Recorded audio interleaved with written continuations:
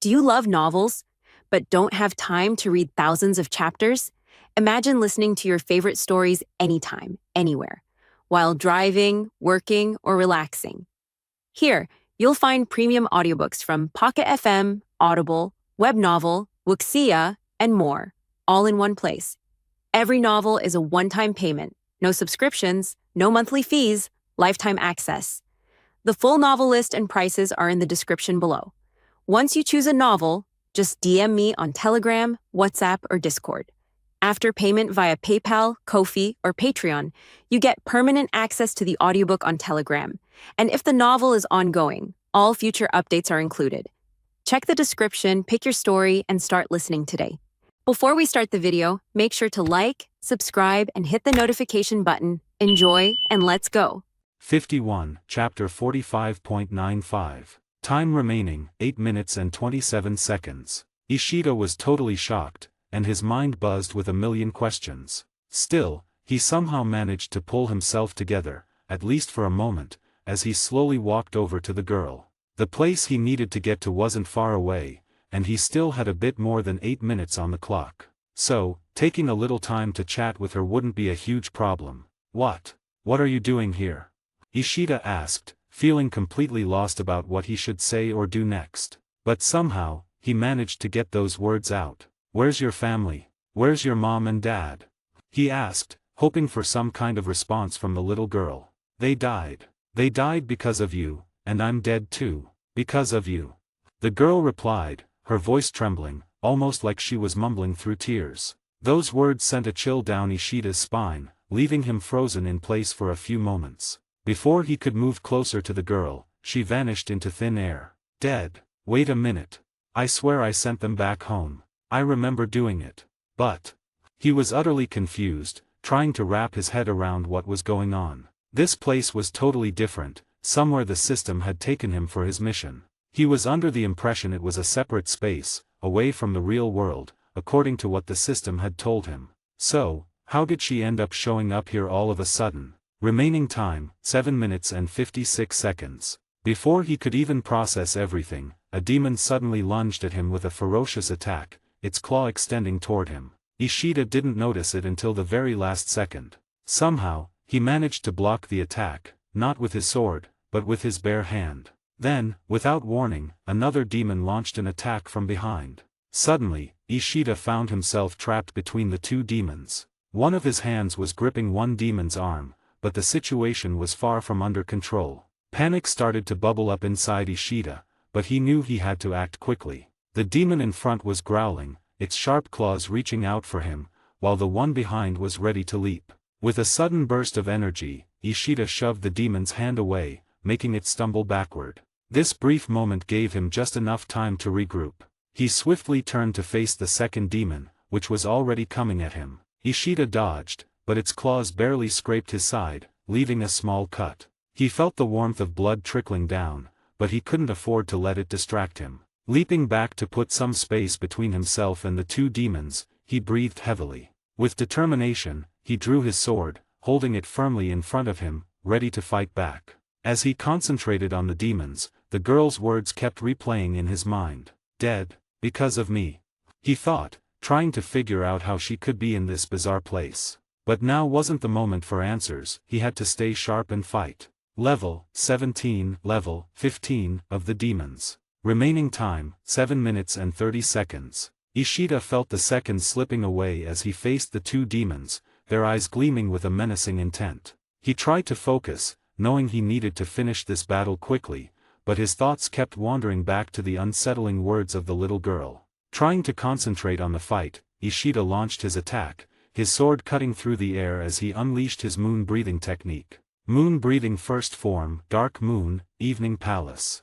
He yelled, sending crescent-shaped slashes toward the demons. But his aim was off, and the demons dodged gracefully, their mocking snarls echoing in his ears. He tried again, sweeping out more crescent strikes, but once more he missed. His mind was muddled with confusion and guilt, and frustration began to build as he realized the precious seconds slipping away. How could he be so distracted at such a critical moment?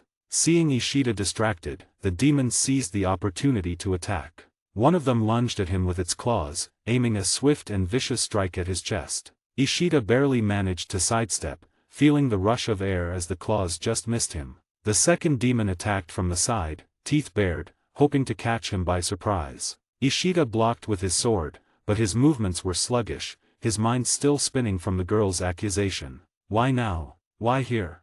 He asked himself silently, trying to shake off the thoughts and regain his focus. He knew he couldn't keep making mistakes, but the uncertainty weighed heavily on him, clouding his instincts and making it hard to concentrate. Time remaining, 7 minutes and 4 seconds. 52, Chapter 45.99. A.N. Happy New Year 2025, dear readers. Wishing you joy, inspiration, and endless adventures. Enjoy the new chapter. Ishida scratched his head, baffled. Why am I having such a hard time? I don't even remember the last time I struggled against any opponent I faced, he mused to himself. It was really true. Ever since he was reawakened, he hadn't had any trouble. He started dominating every fight, no matter how big or tough the enemy was. But now, he was struggling, and it didn't make sense. I can't just sit here and think about why this is happening. I have to move forward and complete the quest first. But he tried to push those thoughts away for a little while, but the memory of the girl's words before she vanished just wouldn't leave him alone. He couldn't shake them off. The image of the young girl's face kept popping back into his mind, along with the family he had rescued. But Ishida tightened his grip on the hilt of his sword, channeling his focus and suppressing the turmoil within. The demons circled him, their menacing eyes probing for weakness, but Ishida felt a calm clarity beginning to settle in his mind. Enough, he whispered to himself, the word carrying the weight of his resolve. He could not afford distractions, not now, not ever. The first demon lunged again, its claws outstretched with vicious intent. Ishida moved swiftly, sidestepping the attack with newfound precision. He countered with a swift slash, his sword cutting through the demon's arm. A howl of agony echoed through the air, but Ishida was already pivoting to face the second demon. Moon-breathing second form, Pearl Moon, Requiem of Sorrow. Ishida shouted, his voice steady. His sword released a series of rapid, crescent-shaped strikes that illuminated the air with a silvery glow. The second demon, caught off guard, reeled back, its growl turning into a desperate cry. With a decisive thrust, Ishida plunged his blade into the first demon's chest, feeling the resistance of its tough hide give way. He withdrew his sword with a swift motion, watching as the creature disintegrated into ash. The second demon, sensing its impending doom, attempted a final assault. Ishida met its charge head-on, his movements fluid and unyielding. Moon-breathing third form, Lunar Eclipse, Despair's End. He declared, executing a powerful downward strike that cleaved the demon in two. As the last remnants of the demons vanished into the ether, Ishida stood amidst the fading shadows, his chest heaving with exertion. The battle was won, but the echoes of the girl's words lingered, a haunting reminder of unfinished business. He lowered his sword, casting a glance at the space where the girl had appeared. Her accusation, her pain, it was all too real, and it demanded answers. But those would have to wait. For now, he had a mission to complete, and he couldn't let anything deter him from that path. EXP. Received, 1000. With a deep breath, Ishida sheathed his sword and turned his gaze forward. The quest was far from over, but he felt a renewed sense of purpose guiding his steps. Whatever lay ahead, he was ready to face it, stronger, wiser, and more determined than ever. Time remaining, 6 minutes and 45 seconds. 53, Chapter 0046. Ishida's POV. I've still got some time to reach the spot marked on the map, but I just can't stop thinking about that little girl. Her face is stuck in my mind, along with the tears in her eyes and the blood on her body. It's like a picture that just won't go away. I want to figure out what happened to her, but I'm not sure who to ask or where to even begin. I keep looking around, hoping to see the girl again. She was standing right in front of me before those demons showed up and then just disappeared. How could she vanish like that? Was I imagining things? But why would I make up something that felt so real and disturbing? I'm really confused and don't know what to do. If this is some kind of test for my journey, maybe the only way to find out the truth is to go to the spot on the map and keep moving forward, just like the system is telling me. Right now, that's all I can do. Standing here and thinking won't get me anywhere, so I decided to start walking towards the marked place. Before I realized it, I was already there. I ended up standing in front of a tall building. I tried to look up to see the very top. At first, I couldn't really see it, but after I tilted my head back a bit more, I finally spotted the top. The top of the building was hidden in shadows. If it wasn't for the moonlight shining right on it, I probably wouldn't have seen it at all. I need to stay focused on finishing this quest and figuring out everything that's confusing me right now. I stood up straight, cleared my mind, and walked into the building through its small entrance. It wasn't too tight or too spacious, just the right size for me to get through. As soon as I stepped inside, a screen appeared in front of me with a notification. Quest, reaching the marked destination, completed. EXP. No changes made. So, that's it for this part of the journey. What's next? New task/quest, reach the top of the building by defeating the enemies. Do you need a detailed explanation? Why/N? What's with that question? Of course, yes. But why would I need a detailed explanation for this quest or task? What's so tough about it? While I stood in the entrance, the screen gave me a brief rundown of what I needed to do next. Task explanation. Ascend the building, defeating demons on each floor. Difficulty increases with each level. Complete the task without exception.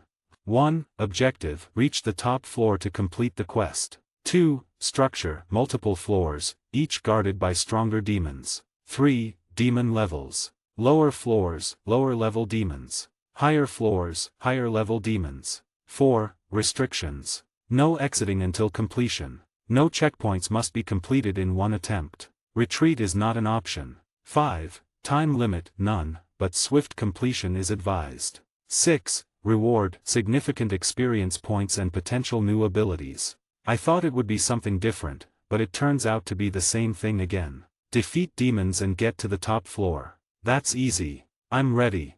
The moment I said that, demons I couldn't even sense a few seconds ago began appearing out of nowhere. Defeat enemies, floor 1, 0/15. But this still isn't answering my questions. Which means, I have no choice but to fight and finish the quest. I have a feeling I might learn more and possibly get some answers by doing this. Alright, let's wrap up the first stage quickly then. With these thoughts in mind, I walked further into the building and was quickly confronted by the looming presence of a demon nearby. As soon as I stepped into one of the open areas on the bottom floor, I could feel the presence of demons growing stronger. I could definitely sense 2 of them right behind me. Perhaps they were planning a surprise attack, thinking I hadn't noticed them. Unfortunately for them, I was already aware of their presence and swiftly unsheathed my sword, ready to face them. I could feel the tension in the air as they prepared to launch their attack. But before they had the chance, I used my speed and agility, which were at their peak right now, and spun around to face the 2 demons, locking eyes with their fierce gazes. They seemed startled by my sudden move towards them. Instead of attacking from the same direction, they quickly changed tactics and split up, aiming to come at me from both the left and right, targeting each of my hands from opposite sides. A small smile crept onto my face as I immediately caught onto their plan. I was more than ready for this. Moon breathing first form, dark moon, evening palace. Taking a deep breath, I focused on my breathing, steadying it quickly. These steps were becoming easier each time. In a swift motion, I positioned my sword behind my back to create the perfect arc. Before the demon could even react, I swung my sword in front of me, crafting a crescent arc. In an instant, with a smooth slash of that arc, I aimed for the demon's neck, which is usually the weakest spot for any demon. In one clean cut, I severed the demon's neck. Wasting no time, I immediately shifted my focus to the next demon. It now wore a surprised expression instead of the fierce look it had moments ago, but it was still charging at me with its claws ready to strike. I spun towards it, prepared to counter its attack with the same precision. With a swift sidestep, I evaded its claws and thrust my sword forward. Instead of going for its neck right away, I targeted its attacking hand. With a single precise slash, I severed the demon's clawed hand, causing it to recoil in pain, its eyes showing its agony. Not giving it any more time to recover, I quickly launched my next attack. This time, I aimed for its neck. Just like before, with a swift slash, I struck its neck, giving the demon no chance to retaliate. It let out a final, anguished roar before dissolving into ashes. In no time at all, I had cleared the entire first floor. Defeat enemies, floor 1, 15/15, completed. The demons on the first floor were relatively low level, ranging from level 10 to, at most, level 14. It wasn't anything too challenging, so clearing them didn't take much time at all. It was as straightforward as it gets. Afterward, the system guided me towards the stairs leading to the next floor, setting the stage for the next challenge. I just hope I find some answers on the next floor. Or at the very least, encounter a real challenge. Chapter end. Question time. Do you enjoy this Ishida's POV style of writing, or would you prefer I return to the previous style? Let me know your thoughts in the comments. 54. Chapter 0047. After taking down the demons on the lowest floor, I finished about 1/7 of my quest. It only took a minute, but I'm pretty sure the next floors won't be as simple as this one. The system mentioned that the demons get tougher on each floor, so if I've got that right, things will get harder from here. Even with that in mind, I feel like I shouldn't face too much trouble until I get closer to the top floors, like the 5th, 6th, and 7th levels. Right now, my health points are fine, but I might get tired after a while. Luckily, this quest doesn't have a time limit. So, if I get too exhausted to keep fighting after clearing a floor, I can just take a break before moving to the next one and let my energy come back. The real issue is that there are still lots of unknowns. There are so many things I don't fully understand, so I can't be sure my plans will always work. My judgment could be off, so I need to stay ready for anything. For some folks, it might sound like I'm being a bit of a downer, but to me, it just made more sense to think that way. I had a ton more questions than answers right then, and I knew I needed to get them all sorted out. I had to be ready for whatever might come my way. As I was lost in these thoughts, I finally made it to the 2nd floor. My hunch about this place was spot on. From the outside, it looked like a perfectly built 7-story building, all set for people to live or work in. But inside, it felt almost empty, like there was nothing much going on. But if you looked really closely, it was just like the cars I saw on the road below, completely wrecked. The building was destroyed. But why did this happen? Or maybe the real question should be, how did it happen? The 2nd floor was a total disaster zone, with broken beams sticking out everywhere like shattered bones. Bits of furniture were scattered all over the place, and pieces of glass were reflecting what little light there was. Loose wires dangled dangerously, and the floor was a chaotic mess of cracked tiles and twisted metal. While I was taking this all in, I suddenly heard a loud noise from the opposite side of where I was standing. I figured this was my signal to stop staring at the destruction and start focusing on the demons I needed to deal with to complete the quest. I quickly made my way across the debris, stepping over shards of glass and twisted metal to get to the other side. As soon as I got there, unlike before, I immediately spotted the demons standing there, facing me. There weren't just one or two, I counted up to 15 of them. It was the same number I had faced on the 1st floor, but this time, all 15 demons were bunched up together in a group. This would make fighting them a lot tougher, especially since these demons were a bit stronger than the last bunch. Their levels ranged from at least 13 to as high as 16. I was at level 25, almost hitting 26, with just a little bit of experience needed to level up. So, was it going to be a problem to take on these demons? I didn't think so, at least not at that moment. These demons seemed a bit different from the ones I fought before. They were taller and looked more muscular. As soon as they spotted me, they didn't waste any time. They started coming at me with a clear intent to kill. It was like a race among them to see who could get to me first, and judging by their determination, it seemed more like a contest of who would get the first chance to take me down. Unlike the demons I faced during my missions with the Demon Slayer Corps, these seemed more like mindless zombies, moving without any consciousness at all. Defeat the enemies, 0/15. As I watched the horde of 15 demons closing in on me, I instinctively took a step back. Surrounded by the ruins of the 2nd floor, I paused to evaluate the battleground. The floor was a chaotic tangle of broken beams and debris, which could be used to create barriers between me and the advancing demons. I noticed a partially collapsed pillar nearby that might offer a strategic advantage as a high ground. Fatigue 00/100. MP 580/580. HP 610/610. The 15 demons charged at me like a menacing horde. I took a deep breath to steady myself and launched into the 3rd form, Loathsome Moon, Chains. My blade swung through the air with a series of chained crescent slashes, arcs of light slicing through the dim surroundings. The demons in the front rank staggered back, their advance momentarily stopped. MP 580/580. Defeated enemies 3/15. As they regrouped, their wild growls echoing through the hollow building, I smoothly shifted into a defensive stance, using the second form, Pearl Flower Moon Gazing. My blade moved gracefully, parrying their vicious attacks with precise crescent slashes. Each parry sent a vibration through the hilt of my sword, but I held my ground, standing firm amidst the debris. Fatigue 05/100. HP 610/610. Seeing the need to split them up, I swiftly maneuvered through the scattered furniture and rubble. My agility let me weave through the chaos, drawing a few demons away from the main group. Once I had them isolated, I executed the first form, Dark Moon, Evening Palace. My blade delivered swift, crescent-shaped slashes that cut through the air with deadly precision. Defeated enemies 7/15. The remaining demons charged forward, rapidly closing the gap between us. I noticed a fallen piece of furniture nearby and used it to propel myself upwards, gaining a temporary vantage point. From there, I unleashed the fifth form, Moon Spirit Calamitous Eddy, a whirlwind of slashes that erupted around me, scattering the demons and breaking up their formation. MP 530/580. Defeated enemies 10/15. Landing back on the ground, I kept my movement smooth and fluid, maintaining some distance as the demons regrouped.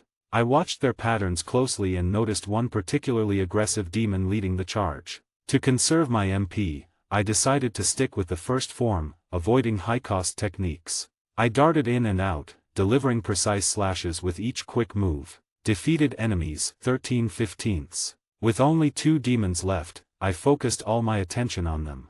I moved swiftly, my feet barely grazing the ground as I danced around their attacks, my blade a blur of motion as it struck with precision. The final demon fell, its form dissolving into shadows, marking the end of the battle. Defeated enemies 15/15. Breathing heavily but steadily, I took in the scene around me.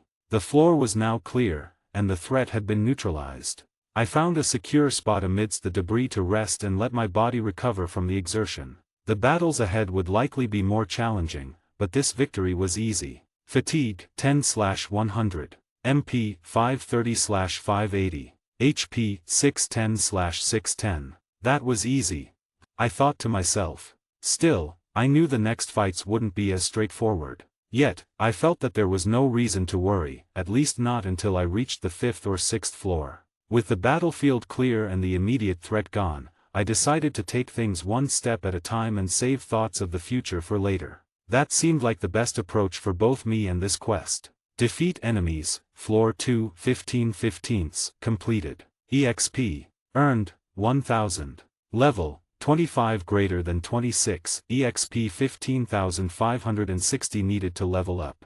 Stat points, plus 10, including level up bonus. Leveling up in the middle of a quest was a first for me, and I hadn't even realized it was possible. But anyways, I thought, if I have stat points to use, I should put them to good use before moving on to the next floor. I took a moment to consider how best to allocate my new stat points, thinking about where they might be most effective for the challenges ahead. That's the plan. First, let's open the player profile. Player profile. Name Ishida Hitosuki. Level 26, EXP 15,560 needed to level up. Rank Sachinoto. Fatigue 05/100. Breathing style Moon Breathing. First form Dark Moon, Evening Palace. Second form Pearl Flower Moon Gazing. Third form Loathsome Moon, Chains. Fifth form Moon Spirit Calamitous Eddy, consumes 50 MP for each use. Sixth form Perpetual Night, Lonely Moon, Incessant, consumes 200 MP for each use. Seventh form Mirror of Misfortune, Moonlit, consumes 300 MP for use. HP 610/610. MP 580/580. Note, after use, it will take the user to get back to his full HP to recover the used MP. Attributes. Strength 66. Vitality 61. Agility 58. Intelligence 58. Sense 56. Remaining points 10. Alright, I've got 10 points to spread out now. At first, I dumped a lot of stat points into strength, but then I switched it up, going for intelligence and vitality to boost my HP and MP. This time, I think I'll try to keep things balanced. The nice thing is, my stats are improving pretty evenly. I'm gonna put 2 points into agility, 2 into intelligence, 4 into sense, and 1 into vitality. I feel like this will balance things out a bit. I'm not entirely sure if it's the perfect choice, but I'll have to face a tough battle to see if this is the right path or not. Vitality, 61 plus 162. HP, 610 plus 10 620. Agility, 58 plus 260. Intelligence, 58 plus 260. MP, 580 plus 2600. Sense, 56 plus 460. Great, that sounds good for now. Alright, let's move on to the next level, which is the 3rd floor. So far, we've finished 2 out of the 7 floors. I'm curious about how long it has taken to finish all the quests up to this point. I wonder if there's a chance the Demon Slayer Corps might give me a new mission, but honestly, I doubt the crow could locate me. I can't help but wonder what would happen in that case. Anyway, let's stay focused on this quest. 55, Chapter 0048. After finishing off all the demons on the 2nd floor and making sure the area was safe, I used the stat points I got from leveling up to boost my different skills. With that done, I set my sights on the next challenge, the 3rd floor. I couldn't help but wonder how tough this next floor would be. Would the demons be stronger? How much would they have leveled up? Only one way to find out. The path to the 3rd floor was now open, thanks to the system unlocking it after I completed the 2nd floor task. So, the new mission was clear: tackle the challenges waiting on the 3rd floor. If I think about the pattern of demon levels from the first 2 floors, the demons on the 3rd floor should be at least level 15. That's the minimum, but I'm not really sure how high their levels could go on this floor. The thing is, I've only cleared 2 out of 7 floors so far, and the demon levels are already getting close to mine. If I run into level 18 demons on the 3rd floor, then on the 4th floor, level 18 could be the starting point for the weakest demons. Fighting one-on-one with demons that are level 19 or above might not be too tough, but if I'm up against a group, like 15 demons at once, I'm not sure how that will go. As I keep going through the quest, I know it's going to get tougher with each floor. I need to make smart choices, keeping my health up and using as little MP as possible until I really need it. Before long, I saw the entrance to the 3rd floor. When I stepped inside, I noticed it was wrecked, similar to the last floor. But this time, it wasn't completely trashed, some parts were only half destroyed. You could say it was in slightly better shape than the 2nd floor. If the 2nd floor was at 2 to 3% health, this one might be around 15%. I moved ahead, paying close attention to everything around me and even the ground beneath my feet. There was so much destruction and debris scattered everywhere that even a moment of distraction could cause trouble, and that's the last thing I need right now in this part of the quest. As I continued walking, I suddenly spotted a small picture lying on the ground. For a moment, I was completely taken aback, but I quickly pulled myself together and bent down to pick it up. Just as I was about to touch the picture, I saw a sudden movement from the corner of my eye. Out of nowhere, a demon attacked me. This one was much shorter than the ones I had faced on the previous floors. With quick reflexes, I managed to block the attack, though my sword was still in its sheath, so I used my hand to stop it. The demon immediately came at me again with its other hand, moving so fast that I couldn't grab it in time. I twisted my body just enough to dodge the blow, and then used my strength to push the demon back a few feet. With a quick backflip, I created even more distance between us. Even though this demon was shorter than the ones on the lower floors, it was quick and agile. But what about that picture? I only got a brief glance at it, and suddenly it was gone, vanished without a trace. I was sure I saw something, but before I could wrap my head around it, I realized I was in trouble. I was surrounded by demons on all sides. Unlike the previous floor, where the demons were clustered together and I could break them up to fight one-on-one, this time they had spread out and encircled me. Was the picture just a trap? Even if it was, I doubt the demons have the awareness to set something like that up. It must have been the system's doing. But why use that picture as bait? Demons level, minimum 14, maximum 17. With demons on all sides, I took a deep breath and quickly sized up the situation. These demons, ranging from level 15 to 18, had surrounded me with a cleverness I didn't expect. Their eyes glowed eerily in the dim light, and their bodies seemed like a mix of shadow and solid form, giving off a menacing energy. Just as I was trying to get my head around what was happening, the demons suddenly attacked. They moved so quickly and smoothly that it totally surprised me. These demons were way faster than the ones I'd fought before. They came at me with quick and carefully planned hits. I just about managed to block the first hit with my arm, feeling the shock run through me. The second demon attacked right after, moving so fast it was like a blur. I barely dodged it by twisting my body and jumping back. I felt a rush of panic as I struggled to keep up with their non-stop attacks. My mind was racing, trying to figure out what to do next. I knew I couldn't let them stay in control. Fatigue, 10/100. MP, 530/580. HP, 610/610. Defeated enemies, 0/15. Knowing I had to move as fast as the demons to stand a chance, I gathered my courage and pushed myself to be as quick as possible. My actions became lightning fast, just like theirs. As the demons got closer, I used the technique First Form, Dark Moon, Evening Palace, swinging my weapon in swift crescent shapes to keep them back. As I got used to their speed, I started paying more attention to how they fought. They attacked in quick, well-coordinated bursts, using their speed and numbers to try to overpower me. I realized I needed a strategy, a way to break up their group and take them down one at a time. I started to see a pattern in how they attacked, a tiny pause just before they jumped at me. That was my chance. With this in mind, I planned to pull them in closer and take advantage of those brief moments when they were open. When the next demon rushed at me, I pretended to back away, making it commit too much to its attack. At the very last moment, I stepped aside and struck with precision, my blade slicing through its defenses. The demon stumbled and fell. Defeated enemies, 1/15. Feeling more confident after that win, I used the same tactic again, each time drawing a demon in and taking advantage of its brief pause. My blade moved through the air with purpose, cutting down demons one by one with careful skill. The room turned into a storm of action, each move planned, each strike intentional. Defeated enemies, 5/15. The demons began to hesitate, their earlier confidence starting to fade. Seeing my chance, I took the upper hand by using the third form, Loathsome Moon, Chains. This technique helped me control their movements and break their teamwork. The chain slashes opened gaps in their defenses, allowing me to strike accurately. Defeated enemies, 10/15. With fewer demons left, I changed my approach to keep control of the fight.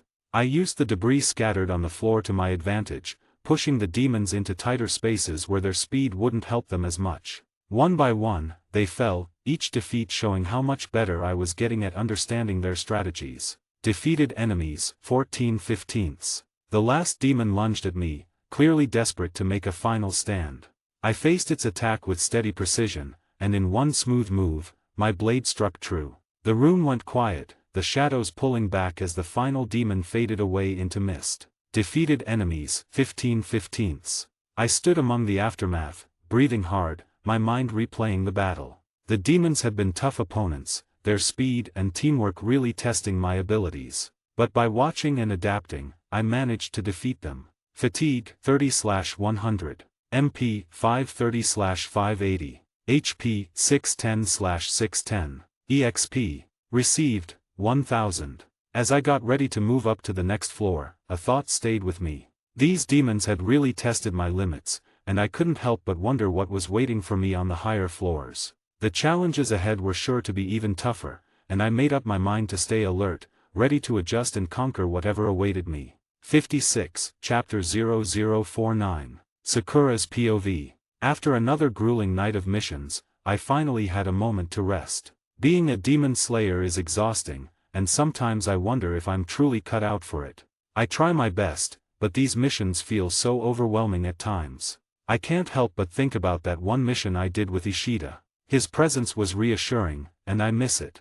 I wish I could be as strong and confident as he is. It's been so long since we last worked together, and I worry that when we meet again, I'll still need him to protect me. I hope I can hold my own and not be a burden. Returning to the Demon Slayer headquarters, the first thing I did was check on Kazuki. He's still injured, but they say he might be fit for missions by tomorrow or the next day. I care about him and want him to get better, but I can't shake this feeling of jealousy. Both Ishida and Kazuki seem so capable, and I often feel like I'm just trailing behind. I want to support them and be a valuable part of the team, but sometimes I wonder if I'll ever be good enough. Good morning, Sakura-san. The familiar chorus of 3 little voices greeted me. Sumi, Kiyo, and Nao always managed to say it in perfect sync whenever I visited, and it was undeniably adorable. "Good morning," I replied, trying to match their enthusiasm. It was a bit of a challenge, given how tired I felt, but their cheerfulness was infectious. "Are you here to meet Kazuki-kun, Sakura-san?"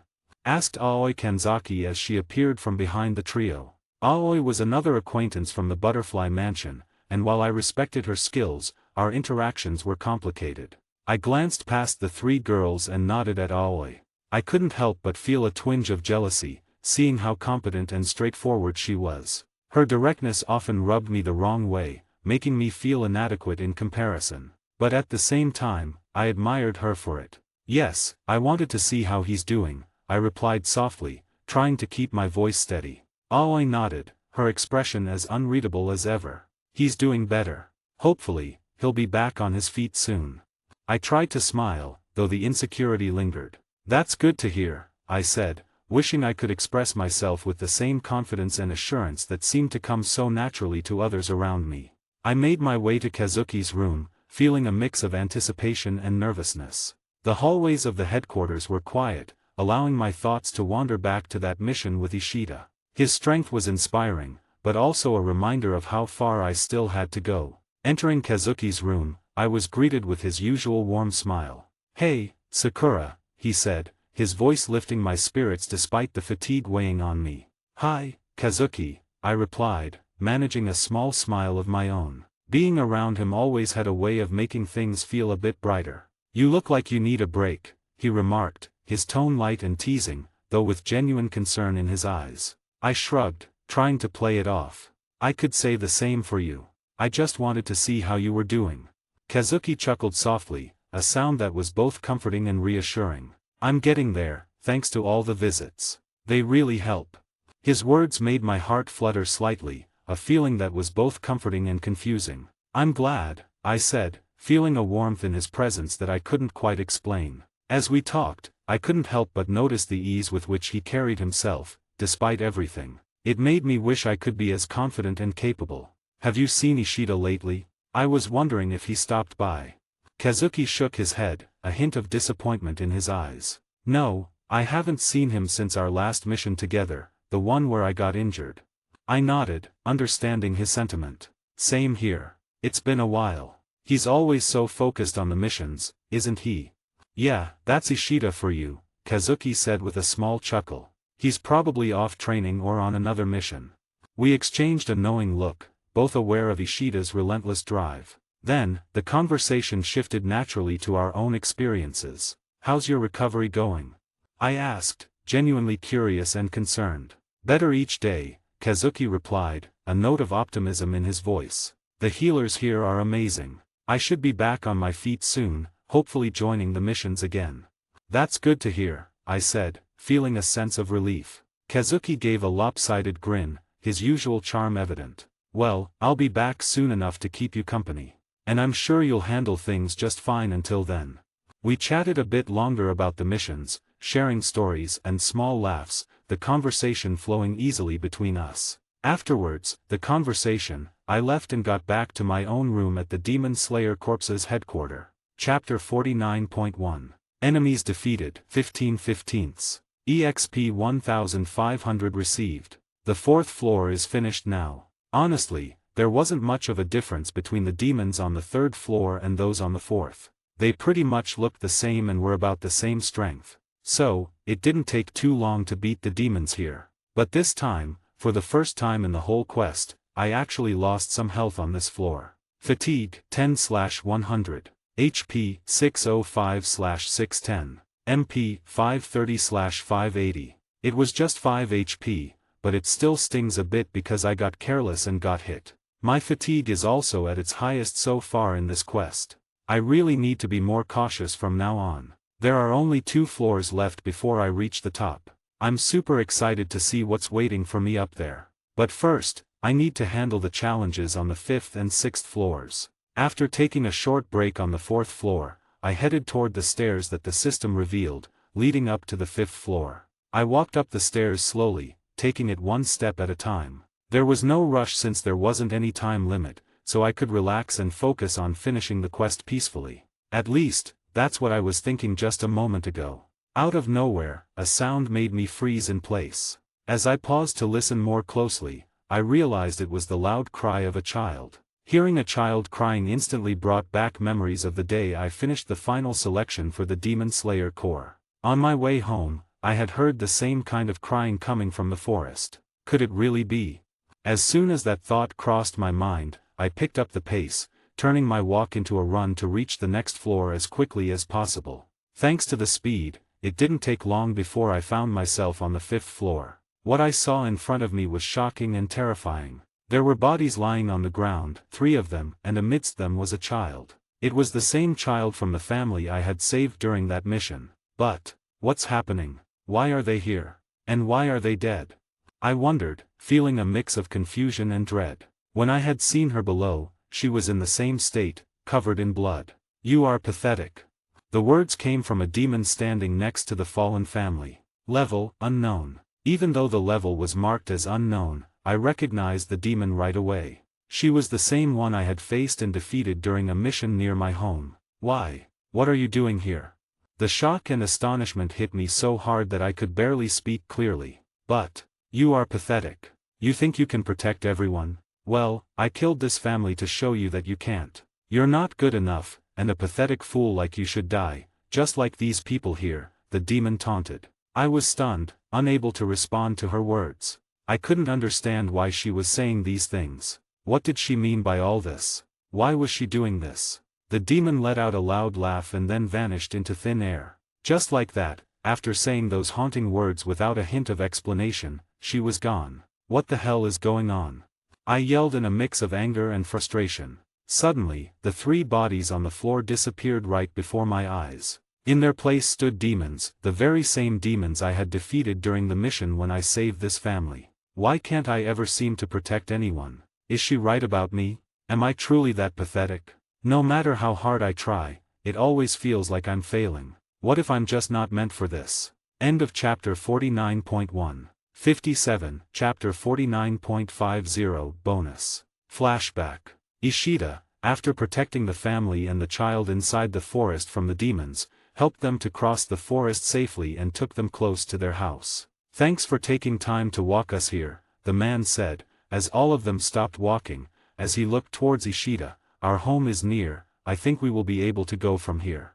Yeah, you have already taken a lot of trouble to get us here, the woman said, agreeing with her husband's statement. Actually, Ishida had to take a very long detour from where his house was to take them back to escort them safely to their home. But, Ishida didn't mind at all, because, as of now it was his responsibility to help the family, and protect them from demon. Add to the fact that, he lost his family himself, he couldn't let another family to have the same fate as his own, he didn't want any other child to have the same experience of losing their own family in front of their eyes. It was a burden he was willing to take. Are you sure? I mean, I can go with you, Ishida said, plus, it's not a trouble for me at all. I am just doing what I can do to help.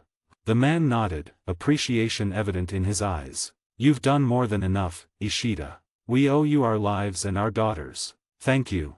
The little girl, who had been clinging to her mother's side, suddenly let go and ran to Ishida, wrapping her small arms around his leg. Thank you, big brother, she said, looking up at him with wide, innocent eyes. Big brother. Ishida was surprised a little, but then it turned to a slight smile, as he knelt down to her level, ruffling her hair gently. Anytime, little one. Make sure you listen to your parents, okay? She nodded enthusiastically, her eyes sparkling with admiration. Will you come visit us again? Ishida smiled, a bittersweet expression crossing his face. Maybe someday. But for now, I have to make sure other families are safe too.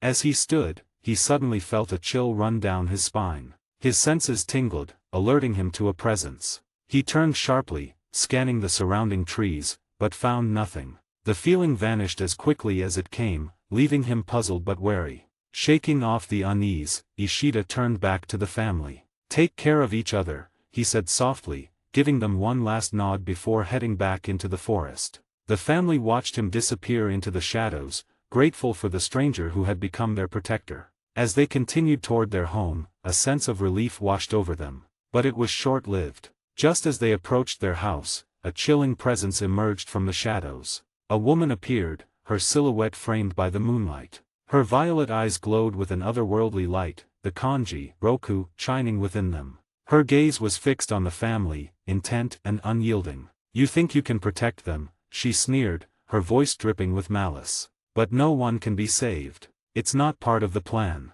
With a swift, decisive movement, she advanced on the family, her intentions clear. The parents had no time to react, their screams echoing into the night before being silenced forever. The moon cast a cold light on the scene, and the woman vanished, leaving behind only the chilling reminder of a threat that loomed larger than any one person could face alone. 58, Chapter 50. Level 20. Unlike the previous floors, the demons on the 5th floor were all on the same level, 20, according to system. I can't save anyone. The thought keeps hammering at me, relentless and unforgiving. It's like a bad dream I can't wake up from.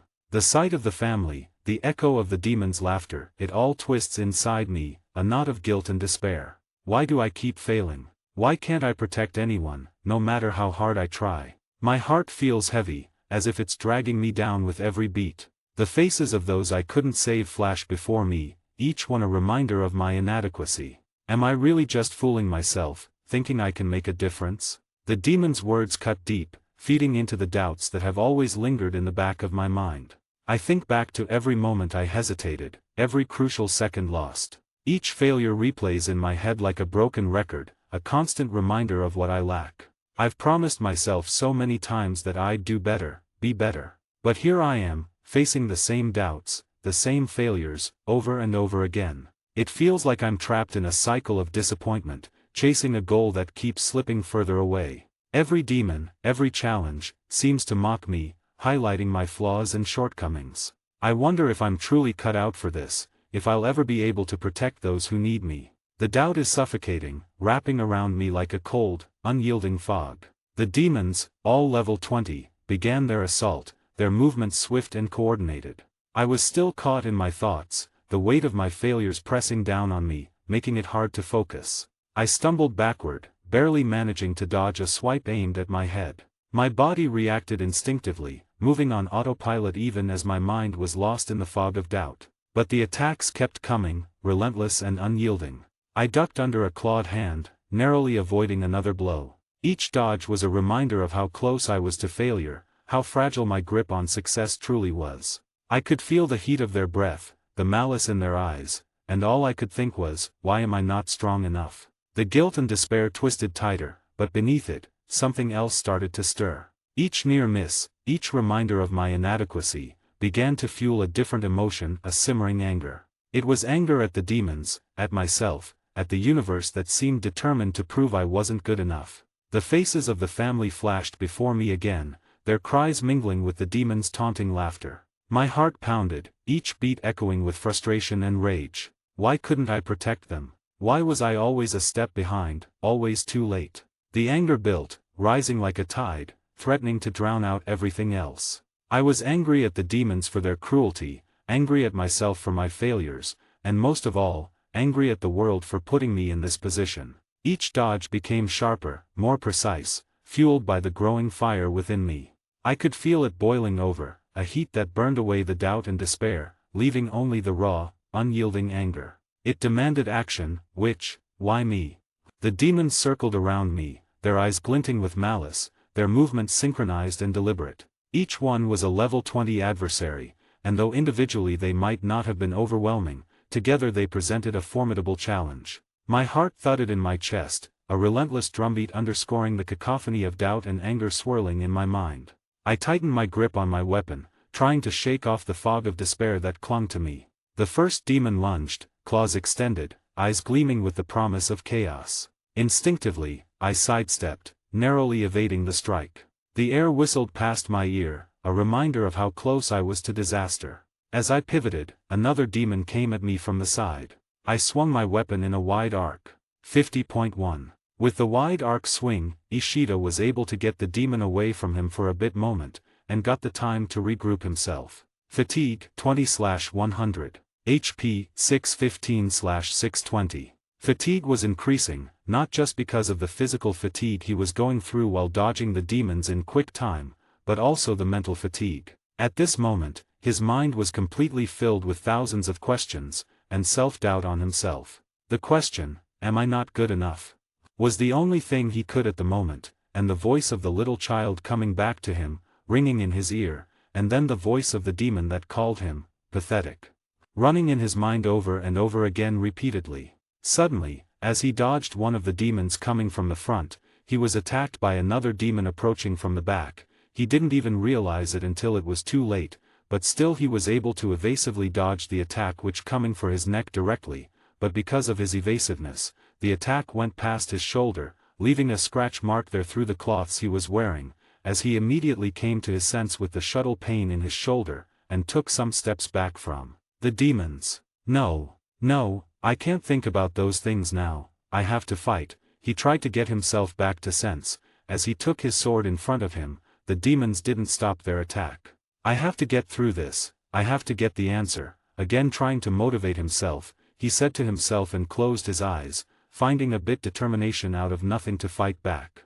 He blocked one of the incoming attack with his sword. I don't know if I am pathetic or not, I don't know anything, but, I know, I can't lose here. Saying these words out loud, he brought strength and pushed the demon backwards and quickly prepared for his attack. Moon-breathing second form, he said, as his sword, instead of going attacking, it created a crescent-shaped slashes in front of him as barrier to push back the demon attacks at the same time. Third form, loathsome moon, chains. With a decisive breath, Ishida invoked third form, loathsome moon, chains.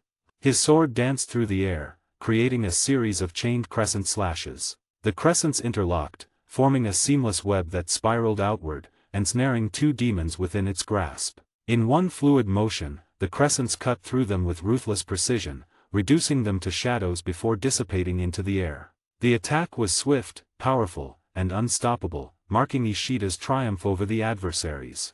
Enemies defeated, 2/15. Fatigue, 34/100. HP, 610/620. 59, Chapter 51. The battlefield was a wild mess of dark and light, with the air filled with tension and the smell of burning sulfur. I was breathing hard and fast as I looked at the scene around me, the effects of my last attack still hanging in the air like fading whispers. Two demons were down, disappearing into nothing, but it didn't feel like a real win. Just 2 out of 15. Each one was a reminder of the huge challenge ahead and proof of how far I still had to go. Why?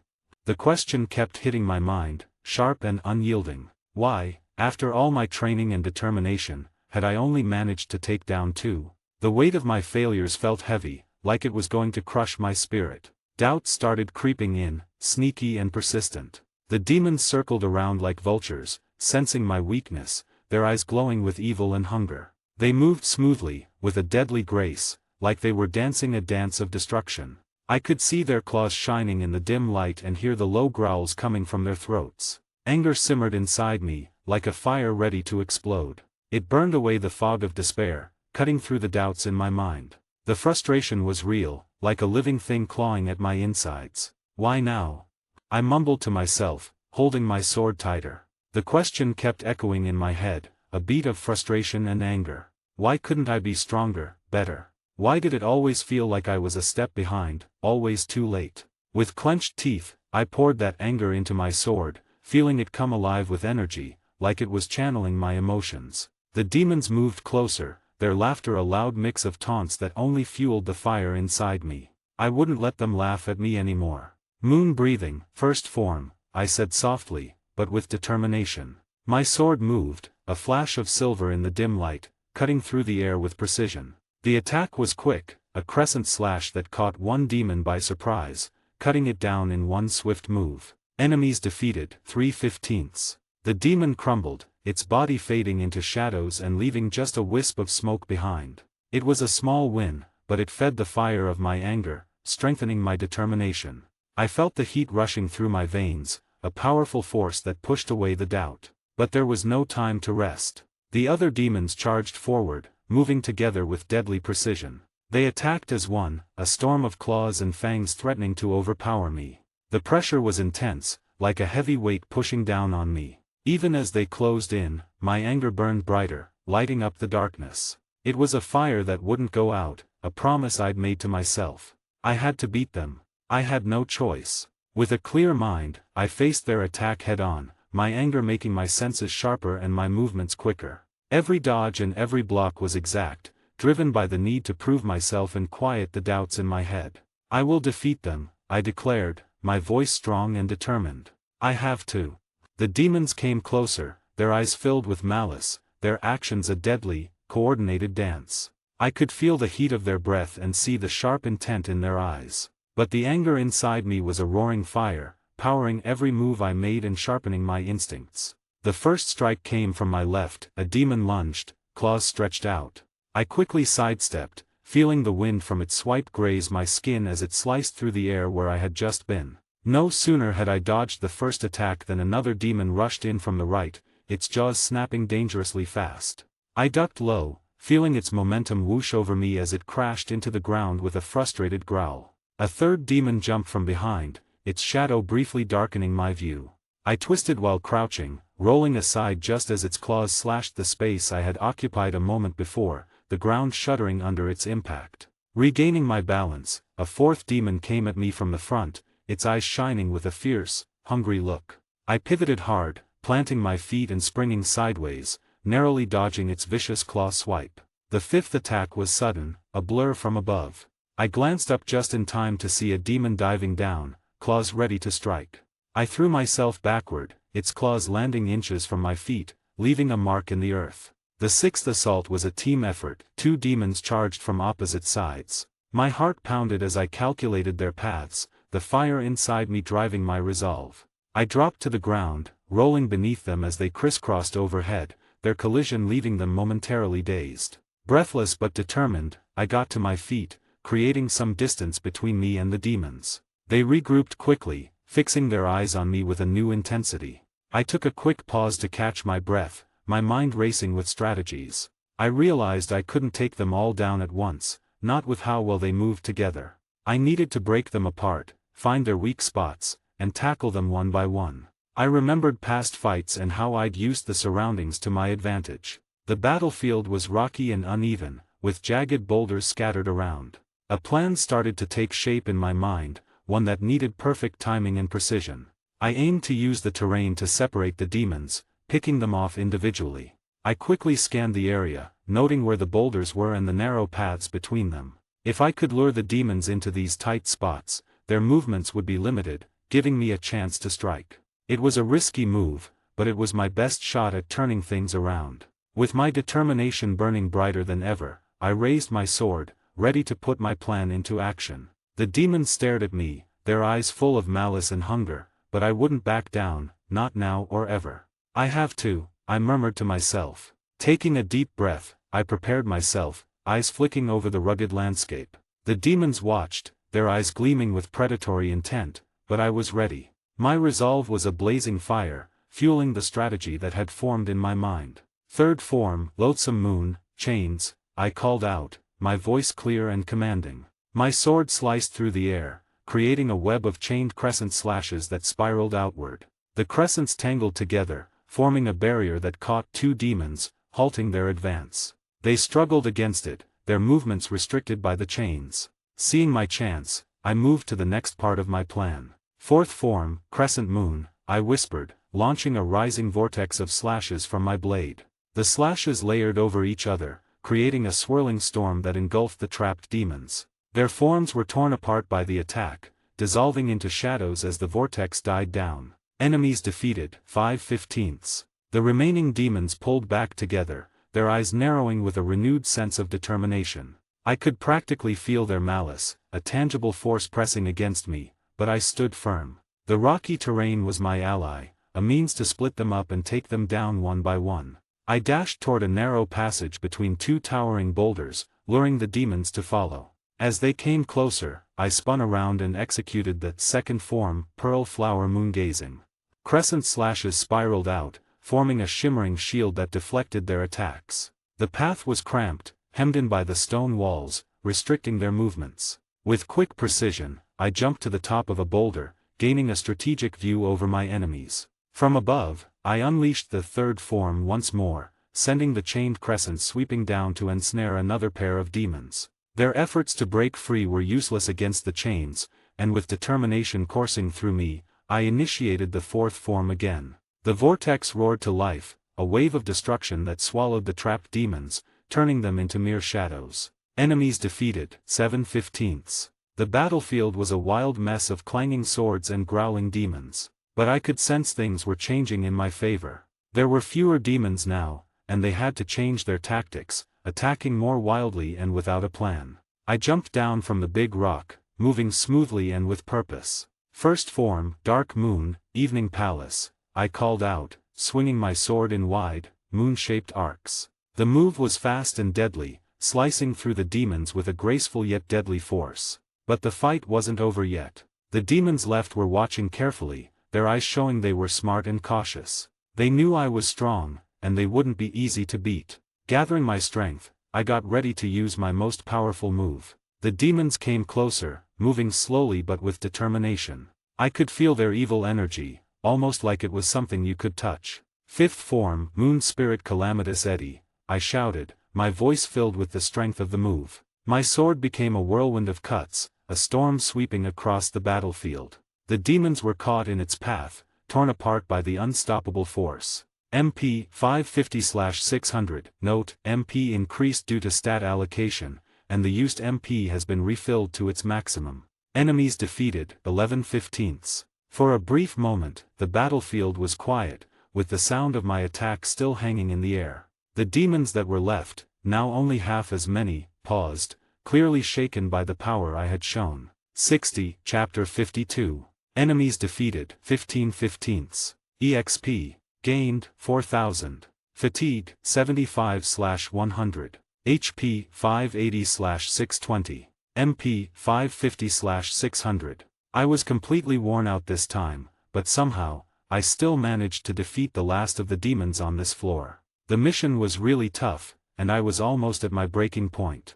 I felt dizzy as I sat down to catch my breath after that wild fight just a few moments ago. It might have been one of the hardest fights I've faced so far. I plopped down and leaned my head against the only wall still standing in one piece in the whole place. I closed my eyes to take a little break. Just like that, I didn't even notice when I drifted off to sleep right there. Suddenly, I found myself in a completely different place, somewhere I didn't recognize at all. I stood up and looked around, but the broken and torn apart building I had been climbing was nowhere in sight. It was all just emptiness, and when I say emptiness, I mean absolutely nothing was around me. I somehow managed to get on my feet, and suddenly, the darkness around me faded away. I was standing amidst the ruins of massive buildings, either collapsed or maybe even floating in the air. But I couldn't wrap my head around it. What was happening here? What were these things? When I opened my eyes, I found myself in a place like nothing I'd ever seen before. The world was drained of color, with a dull, lifeless gray sky stretching endlessly above. Buildings floated aimlessly, as if gravity had forgotten them. It felt unreal, like I'd stepped into a dream or maybe a nightmare. I turned my head, trying to figure out my surroundings. The ground was solid but felt fragile, like it could crumble at any moment. Mirrors floated around me, showing only my confused reflection. I reached out to touch one, hesitating as my fingers got closer, but before I could, a voice echoed through the emptiness. "Why are you here, Ishida?" The voice was familiar, yet distant, a part of me but still separate. It sent shivers down my spine. I turned, searching for who was speaking, but there was no one. Just the floating buildings, the colorless sky, and mirrors reflecting my confusion back at me. "You couldn't save your family, Ishida," the voice continued, each word hitting hard. "You watched them die, powerless to do anything. Can you remember their faces? The fear in their eyes when they realized you wouldn't save them." The accusation hung in the air, heavy and suffocating. Memories I tried to forget came rushing back, vivid and unforgiving. My family's faces flashed before me, their last moments playing over in my mind like a cruel, never-ending loop. "You failed Akira, too," the voice pressed on. "Your friend, your close relative. You promised to protect him, but where were you when he needed you the most?" A knot formed in my stomach, tightening with every word. Akira's laughter, his faith in me, all vanished in an instant, leaving only guilt and the echo of my broken promises. And the family, the child you saw just moments ago. Do you remember how they cried out for help? How you stood there, helpless, as they were taken from this world? The mirrors began to ripple, distorting my reflection into grotesque shapes, each one a twisted version of my failures. I tried to look away, but everywhere I turned, there was another mirror, another reminder of my shortcomings. You're not good enough, Ishida. No matter how hard you try, you can't save anyone. You're just a pathetic fool, tricking yourself into thinking you can make a difference. The ground beneath me trembled, a deep rumble echoing through the empty void. Cracks appeared, snaking across the surface, as if the foundation of this strange world was collapsing under the weight of my despair. Rain started to fall, cold and relentless, each drop a stinging reminder of the truth I didn't want to accept. The mirrors shattered one by one, their fragments falling like silver tears into the growing pool of water that was quickly covering the ground. The water rose fast, surrounding me, reflecting my twisted image back at me from every angle. I was trapped, drowning in my own self-doubt, each question from my subconscious self a weight pulling me further down. Why, Ishida? Why do you keep failing? Why are you never enough? I had no answers, only relentless questions, each one more piercing than the last. The rain was relentless, the water rising higher, threatening to swallow me whole. I was alone, with only the echoes of my failures for company, and the voice that wouldn't let me forget. You know why I'm here now. Because of you, I have to go through the same misery, the same failures, and above all, the same feeling of never being good enough. I hate it. I hate feeling useless. So today, I came to end it all. I will end it all by ending you. 61, Chapter 53, The Unexpected Turn of Events. Kill me? What's that supposed to mean? Where am I? What's happening? Look at you, all pathetic, he said with a mocking laugh. You don't even know who you are. Wait, how can he hear my thoughts? How is he answering them? That's because, once again, I am you, he replied, suddenly disappearing from where he stood. Before I could even process what was happening, I felt a sharp pain in my stomach. I was thrown backward at a speed I couldn't control, and with a loud crash, my back hit a wall. The impact sent a jolt of pain through my entire body, and I was sure I might have broken some bones. Instead of hitting the ground, I found myself in water again. The place was quickly filling up, and the rain was pouring harder, showing no signs of stopping.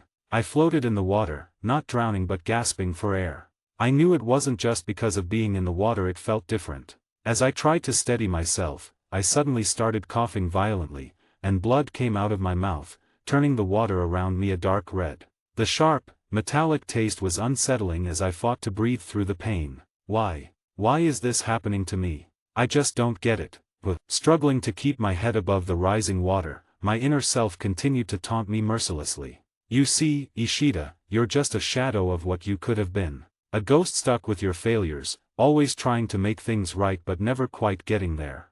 His voice echoed, each word like a heavy weight pulling me deeper into despair. You couldn't save your family, Ishida. You watched them slip away from your life, unable to do anything. Even now, their faces haunt you, don't they? The fear in their eyes, silently begging you to do something, anything.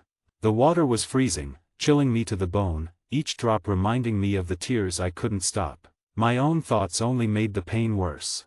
I failed them, I realized, the thought cutting through me like a knife. I stood there, helpless, and I didn't do enough. Maybe I never could. The voice inside me got louder, relentless in its accusations. Akira trusted you, believed in you, and what did you do? You let him down. You promised to protect him, but your promises were as empty as this world. My heart ached with every beat, each one reminding me of the laughter we shared, the bond that had turned into a painful memory. And that child, the innocent life you watched slip away. Their cries for help haunt your thoughts, echoing your failures, don't they? My mind spiraled, the weight of guilt bearing down hard on me. I couldn't save them, I admitted to myself, the bitter truth suffocating. I'm just a fool, thinking I could make a difference. You've always been running, Ishida. Running from who you are, from what you've done. But there's no escaping from yourself, is there? The water rose higher, every ripple reflecting the turmoil inside me. I can't run, I thought, accepting my own truth with a heavy heart. No matter how far I go, I'm always here, stuck in my own failures. The rain continued its relentless downpour, drowning out the world with its cold, unyielding rhythm. I'm not enough, I whispered, barely audible over the storm. I never was. I closed my eyes, hoping to escape it all, as if shutting them could make everything disappear. If only it were that simple. As I squeezed my eyes shut, seeking refuge in the darkness behind my eyelids, a gentle warmth began to spread through the cold water around me. It was faint at first, but unmistakable, a flicker of light cutting through the void. Slowly, the warmth grew, wrapping around me like a comforting blanket. Along with it came a familiar scent, like fresh rain mixed with the nostalgic aroma of home-cooked meals. Suddenly, the storm's relentless roar faded away, replaced by the gentle sound of laughter and distant voices. Switching to third-person perspective. Ishida, Ishida. Called a familiar voice, as Ishida broke from his thoughts. You're not doing it right, Yuzu teased, giving Ishida a playful nudge as she continued to work her hands through the soil. Honestly, Ishida, it's like you're trying to wrestle the plants into submission. Ishida shot her a mock glare, his hands covered in dirt. Hey, I'm just giving them a little encouragement. They need to know who's boss. Yuzu laughed, her eyes sparkling with mischief. Well, if you keep that up, they'll probably run away before they even sprout. Ichiro, working nearby, glanced over with a warm smile. Don't worry, Ishida. You'll get the hang of it. Just remember, these plants are a lot like you, tough but needing a bit of care. Yeah, Ishida replied, grinning as he tried to follow Ichiro's advice. I guess they just need a gentle touch. Yorichi approached with a basket of vibrant vegetables, her expression full of pride. You kids are doing great. Look how healthy everything's coming along. Ishida looked up, wiping his brow with the back of his hand. Do you think anyone will notice my special touch? Yuzu smirked. Oh, I'm sure they will. They'll know exactly which ones you planted. Ichiro chuckled, giving Ishida a reassuring pat on the back. Don't listen to her. The best part is that we're all doing this together. That's what makes it special. Yorichi nodded, her gaze full of warmth. Exactly. It's the family effort that counts. Every plant grows a little better with the love we put into it. Ishida felt a swell of gratitude as he looked around at his family, the sun casting a golden glow over the garden. Yeah, I guess it is pretty nice working with all of you. The memory faded. He was beginning to find a rhythm in the work. He moved confidently down the rows of plants, but in his haste, he accidentally pulled up a young sprout along with the weeds. Oops, he muttered, quickly trying to replant it. Yuzu noticed and couldn't resist teasing him. Ishida, you've done it again. Are you trying to invent a new gardening technique? Ishida's shoulders slumped, frustration evident in his expression. I thought I was doing better, he said, a hint of disappointment in his voice. Ichiro walked over, offering a reassuring smile. Hey, it's okay, Ishida. Everyone makes mistakes. What's important is that you recognize them and learn from them. But what if I keep messing up? Ishida asked, looking between Ichiro and Yuzu. Ichiro crouched down beside him, his tone gentle but firm. The only real mistake is giving up. As long as you keep trying and improving, you're doing just fine. Yorichi, who had been watching from a distance, joined them and placed a comforting hand on Ishida's shoulder. Your brother is right, Ishida. Mistakes are just part of learning. It's how we grow stronger and wiser. Ishida looked up at his family, the warmth of their support easing his frustration. Alright, I'll keep trying, he said, determination returning to his voice. The scene began to dissolve, with the golden light of the garden giving way to an even brighter, almost heavenly glow. As Ishida blinked and opened his eyes, the shattered, rainy place was replaced by a radiant, eternal light. Ishida. Huh, that voice. Hearing the familiar voice, Ishida looked around, trying to find its source, and finally, he saw who it was. Mom. He whispered, unable to move, just staring in surprise. Before he could fully grasp what was happening, he saw another familiar face beside his mother. It was Ichiro, his big brother. Aichi. Ichiro, Ishida stammered, his voice trembling with disbelief. Tears welled up in his eyes, streaming down his cheeks as he took in the sight of his brother standing there with their mother. Yuzu's voice broke through the emotional haze with a teasing tone. Hey, I'm here too, you know. What's with all the tears, Ishida? You look like you've been caught in the rain again. Despite the tears, a small chuckle escaped Ishida's lips, and he wiped his eyes with the back of his hand. Even now, you haven't changed, Yuzu.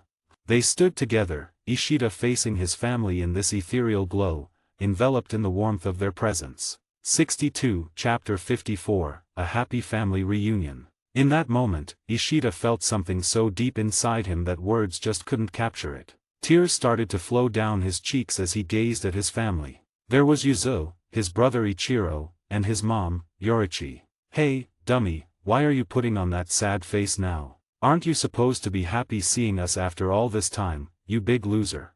Yuzo said in a playful, annoyed voice. Ishida sniffled, trying to get a grip on himself as he turned to Yuzo. "Oh, sorry for being all emotional, Miss Perfect," Ishida replied, rolling his eyes but unable to hide a smile through his tears. "I just never thought I'd get to see your annoying face again."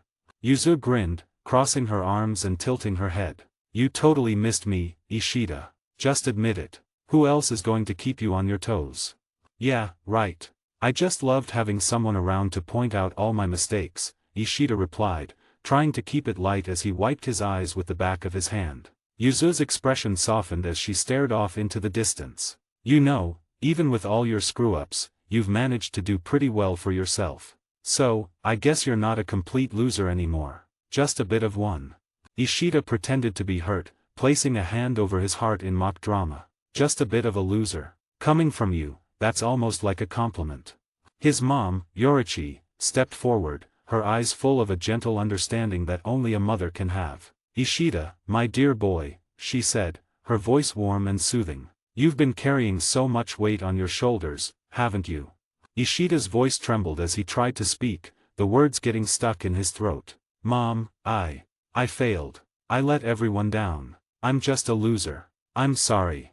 Yorichi gently cupped his face in her hands, her touch warm and comforting. "Oh, Ishida, you're not a loser. You've always given it your all, and that's all anyone could ever ask of you. None of us blame you for anything."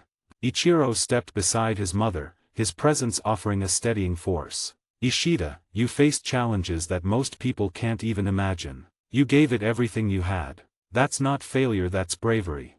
"But I let everyone down," Ishida insisted, his voice cracking as he spoke. Yorichi wrapped Ishida in a gentle hug, her words filled with warmth and love. "Ishida, you have no idea how proud we are of you. You've faced things no one should have to deal with, and you've done it with so much love and determination." Ichiro nodded, placing a reassuring hand on Ishida's shoulder. "Akira knew you did your best. He never lost faith in you. If I know him, I bet he's proud of you right now." Ishida's tears flowed freely, his heart heavy with both sorrow and gratitude. "I just wanted to make you all proud and keep everyone safe." "You big dummy," Yuzu chimed in, her voice softening. "We've always been proud of you. Even when you were acting like a dork."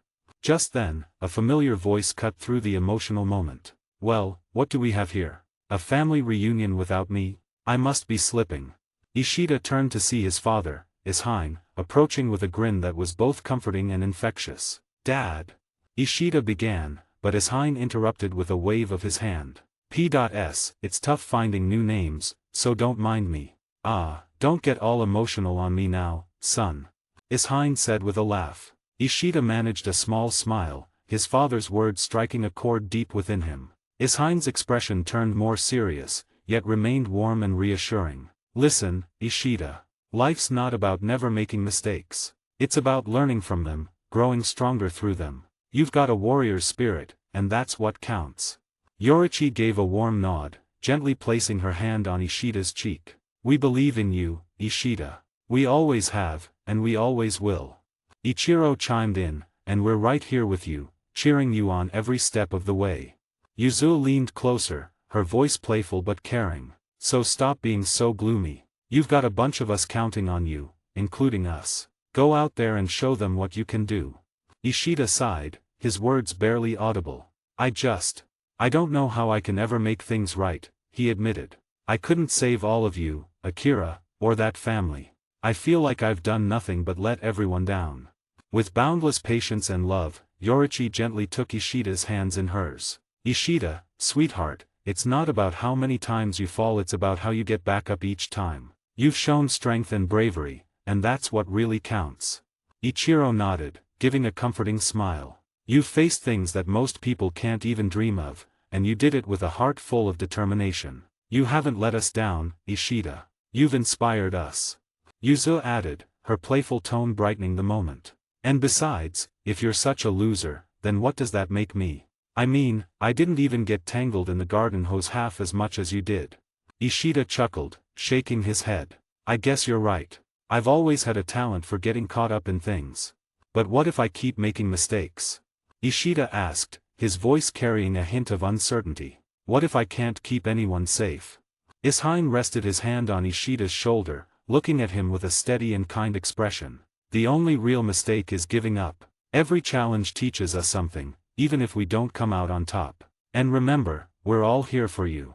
With their encouraging words resonating in his heart, Ishida felt a wave of determination rising within him. The doubts that had once overwhelmed him began to fade, replaced by a newfound strength. Always remember, failing isn't the end of everything. It's the start of a new lesson, a chance to become stronger and wiser. Every setback is just a stepping stone to your next victory, Ishida. Are you still going to keep that same sulky face? Yuzu teased. Before Yuzu could continue, Ishida looked up, but this time with a small smile instead of sadness. I get it now. I understand, Dad, Mom, Brother Ichiro. Thank you for your words. I really needed to hear this. Hey, are you ignoring me on purpose now? Yuzu said, sounding a bit annoyed.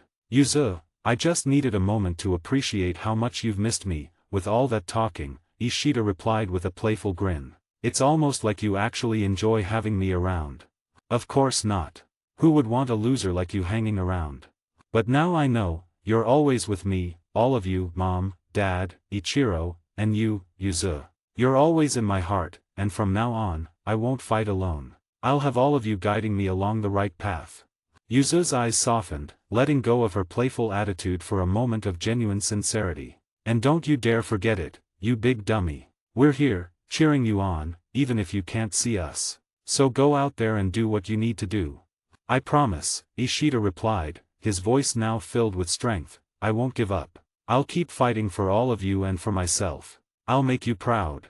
Yorichi smiled warmly, pulling him into a heartfelt hug. We already are, my son. We already are. Ichiro and Yuzu joined in, surrounding him with their comforting presence, a reminder of the unwavering love and support that had always been there for him. 63, Chapter 55, Bonus, Monologue. I shut my eyes, feeling the warmth of my family wrapping around me like a cozy blanket. Their presence was like a soothing balm on old wounds I'd been carrying for what felt like forever. In their embrace, a sense of clarity washed over me, a realization that felt both simple and deeply meaningful. For too long, I'd been stuck in the shadows of my past, letting my failures tell me who I was. I was so wrapped up in guilt and regret, haunted by memories of those I couldn't save, that I forgot what truly mattered. In the quiet, lonely corners of my mind, I convinced myself I was alone in this struggle, weighed down by my mistakes. But now, standing here with my family, I saw how wrong I'd been. I wasn't alone, and I'd never been. Their love and faith in me were like a guiding light through the darkness. Their unwavering support showed me a strength I'd overlooked, reminding me I was capable of so much more than I'd ever believed. I opened my eyes and looked at each of their faces, Mom, Dad, Ichiro, Yuzu, and felt their belief in me, their hope and trust. Despite everything, despite my screw-ups and failures, they still saw the potential in me. They looked beyond my mistakes, beyond the pain and doubt, to a future I'd been blind to. This realization lit a fire inside me, filling me with determination and resolve. I'd been given this life, not to drown in self-pity and despair, but to rise above it all, to fight for the light waiting beyond the darkness. Knowing I wasn't alone, that I'd never been alone, changed everything. The shadows of my past didn't hold the same power over me anymore. I knew now I needed to face them, accept them, and use them as steps toward a brighter future. I couldn't keep running from my own reflection, scared of what I might see. I had to confront it, embrace it, and let it shape the path ahead. I'd been so focused on what I couldn't do, on what I'd lost, that I forgot about what I still had. The potential to protect, to cherish, and to create a future worth fighting for. My family's unwavering faith in me was a powerful reminder of that potential, a source of strength I could rely on when the road seemed impossibly hard. I'd carry their memories with me, not as a burden but as inspiration and strength. Their lessons, their love, would be my guiding light, helping me tackle whatever challenges came my way. I wouldn't let their faith in me go to waste. I'd live up to it, push forward, even when it hurt, even when I stumbled. I wasn't just fighting for myself anymore, I was fighting for them, for the future they believed I could have. No more running, no more hiding. I was ready to face whatever lay ahead, with their love as my armor and their faith as my shield. I was Ishida, and I wouldn't let the darkness define me. I'd carve my own path, with the strength of my family beside me. Together, we'd overcome anything. I took a deep breath, letting their presence fill me with new purpose. It was time to step forward, to embrace who I was, and to become the person they always knew I could be. I'd honor their faith in me by living up to it, by fighting for the future we all believed in. With their love guiding me, I knew I could face whatever lay ahead, and I was ready to rise to the challenge. In this moment, standing with my family, I realized the journey wasn't just about beating the darkness, it was about embracing the light inside me. It was about finding the strength to rise above my failures, to learn from them, and to grow stronger because of them. Every challenge, every setback, was just a step on the path to becoming who I was meant to be. I'd always been running, trying to escape the shadows of my past, but now I realized I didn't need to run anymore. I could face those shadows head on, with the strength and courage my family's love had given me. I could stand tall, knowing I wasn't alone, and that I was capable of so much more than I'd ever imagined. I didn't need to be perfect or have all the answers. I just needed to keep moving forward, keep fighting for what mattered, and never give up. My family's faith in me was a powerful reminder that I could achieve great things, that I had the strength within me to overcome any obstacle. As I stood there, surrounded by their love, I knew I had the power to change my future. I could choose to rise above my past, embrace the lessons I'd learned, and become the person I was always meant to be. I could make a difference, not just for myself, but for those I loved, and for the future we all believed in. With their love and support, I knew I could face whatever challenges lay ahead. I was ready to step into the light, embrace the strength within me, and rise to the occasion. I was Ishida, and I wouldn't let the darkness hold me back any longer.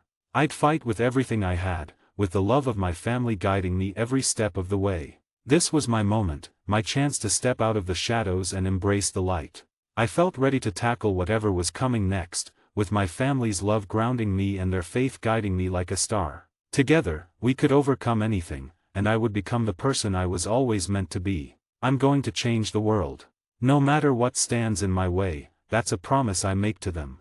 Mom, Dad, Yuzo, Ichiro, I hope you're watching over me, because from this point on, I, Ishida, will fight for you, fight to change the whole world for you. 64, Chapter 56, Rediscovered Myself. Where am I? Ishida wondered, feeling a bit confused. As he glanced around, he realized he was in a tranquil garden full of bright, blooming flowers. Their sweet smell was everywhere, creating a peaceful feeling. Above him, the moon was high in the sky, its soft light making everything glow gently, and the garden's colors seemed even more alive. In front of him, there was a calm lake that looked like a mirror, perfectly showing the moon and stars above. Ishida noticed his reflection in the water, and it surprised him. Wait, why do I look different in the reflection? He thought, seeing a change between his real self and what he saw in the water. But soon, he let go of that thought as he focused on the lake.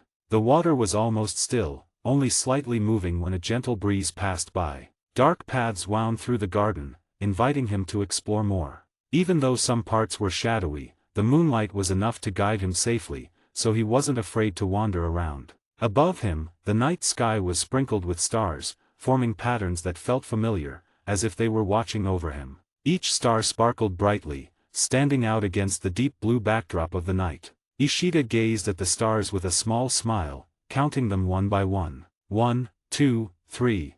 He murmured, until he reached a total of 8 stars shining brightly above him. With a gentle grin, a thought crossed his mind. I hope this place never changes. No, I promise I'll never let this place change, he vowed softly to the stars, as if they were listening. The leaves rustled gently in the breeze, and the whole scene was wrapped in a peaceful silence, only interrupted by the soft sounds of nature around him. It was a place filled with calm and beauty, a world that felt both unfamiliar and welcoming at the same time. 56.1. My eyes slowly opened after what was supposed to be a quick nap, but turned into a restful sleep. No, it was more like a beautiful journey, a chance to learn about my life in a new way. It felt like I rediscovered myself, and now my life's purpose felt clear. Whatever challenges come my way after today, I'm determined not to let myself change. I won't let those who believe in me down, and most importantly, I'll stay focused. No distractions, no doubts or confusion will sway me. I'll confront them directly and find a path toward my goals. Mom, Dad, Yuzo, Ichiro, even though you're not physically here with me, you'll always live on through me. Quest: Conquering the Darkness completed, rewards available. Do you want to accept the rewards? Y/N. The screen appeared suddenly, pulling me out of my thoughts. I glanced at it with a slightly puzzled expression. Conquering the Darkness, what does that mean? And it's asking if I want to accept the rewards. Well, I suppose, yes. Who would turn down rewards? Congratulations. You've received new rewards. Here's what you got. Reward 1, 15,000 EXP. Level 27 carat, you need 12,060 EXP to level up now. Reward 2, 20 extra stat points. Reward 3, rank up, Hinoto. Reward 4, no MP cost for breathing forms, all breathing forms are free to use, based on fatigue and HP level. Note, these rewards aren't part of the main quest rewards. Hold on a second. So, first off, I leveled up to 27, which is awesome. Then, I got 20 extra stat points. If that's on top of the usual 5 points for leveling up, that's a total of 25 points. Nice. But the rank up to Hinoto has me a bit puzzled. How can the system change my rank in the Demon Slayer Corps? Although, if I think back, the system did change my rank once before I was officially informed at the meeting, so I guess it can do that. This brings up a question I've always had in the back of my mind but ignored because I was too focused on getting stronger and avenging my family. Who or what is this system? Why does it want me to become stronger? How is it able to control all these things? I really don't know, and maybe one day I'll try to find those answers. But for now, I should follow its guidance and get as strong as I can. Maybe then I'll uncover its secrets. Plus, I still have 2 more floors to complete before finishing the quest, so I should focus on that. With these new stat points to use, let's allocate them first before heading to the next floor. Player Profile. Name: Ishida Hitosuki. Level: 27, EXP 12,060 needed to level up. Rank: Hinoto. Fatigue: 00/100.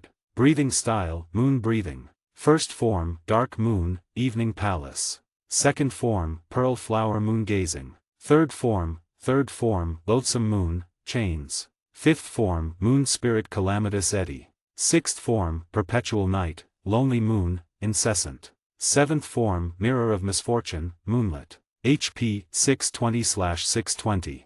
MP: 600. Attributes: Strength: 66. Vitality: 62. Agility: 60. Intelligence: 60. Sense: 60. Remaining points: 25. I have 25 stat points to allocate, and I need to use them wisely to prepare for the challenges ahead. Considering my recent experiences and the need to be flexible, I'll focus on enhancing my overall abilities. First, I'll put 5 points into Strength. Strength: 66 plus 5 71. Next, I'll add 6 points to Vitality. Vitality: 62 plus 6 68. HP: 680/680. I'll also put 5 points into Agility. Boosting my speed and reflexes is crucial. Agility: 60 plus 5 65. Then, I'll add 4 points to Intelligence. Intelligence: 60 plus 4 64. MP: 640. Finally, I'll assign 5 points to Sense. Enhancing my awareness and perception is important. Sense: 60 plus 5 65. Now everything looks solid. With these improvements, I'm ready to move on to the next floor. Just 2 more floors to go, and then this quest will finally be over. I can't help but wonder how much time has passed outside while I've been in here. I also wonder if anyone's noticed my absence. Are they looking for me, or will they start searching if they can't find me? Maybe not, but who knows. 65, Chapter 57, Dance of Shadows and Steel. After I finished sorting out my stats, I headed over to the stairs that had opened up after I beat all the demons on the 5th floor. It felt like a while had passed since then, with everything that was going on. I made my way to the stairs, which looked just like the ones I had climbed before from one floor to the next. I started climbing at my usual pace, and soon enough, I could feel the demons on the next floor getting closer. I had been sensing them all along, but now the feeling was much stronger, and I could tell these demons were definitely tougher than the ones I faced before. Finally, after a few more steps, I reached the 6th floor. As I stepped onto the 6th floor, I found myself in a wide, open space. It looked mostly empty, with bits of debris and broken beams scattered around, like an unfinished construction site. The lighting was dim, casting long shadows across the area. I could feel the demons nearby. Their presence was stronger and more intense than on the previous floors. Without much warning, the demons started appearing. These ones were tougher, ranging from levels 21 to 23. They came out of the shadows, each looking more threatening than the last. Their eyes shone with a predatory intent, locked on me. The first demon charged at me, moving quickly and with purpose. I dodged to the side, narrowly missing its attack. Another one came at me from the opposite side, and I quickly countered, swinging my sword to fend it off. These demons were definitely tougher than the ones I had faced before, not just in strength but in the way they strategized their attacks. Just as I was getting ready for my next move, the demon I had dodged earlier came back at me with incredible speed. It was so fast that there was no way I could dodge or counterattack, so I had to quickly switch to defense.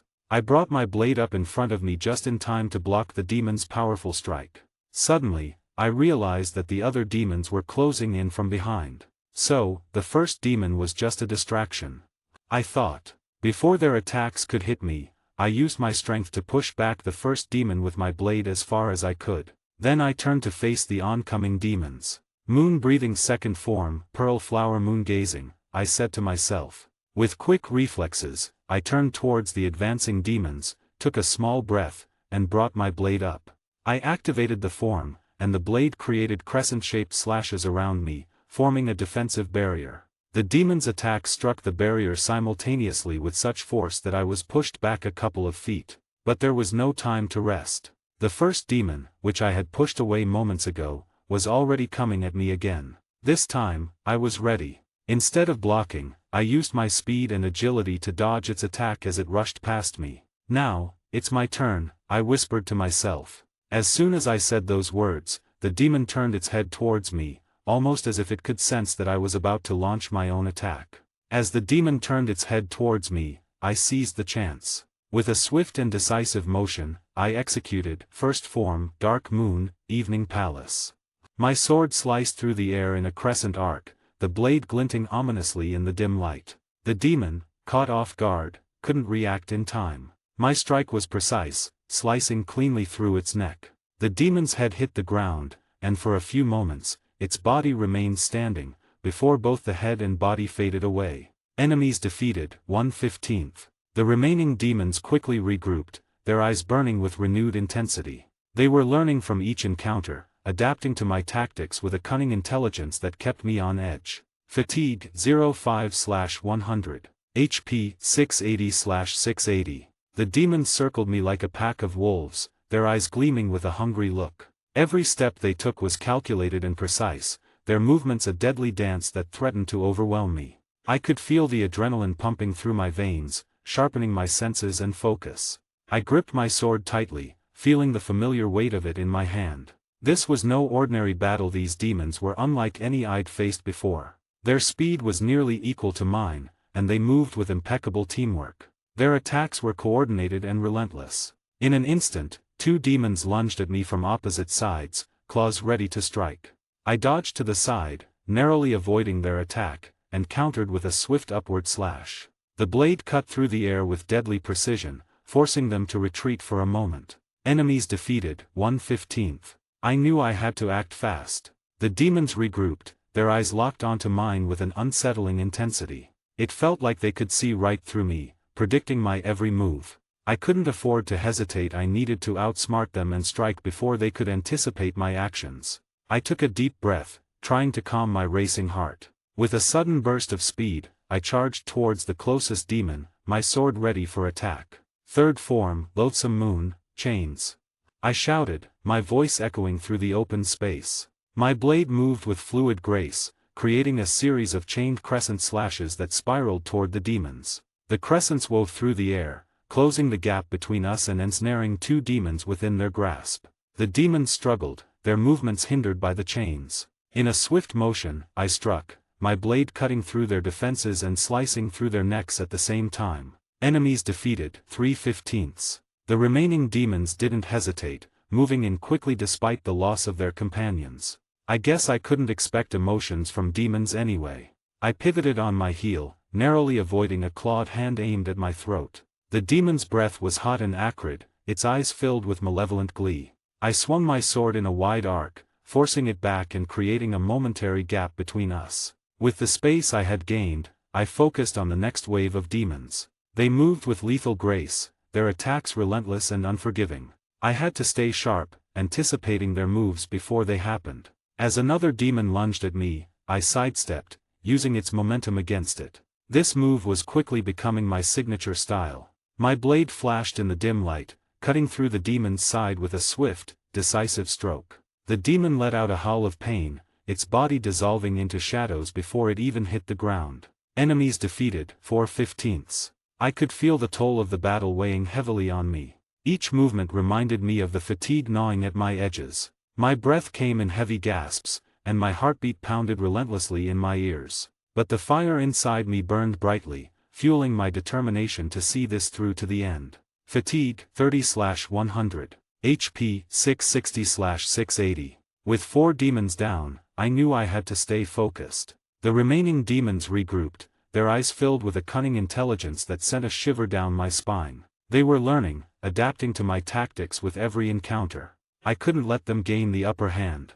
I needed to stay one step ahead, keep them guessing, and find a way to turn the tide of battle in my favor. With renewed determination, I tightened my grip on my sword, ready to face whatever came next. 66, Chapter 58, I have to. I had already taken down 4 demons, but there were still 11 left, and I could feel myself getting tired. Even so, I was doing all right for now, both in terms of energy and health. One thing that kept bugging me was the MP stat. It used to be useful for using the advanced breathing techniques after the 4th form, but now it seemed pointless. Why have a stat if it doesn't do anything anymore? Anyway, I needed to focus on the battle at hand instead of getting lost in these thoughts. The demons on this floor weren't as strong as the ones I faced before, but their speed was incredible.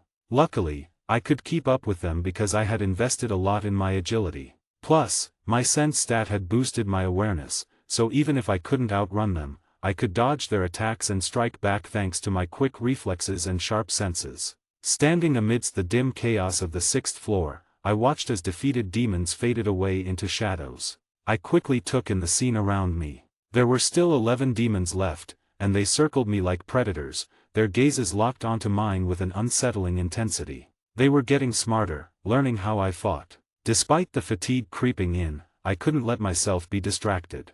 I needed to stay sharp. I gripped my sword tightly, its familiar weight giving me confidence. These demons were relentless and coordinated, moving with incredible speed. I had to stay ahead of them, keep them guessing, and jump on any chance I got. Just as I braced myself for the next attack, 2 demons lunged at me at the same time, claws out and eyes gleaming with malice. Their speed was shocking, but I was ready. With a quick burst of agility, I sidestepped, barely dodging their attack. The air whistled as their claws sliced through the space where I'd just been. I took advantage of the moment, quickly swinging my sword upward. My blade cut through the air with deadly precision, hitting the nearest demon and forcing it back with a snarl. But I couldn't pause. Another demon rushed at me from behind, moving almost too fast to see. I spun around, lifting my sword to block its attack. The impact sent a jolt through my arms, but I stood my ground. 3rd form, Loathsome Moon, Chains. I shouted, my voice echoing around me. My sword moved smoothly, creating a series of crescent-shaped slashes that spiraled toward the demons. The crescents darted through the air, closing in on 2 demons and catching them in their path. The demons struggled against the chains, their movements slowed. I seized the moment, swiftly slicing through their defenses and cutting their necks in one fluid motion. The shadows swallowed them up before they even hit the ground. Enemies defeated, 6/15. A 3rd demon didn't seem bothered by the loss of its comrades. It lunged at me with lightning speed, claws ready to strike at my throat. I ducked just in time, feeling the air rush above me as its claws missed. In one sweeping motion, I swung my sword wide, forcing the demon back and creating a small gap between us. The demon growled in frustration, eyes glowing with a sharp intelligence. It was learning from every clash. I couldn't let my guard down, not even for a second. With the brief space I'd created, I honed in on the demon, my senses on high alert and adrenaline surging through me. The demon charged again, its movements like a deadly dance keeping me on edge. I felt the fatigue trying to creep in, but I shoved it aside, staying focused on the fight. It lunged for my heart, claws sharp and deadly. I sidestepped, using its speed against it. My sword flashed in the dim light as I sliced through its side with precision. The demon howled in pain, vanishing into shadows before it could hit the ground. Enemies defeated, 7/15. The rest of the demons regrouped, their eyes filled with a cunning that sent chills down my spine. They were relentless, working together to attack. I couldn't let them take control. I had to outthink and outmaneuver them. With renewed resolve, I gripped my sword tighter, ready for whatever came next. The battle was far from over, but my determination burned fiercely. Every move, every choice was critical now. I had to be quicker, smarter, and more relentless than ever. The demons closed in, eyes gleaming with a predatory hunger. Their steps were calculated, a deadly dance threatening to overwhelm me. Adrenaline coursed through me, sharpening my senses. This wasn't an ordinary fight. These demons were unlike any others. Their speed nearly matched mine, and they moved as one. I took a deep breath, calming my racing heart. With a burst of speed, I charged the nearest demon, sword ready. Fourth form, crescent moon, I whispered, my voice lost in the chaos. My blade moved gracefully, creating multiple curved slashes that layered like a rising vortex. The crescent spiraled through the air, ensnaring the demons. In a swift strike, I cut through their defenses, slicing their necks simultaneously. Enemies defeated, 9/15. The remaining demons didn't hesitate, quickly closing the gap despite the losses. I couldn't expect them to feel fear or hesitation.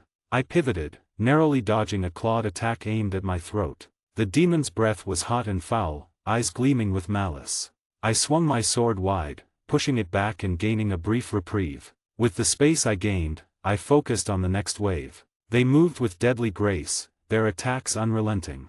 I had to stay sharp, predicting their moves before they acted. Another demon lunged at me. I sidestepped, using its momentum against it. My blade flashed, cutting through the demon's side with a decisive stroke. It howled in agony, dissolving into shadows before touching the ground. Enemies defeated, 10/15. Fatigue, 45/100. The battle was taking its toll. Each move reminded me of my growing fatigue. My breaths came in heavy gasps, heartbeat pounding in my ears. But the fire within me burned bright, driving me to see this through to the end. No, I have to see this through to the end. 67, Chapter 59, The Symphony of Teeth and Moonlight. The air tasted like rust and rotting wood. Ishida's boots slid slightly in the dust as he adjusted his stance, the grip of his sword slick with sweat. 5 demons circled him now, their movements unnervingly precise. No wild lunges, no frothing jaws. Just cold, calculated steps that boxed him against a collapsed pillar.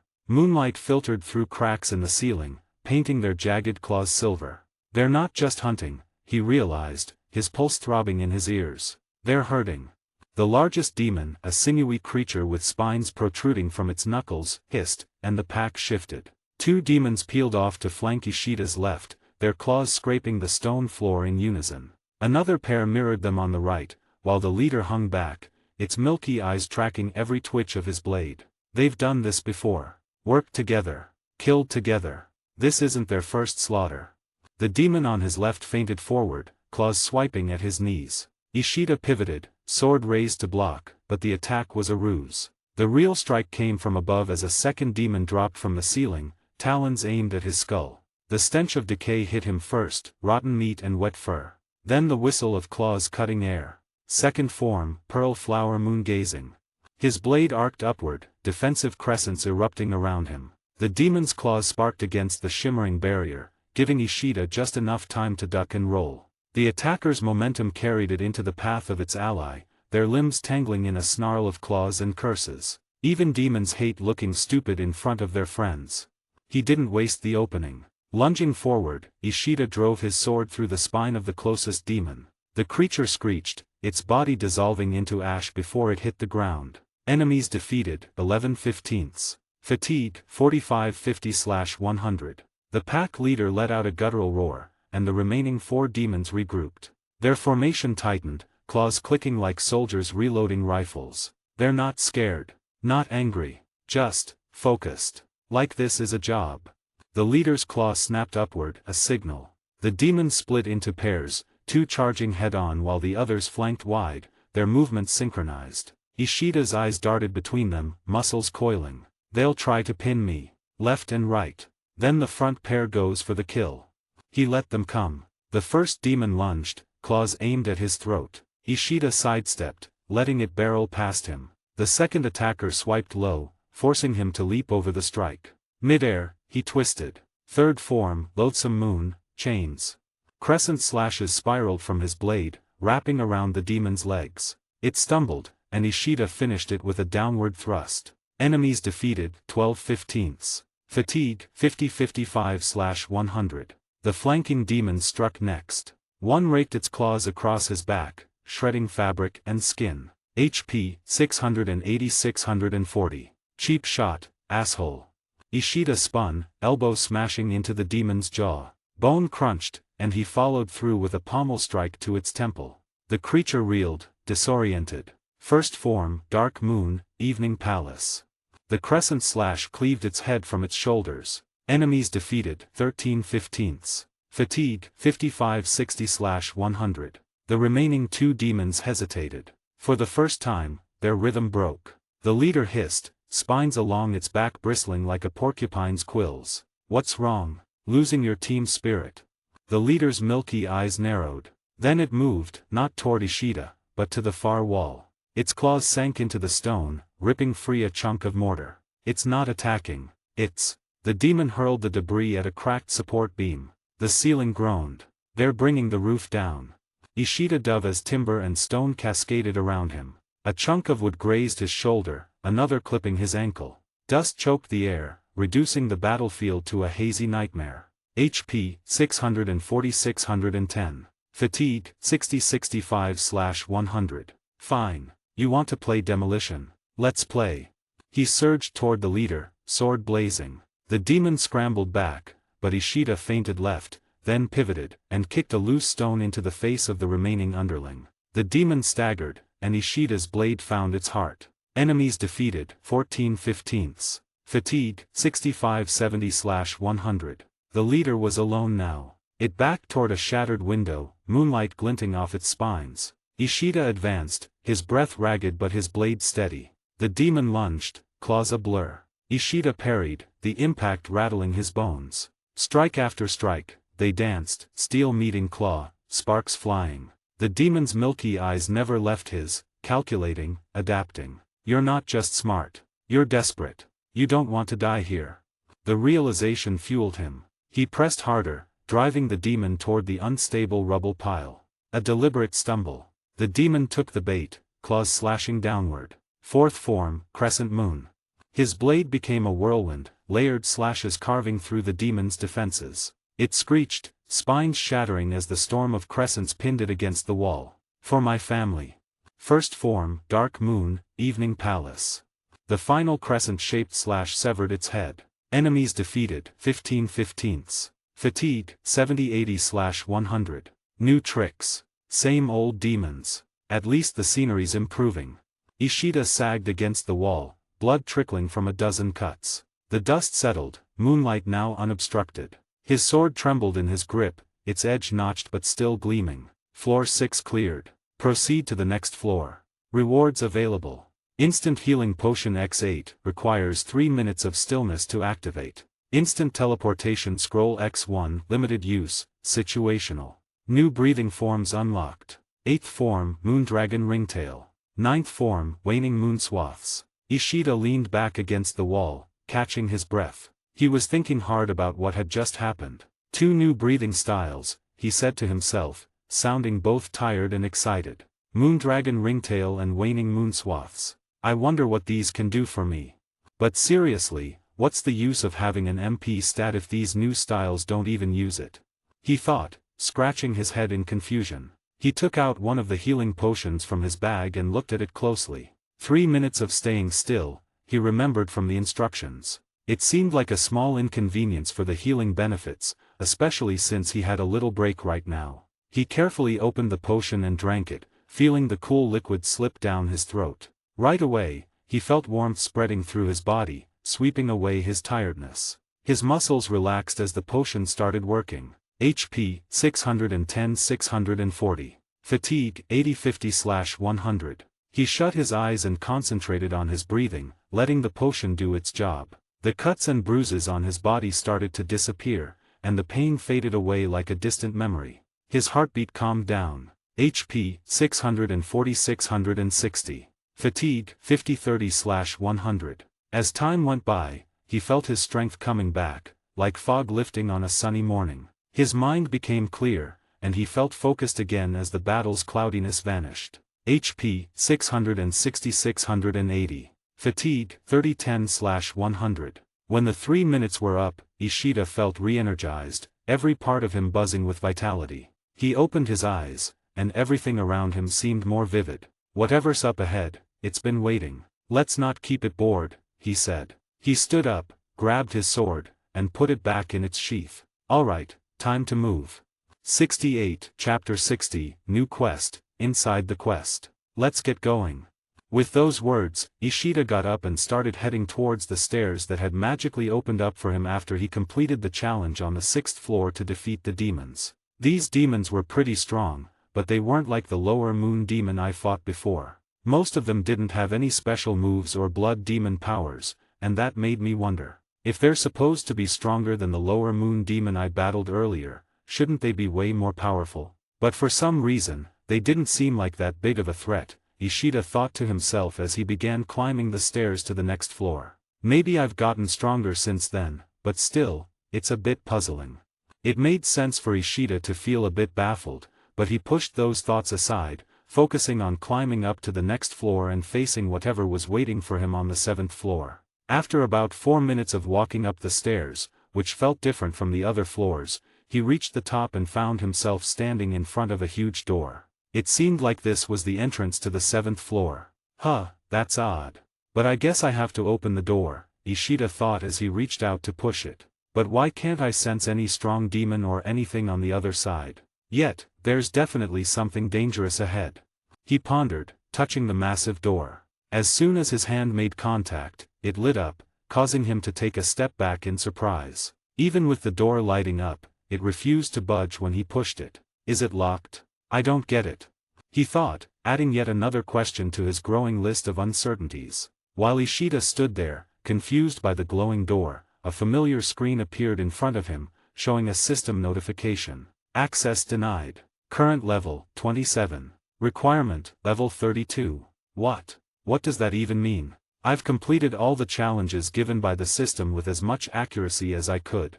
So how is it possible that the required level is higher than where I'm at now? He asked himself, but found no answers. New side quest unlocked, becoming the strongest. Do you want to accept the quest with immediate effect? Y/N. Yes or no? It's acting like I actually have a choice here. Ishida thought, letting out a deep breath. Alright, yes. If the system wants me to become stronger, I'll go along with it, he decided. As soon as he agreed, he was instantly teleported back to the 6th floor, right in front of the stairs. So, you could teleport me all along? And I've been walking up those stairs for nothing. Ishida muttered, shaking his head in disappointment. He glanced around, and a new question popped into his mind. Wait, what's the quest? He asked, directing his question toward the system. Quest, becoming strong. Task. Defeat demons to earn experience points, EXP. The amount of EXP earned varies based on the demon's level, ranging from 200 to 3000 EXP. There is no limit to this quest, the player may continue at their discretion. Rules. 1. Demon progression.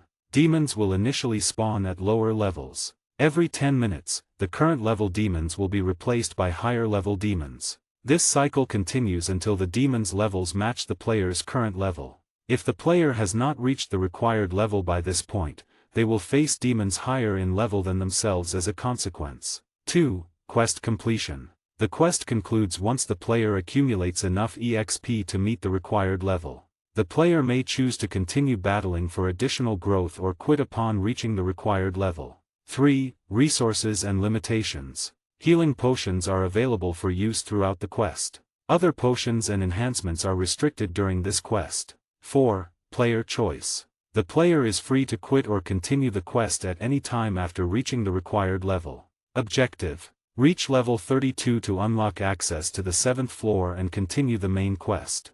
Alright then, if this is what it takes to get stronger, bring it on. I'm not backing down until I reach the next level, Ishida declared with determination. As he spoke those words, a countdown began on the screen in front of him. The quest begins in 1:23. Demons deployed, unlimited, level 15 to 18, EXP 200/ every demon defeated. Alright then, if this is what it takes to become stronger, bring it on. I won't back down until I break through to the next level, Ishida declared, his determination unwavering. As the countdown hit 0, Ishida found himself surrounded by a seemingly endless wave of demons. Emerging from the shadows, these creatures filled the room with a menacing aura.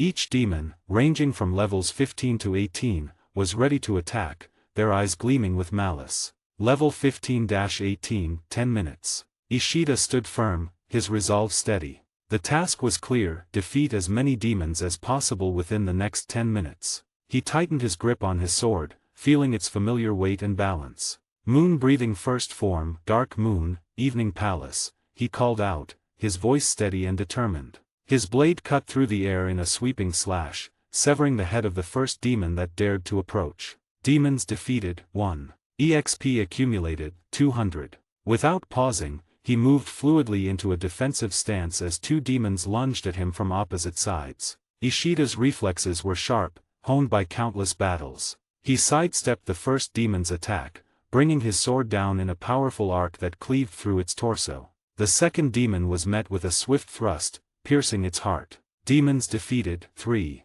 EXP accumulated, 600. Fatigue, 5/100. HP, 680/680. More demons surged forward, their movements synchronized like a deadly dance. Ishida remained calm, his mind focused and clear. He spun on his heel, executing second form, Pearl Flower Moon Gazing, creating a shimmering barrier of crescent slashes that deflected the oncoming attacks. With precision and grace, he dispatched the next wave, his blade finding its mark with each strike. Demons defeated, 7. EXP accumulated, 1,400. Time remaining, 8 minutes and 45 seconds. The room was a whirlwind of motion as Ishida continued to fight, his movements a seamless blend of offense and defense. A particularly aggressive demon charged at him, its claws aimed for his throat. Ishida met its attack head-on, parrying with his sword and countering with a swift upward slash that sent the demon's head tumbling. Demons defeated, 8. EXP accumulated, 1,600. The demons showed no signs of letting up, their numbers seemingly endless. Ishida's breath came in steady rhythms, his body moving with practiced ease. He was in the zone, each movement precise and calculated. Third form, Loathsome Moon, Chains, he shouted, his sword creating a series of chained crescent slashes that ensnared multiple demons, cutting them down in one fluid motion. Demons defeated, 12. EXP accumulated, 2,400. Fatigue, 10/100. HP, 675/680. Time remaining, 7 minutes and 30 seconds. The onslaught continued, the demons relentless in their pursuit. Ishida was a force of nature, his blade a blur as he weaved through the fray. He felt the familiar rush of adrenaline as he faced each new challenge, his determination unyielding. A demon with piercing red eyes lunged at his back. Ishida sensed its approach, spinning around to block the attack with his sword. Using the demon's momentum, he delivered a powerful counterstrike, cleaving its head clean off. Demons defeated, 13. EXP accumulated, 2,600. The battle raged on, Ishida moving with relentless efficiency. He sidestepped a demon's claw swipe, countering with a decisive slash that split the creature in two. Another demon attempted to flank him, but Ishida was ready, his blade flashing as he executed fifth form Moon Spirit Calamitous Eddy, a whirlwind of slashes that decimated the surrounding foes. Demons defeated, 18. EXP accumulated, 3,600. Fatigue, 20/100. HP, 670/680. Time remaining, 6 minutes and 15 seconds. The demons kept coming, their attacks unrelenting. Ishida's focus was razor-sharp, his movements a blur of steel and precision. He parried a series of rapid strikes, then countered with lethal efficiency, his blade cutting down demon after demon. Demons defeated, 22. EXP accumulated, 4,400. With each demon defeated, Ishida could feel himself growing stronger, the experience points accumulating and pushing him closer to his goal. He embraced the challenge, knowing that each victory brought him one step closer to unlocking the 7th floor. A particularly fast demon came at him, its claws flashing in the dim light. Ishida met its attack with a swift parry, then followed up with a powerful thrust that pierced the demon's heart. Demons defeated, 23. EXP accumulated, 4,600. Time remaining, 5 minutes. The remaining demons fought with desperate ferocity, their eyes filled with a wild intensity. Ishida faced them with unwavering resolve, his sword moving with unerring accuracy. He sidestepped an attack, his blade slicing through the demon's neck in a single motion. Demons defeated, 24. EXP accumulated, 4,800. The final minutes of the battle were a blur of motion and steel. Ishida fought with everything he had, his body a whirlwind of motion as he cut down the remaining demons. Each strike was precise, each movement deliberate, as he brought the battle to a decisive end. Demons defeated, 36. EXP accumulated, 7,200. Fatigue, 30/100. HP, 660/680. Time remaining, midnight. Before Ishida could continue, the demons around him vanished. Demons deployed, unlimited, level, 19 to 21, EXP 600/ every demon defeated. I guess I won't have time to rest. Ishida thought, but, I didn't expect to.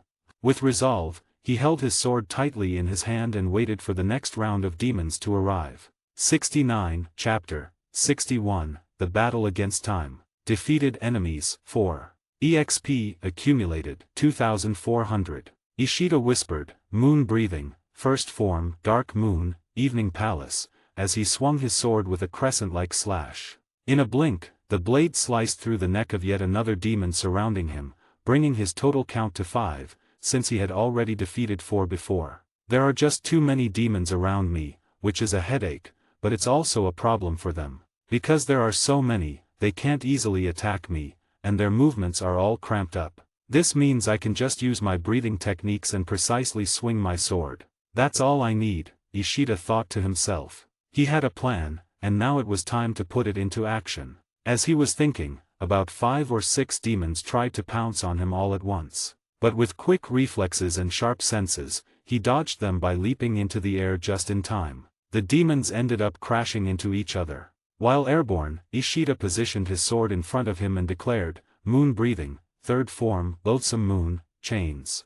He swung his sword with purpose, creating a series of crescent-shaped slashes that danced gracefully through the air. The energy around him crackled, and the crescents twisted together, forming a stunning web that trapped the demons below. Caught off guard by the sudden display, the demons struggled to break free but were ensnared by the glowing arcs. Ishida felt the powerful energy flowing through his sword, each strike directed by his intense focus and determination. With a swift and decisive motion, the chained crescents slashed through the demons, transforming their frustrated roars into cries of pain as the slashes struck true. The brilliance faded, leaving 6 demons turned to ash on the ground. Defeated enemies, 11. EXP accumulated, 6,600. Time remaining, 6 minutes and 38 seconds. Ishida remembered the last time he tried to have a proper fight, it took a long time. But now, he knew he had to take down as many demons as possible in the short time he had to earn the experience points. With this thought in mind, he performed a smooth backflip,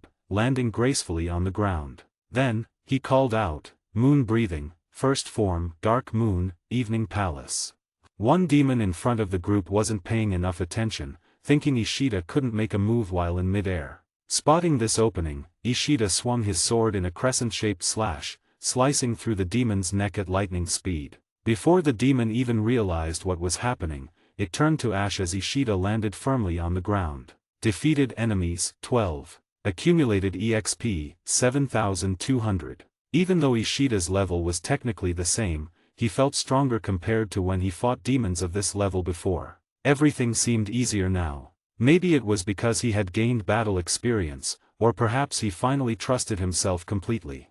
Whatever the reason, it felt great. However, the amount of experience points, EXP, he needed to gather was really high. That might be why the fights felt easy, because his real battle was against time. The more demons he could defeat, the more EXP he would earn, bringing him closer to meeting the level requirement set by the system to unlock the door to the next floor. At this point, uncovering the truth about the system and understanding what it really was depended on him continuing to fight. Until then, I will have to fight on, he resolved. With determination fueling every move, Ishida braced himself for the next wave of demons. He felt adrenaline pumping through his veins, guiding each action with sharp precision and power. His heartbeat matched the countdown, each thump a reminder of the time slipping away. The demons charged at him relentlessly, their eyes glowing with a menacing gleam. Ishida met them without hesitation, his sword a blur as he unleashed the fifth form, Moon Spirit Calamitous Eddy. His blade spun in a whirlwind of slashes, creating a powerful vortex that ripped through the demon ranks. Defeated enemies, 20. EXP, accumulated, 12,000. Time remaining, 5 minutes and 45 seconds. As the swirling vortex faded away, Ishida swiftly shifted to his fourth form, Crescent Moon. With seamless ease, he unleashed a series of layered slashes that cascaded through the air like waves. These crescent-shaped attacks sliced through the demons with deadly accuracy, leaving a trail of devastation behind him. Each swing of his sword was a testament to his growing strength and unwavering focus, as the demons crumbled under his relentless assault. Defeated enemies, 28. EXP, accumulated, 16,800. Time remaining, 5 minutes and 10 seconds. Ishida's breathing was calm and steady, his focus unwavering. He was completely absorbed in the battle, his mind clear and centered. With every demon he vanquished, he felt his determination fueling his momentum, steadily propelling him toward his goal. Suddenly, a particularly sly demon tried to sneak up on him from the side, but Ishida sensed its movement. With a swift turn, he executed a quick parry to block the attack, followed by a decisive thrust that drove his blade straight into the demon's heart. The demon let out a final gasp before dissolving into nothingness, a testament to Ishida's keen instincts and skill. Defeated enemies, 29. EXP, accumulated, 17,400. Time remaining, 4 minutes and 50 seconds. As more demons crowded around him, Ishida used his agility and speed to dance through their ranks with fluid precision. His blade moved with perfect accuracy, each strike showcasing his skill and determination. He launched himself into the air, using the momentum to execute third form, Loathsome Moon, Chains. With this move, he trapped several demons in a web of crescent-shaped slashes. The shining arcs of light sliced through the demons, turning them into ash almost instantly. Defeated enemies, 36. EXP, accumulated, 21,600. Time remaining, 4 minutes and 15 seconds. Feeling the fatigue start to set in, Ishida pushed forward, refusing to give in. He knew every second was crucial, and he was determined to make the most of the time he had left. Another wave of demons rushed at him, but Ishida faced them with unwavering resolve. He moved with fluid grace, his blade weaving through the air in a seamless dance of offense and defense. Moon breathing, first form, Dark Moon, Evening Palace, he announced, his voice steady and confident. With one swift motion, his crescent slash cleaved through 2 demons. Defeated enemies, 38. EXP, accumulated, 22,800. Time remaining, 3 minutes and 40 seconds. The remaining demons fought with reckless abandon, their desperation making their attacks wild and frenzied. But Ishida stayed calm and collected, his sword a beacon of light in the darkness. He smoothly sidestepped a demon's claw swipe, countering with a precise slash that split the creature in 2. Another demon tried to seize the opportunity, but Ishida was ready. He executed second form, Pearl Flower Moon Gazing, creating a shimmering barrier of crescent slashes to deflect its attack. Defeated enemies, 42. EXP, accumulated, 25,200. Time remaining, 3 minutes and 5 seconds. With each demon he defeated, Ishida's confidence grew, the experience points piling up and bringing him closer to his goal. He embraced the challenge, knowing each victory moved him one step nearer to unlocking the 7th floor. A particularly agile demon lunged at him, its claws flashing in the dim light. Ishida met its attack with a swift parry, then followed up with a powerful thrust that pierced the demon's heart. Defeated enemies, 43. EXP accumulated 25,800. Time remaining 2 minutes and 45 seconds. The battle continued, Ishida a force of nature, his blade a blur of motion as he cut down demon after demon. Each strike was precise, each movement deliberate, bringing the battle closer to a decisive end. Defeated enemies 51. EXP accumulated 30,600. Time remaining 2 minutes. In the final minutes, Ishida fought with everything he had, his body a whirlwind of motion as he finished off the remaining demons. Each strike was precise, each movement deliberate, bringing the battle to its final, decisive end. Defeated enemies 55. EXP accumulated 33,000. Fatigue 35/100. HP 650/680. The HP is creeping up slowly, so I can't let it get too high. Even though I have the option to use a healing potion, it requires me to stay still for 3 minutes, which is impossible right now in the middle of this fight. Ishida thought, as he strategized his next moves. While he was pondering this, the screen flashed once again, and a new notification popped up in front of him. Demons deployed, unlimited level, 22 to 24 EXP, 1000 per defeated demon. EOC 70, Chapter 62, Shadows Within, Light Ahead. Gasp gasp gasp. The sound of deep breaths echoed through the empty floor, each one heavier than the last. Ishida's body screamed for rest, his muscles trembling with every movement. The fatigue had crept up faster than he'd expected, clawing at his resolve until it was almost too much to bear. The numbers flashed before his eyes, a relentless reminder of how close he was to breaking. Fatigue 99/100. HP 415/680. Time remaining midnight. Demons level 27 to 28 is completed. EXP accumulated 80,000. Total EXP accumulated up to this point 255,200. Level 27 right arrow 36 up arrow. EXP needed for next level 36 to 37 38,500 EXP stat points plus 45. The EXP accumulated by player is enough to reach the requirement level. Do you want to quit? Y/N. Q, U, I, T. No. His voice was strained, barely audible, but the defiance was still there. He couldn't quit now, not after everything he'd been through. Not after all the pain, the battles, the sacrifices. But his body had other plans. His legs buckled, and his sword slipped from his grip, clattering to the ground. The cold floor rushed up to meet him as he fell, his vision darkening. The last thing he felt was the rough stone against his cheek. The last thing he heard was the silence of the empty floor. And then, nothing. Player status, unconscious. Sakura lay in bed, the soft moonlight filtering through the window. Her eyes fluttered shut, and then. The air was thick, the scent of blood filling her nostrils. Screams echoed in the distance, but Sakura stood frozen, her small hands clutching the hem of her torn dress, and the bodies of her parents and siblings lay motionless on the ground. She didn't feel sadness. Not for them. Her family had never been kind to her. Her father's harsh words, her mother's cold indifference, her siblings' mocking laughter, it all flashed through her mind.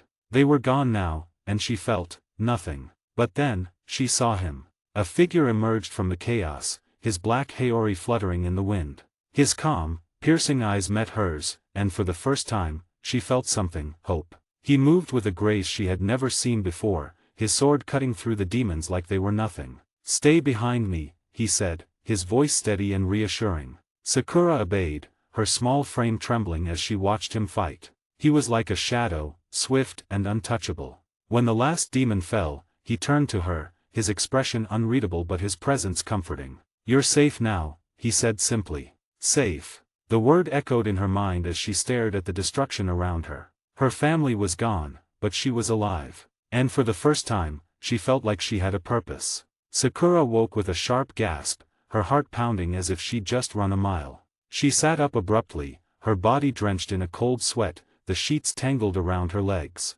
Her breathing was ragged, uneven, as if the nightmare still had its grip on her. She stared at the wall across the room, her hands trembling slightly. The images from the dream were vivid, almost too real, the blood, the screams, the destruction. And then, him. She ran a hand through her hair, trying to steady herself. The dream had been a memory, but it felt like it had happened all over again. Her family, the demons, the way he'd appeared out of nowhere, calm and unshakable. "Why now?"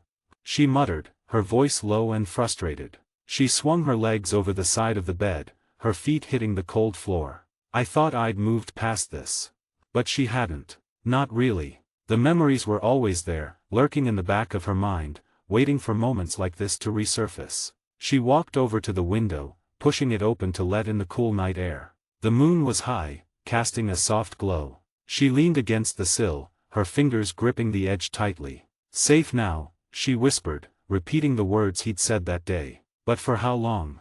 She glanced over at her sword, leaning against the wall. The moonlight caught the blade, making it glint faintly. For a moment, she could almost see him again, his calm demeanor, the way he'd moved with such precision and grace. "Jiyu Tomioka," she murmured, her voice steady now, determined. "I'll be just like you." The words were a promise, not just to herself, but to the memory of that day. She'd come too far to let the past haunt her. She had a purpose now, and nothing, not the nightmares, not the memories, would stop her. She turned away from the window, her resolve hardening. There was work to do, and she wasn't about to waste any more time. Ishida's consciousness stirred, faint and distant at first, like a flickering flame struggling to stay alight. His body felt weightless, as if floating in an endless sea of black. He tried to move, but his limbs refused to respond, as if the darkness itself had wrapped around him, holding him in place. "Where am I?" he whispered, his voice swallowed by the void. There was no answer, just stillness. An oppressive, suffocating stillness that made his heart race. He blinked, but it made no difference, the darkness was absolute, unbroken. And then, a voice. "You've come far," it said, calm and resonant, echoing not just in the air but within his very mind. It wasn't loud, yet it filled the void completely, cutting through the silence like a blade. Ishida tensed, his instincts flaring. "Who's there?" "A question you've asked before," the voice replied, its tone measured and almost kind. "But perhaps now, you're ready to listen." "Listen to what?" Ishida shot back, his voice sharp despite the unease curling in his chest. "What do you want from me?" "From you? Nothing," the voice said, a hint of amusement threading through its words. "But for you, that is another matter." Ishida frowned, confusion mingling with his growing frustration. "What are you talking about? Where am I? What is this place?" "A crossroads," the voice answered simply. A moment suspended between what was and what could be. The cryptic response only deepened Ishida's confusion. He gritted his teeth, forcing himself to stay calm. "Speak plainly. I don't have time for riddles." The voice chuckled softly, the sound almost kind. "Time, you have in abundance. Understanding, however, is what you lack." Ishida's fists clenched. "Then explain it to me." "You fight for vengeance," the voice began, its tone shifting to something more solemn. "A noble cause, perhaps, but a fragile one. Vengeance is a fire, it burns bright, but it consumes. What will remain when it has burned itself out?" The question struck Ishida like a blow. He opened his mouth to retort, but no words came. The truth was, he didn't have an answer. "You've faced the demons outside," the voice continued, "but the greatest battle lies within. The shadows you carry, they are your true enemy." Ishida's breath hitched. "What shadows?" "I don't." "Denial is a heavy burden," the voice interrupted gently. "Carry it too long, and it will break you." The words lingered in the air, heavy and unrelenting. Ishida wanted to argue, to refute them, but something deep inside him stirred a quiet, uneasy acknowledgement that he couldn't fully ignore. The voice seemed to sense his turmoil. "You've come far," it said again, softer this time. "But the journey is far from over. To move forward, you must first confront what lies behind you." Before Ishida could respond, the voice faded, leaving him alone in the darkness once more. He tried to call out, but his voice was swallowed by the void. The silence pressed in, suffocating and absolute. And then, a light. It was faint at first, a single pinprick in the endless black. But it grew, spreading until it enveloped him, warm and comforting. Ishida closed his eyes against the brightness, feeling a strange sense of peace wash over him. When he opened his eyes again, he was lying on the cold floor of the 6th level, his sword beside him. The air was still, the demons gone. He pushed himself up, his body still aching but somehow lighter, as if a weight had been lifted. "Face the shadows within," he murmured, the voice's words echoing in his mind.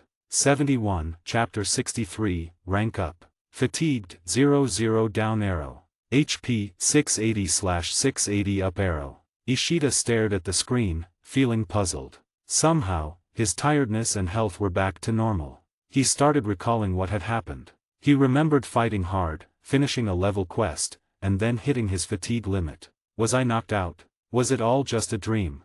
He wondered aloud. He thought about the dark place he had been in and the mysterious voice he heard. It wasn't the first time he'd found himself in such a situation. He had been through something similar after the demons attacked, when he nearly lost his life and his family. That thought hit him hard, and he quickly shook his head, trying to push it away. Even though he tried to stay calm and act confident on the outside, those memories still brought back feelings of regret, pain, and sadness. He wasn't ready to face them just yet.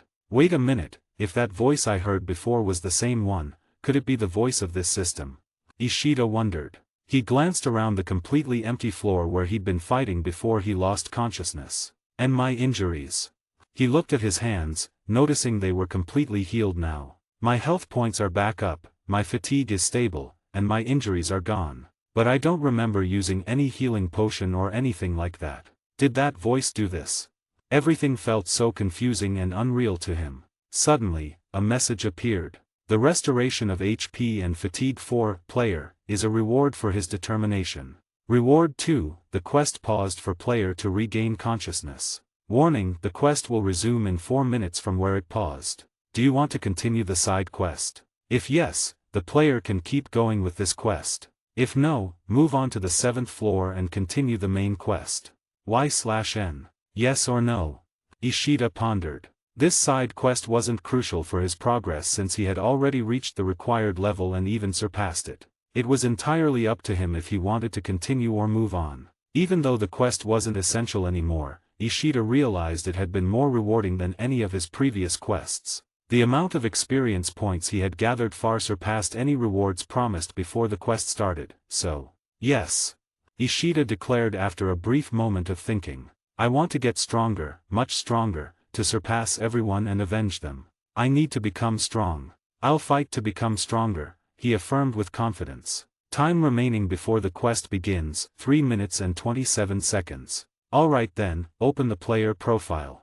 Ishida commanded, eager to check his progress and stats in the system. Player profile. Player profile. Name Ishida Hitosuki. Level, 36 up arrow, EXP needed for next level, 38,500 EXP. Rank, Hashira. Fatigue, 00/100. Breathing style, moon breathing. First form, dark moon, evening palace. Second form, pearl flower moon gazing. Third form, loathsome moon, chains. Fifth form, moon spirit calamitous eddy. Sixth form, perpetual night, lonely moon, incessant. Seventh form, mirror of misfortune, moonlit. HP, 680/680. MP, 640. Attributes. Strength, 71. Vitality, 68. Agility, 65. Intelligence, 64. Sense, 65. Remaining points, 45. Ishida's eyes went wide as he looked at the screen showing his player profile.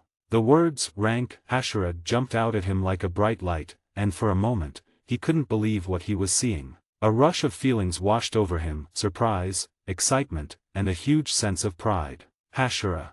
He mumbled to himself, the word felt strange yet super important. It was a rank he had looked up to ever since he learned about the Demon Slayer Corps. Only the best and most skilled members held this position. Seeing it next to his name was both thrilling and unreal. He took a deep breath, letting it all sink in. Hashira, he said quietly again, feeling the weight of the title. It was a huge achievement he never thought he would reach so soon, but here he was. After the initial surprise wore off, Ishida focused his mind back on the game and remembered the countdown for the quest to restart. He carefully thought about where to put his 45 stat points. I think vitality is the most important stat right now because it affects HP, some defense in the second form, and helps with fatigue. So, let's put a third of the points into vitality, he decided. 14 points into vitality. Vitality, 68 plus 14 82. Next, 9 points into strength. Strength, 71 plus 9 80. 10 points for agility, that's super important too. Agility, 65 plus 10 75. 8 points for sense. Sense, 65 plus 8 73. And, the leftover points into intelligence. So, 4 points. Intelligence, 64 plus 4 68. Done. It looks good now, he said, but suddenly he felt something he hadn't in ages, not since he was dead and then came back to life. I feel hungry. But I shouldn't, according to the system, Ishida thought. Plot hole fixed, player can get hungry like normal human. For the sudden change, the player received food in the inventory. What a drag. Time remaining before the quest begins, 1 minute and 10 seconds. 72, Chapter 64, Preparation and Determination. Ishida opened his inventory and picked up one of the few rice balls from there. He took a bite and chewed thoughtfully, savoring the flavor. These taste pretty good, honestly, he said, giving his honest opinion. He wasn't one to overthink food, but the rice ball hit the spot. After finishing it, he turned his attention to the screen in front of him. The countdown was almost at 0, ticking down the final seconds. Time remaining before the quest begins, 1 second. Let's go, Ishida muttered to himself, his voice steady but filled with determination. The plan is simple, fight until I'm almost too tired to move, but this time, I won't pass out. I feel a lot stronger than before, let's test that strength. The screen flickered, and new text appeared. Demons deployed, unlimited level, 29 to 30 EXP, 2,500 per demon defeated. Ishida smirked slightly, his lips curving upward.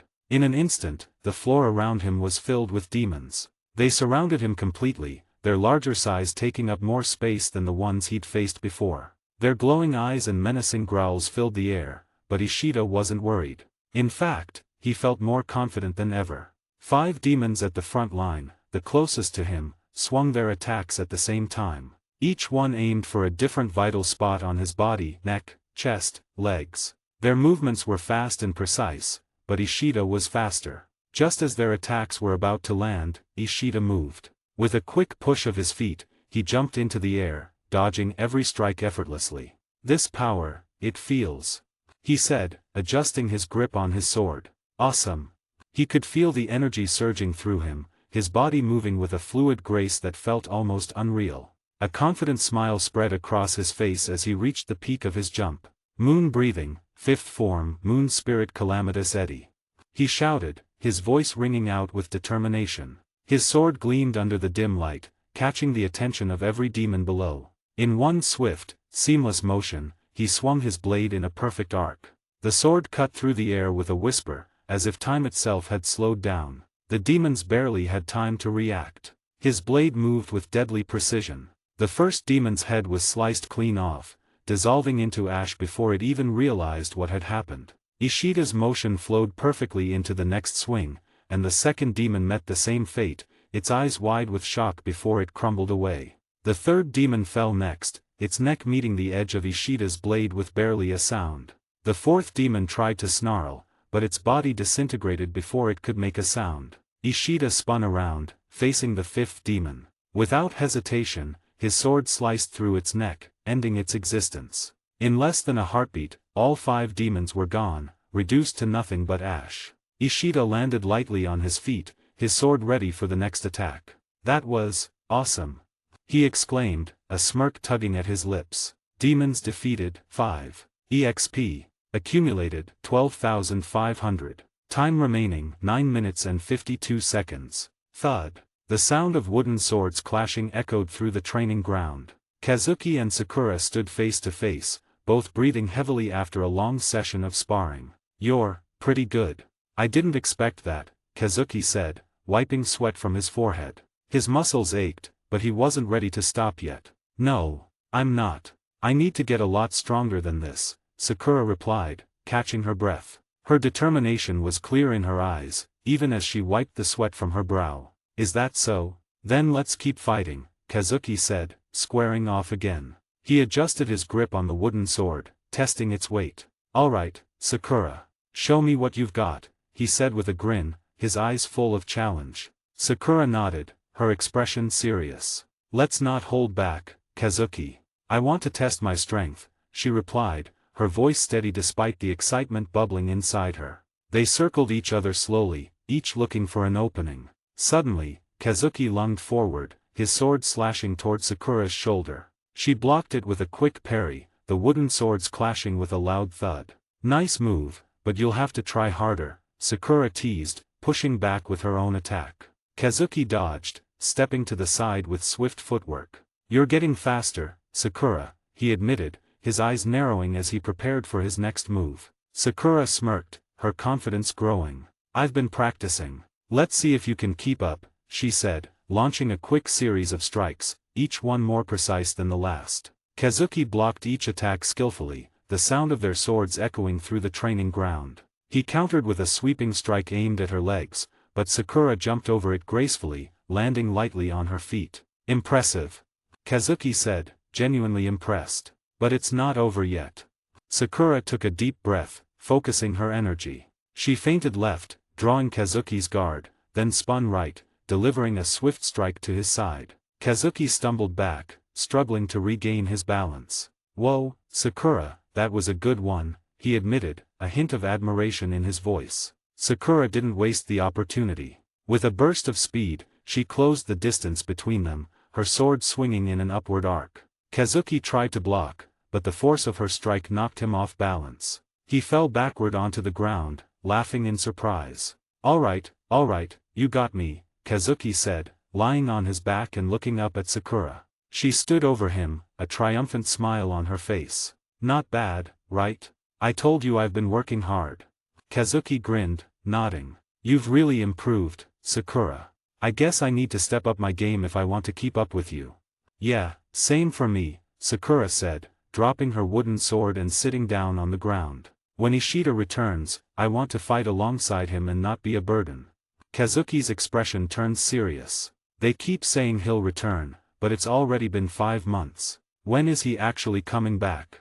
he asked. The Demon Slayer Corps had told them Ishida was on a secret mission, but when they asked for details, they were told it was classified. Sakura sighed. "We became Demon Slayer Corps members at the same time, but while I'm still at Kanu rank, he's already been chosen to become the next Hashira, one of the pillars of the Demon Slayer Corps. Your situation is still better than mine. I joined the Demon Slayer Corps a whole year before both of you, and yet, I'm only 1 rank above you and..." Kazuki trailed off, his eyes widening as Sakura's words about Ishida finally sank in. He quickly turned to face her, sitting up straight in surprise. "Wait, what? Ishida's becoming a Hashira?" he asked, his voice filled with disbelief. Sakura nodded. "I thought you knew. From what I've heard, when he returns from this mission, he'll be promoted directly to Hashira. He'll probably even get his own residence near headquarters. How did I not hear about this?" Kazuki wondered, leaning back into his usual relaxed posture. "I don't know, but that's what I heard," Sakura said. "He's really amazing, isn't he?" Kazuki said, a hint of awe in his voice. "I wonder if we're even good enough to be his subordinates." "That's why we need to train and get stronger before he comes back," Sakura said, her voice filled with determination. "Yeah, we can definitely try," Kazuki agreed, nodding. The two sat in silence for a while, the training ground quiet except for the sound of their breathing. The sun was beginning to set, casting a warm glow over the area. Eventually, they got up and headed back to their rooms to prepare for their own mission that night. 73, Chapter 65, Huge Level Up. "Moon breathing, 5th form, Moon Spirit Calamitous Eddy," Ishida declared, his voice as calm and steady as the eye of a storm. In an instant, a whirlwind of razor-sharp crescent slashes erupted around his blade. With 4 swift, precise strikes, one after the other, 4 demons fell lifelessly to the ground. Time remaining, midnight. The timer had run out. Demons level, 35 to 36 is completed. Enemies defeated, 82. EXP. Accumulated, 328,000. Fatigue, 85/100. HP, 685/820. Fatigue is almost at its limit. Does the player want to continue the quest? Y/N. Ishida paused, his mind racing. Unlike last time, he wasn't willing to risk collapsing again. He knew the system wouldn't grant him the same mercy if he pushed himself too far. An instant healing potion was an option, but it required 3 minutes of stillness to take effect. In the chaos of battle, staying still for even a second could mean death. After weighing his choices, he made his decision. I'll stop here. So, no, Ishida replied quietly as the system screen flickered and changed. He sank to the ground, opened his inventory, and retrieved one of the instant potions he'd been saving. The total EXP, accumulated from level 29 to 30 until the last level before the player quit, which is level 34 to 35, the player was able to accumulate a total XP, 1,962,500. Level, 36 right arrow 60 up arrow, EXP needed for next level, 128,200 EXP. Stat points, plus 120. You have rewards for leveling up to 50. You have rewards for leveling up to 60. Level up rewards? It feels like I'm advancing too quickly, getting showered with gifts, Ishida muttered to himself, his face emotionless. He downed the potion, and almost immediately, his fatigue began to melt away, his HP steadily climbing back to full. Moon breathing forms unlocked. 8th form, Moondragon Ringtail. 9th form, Waning Moon Swaths. 10th form, Drilling Slashes, Moon through Bamboo Leaves. 11th form, Lunar Crescendo. 12th form, Gibbous Revenants. 13th form, Astral Revival. 14th form, Catastrophe, 10-Man Crescent Moon. 15th form, Wane of Solitude. 16th form, Moonbow, Half Moon. Extra stat points, plus 20.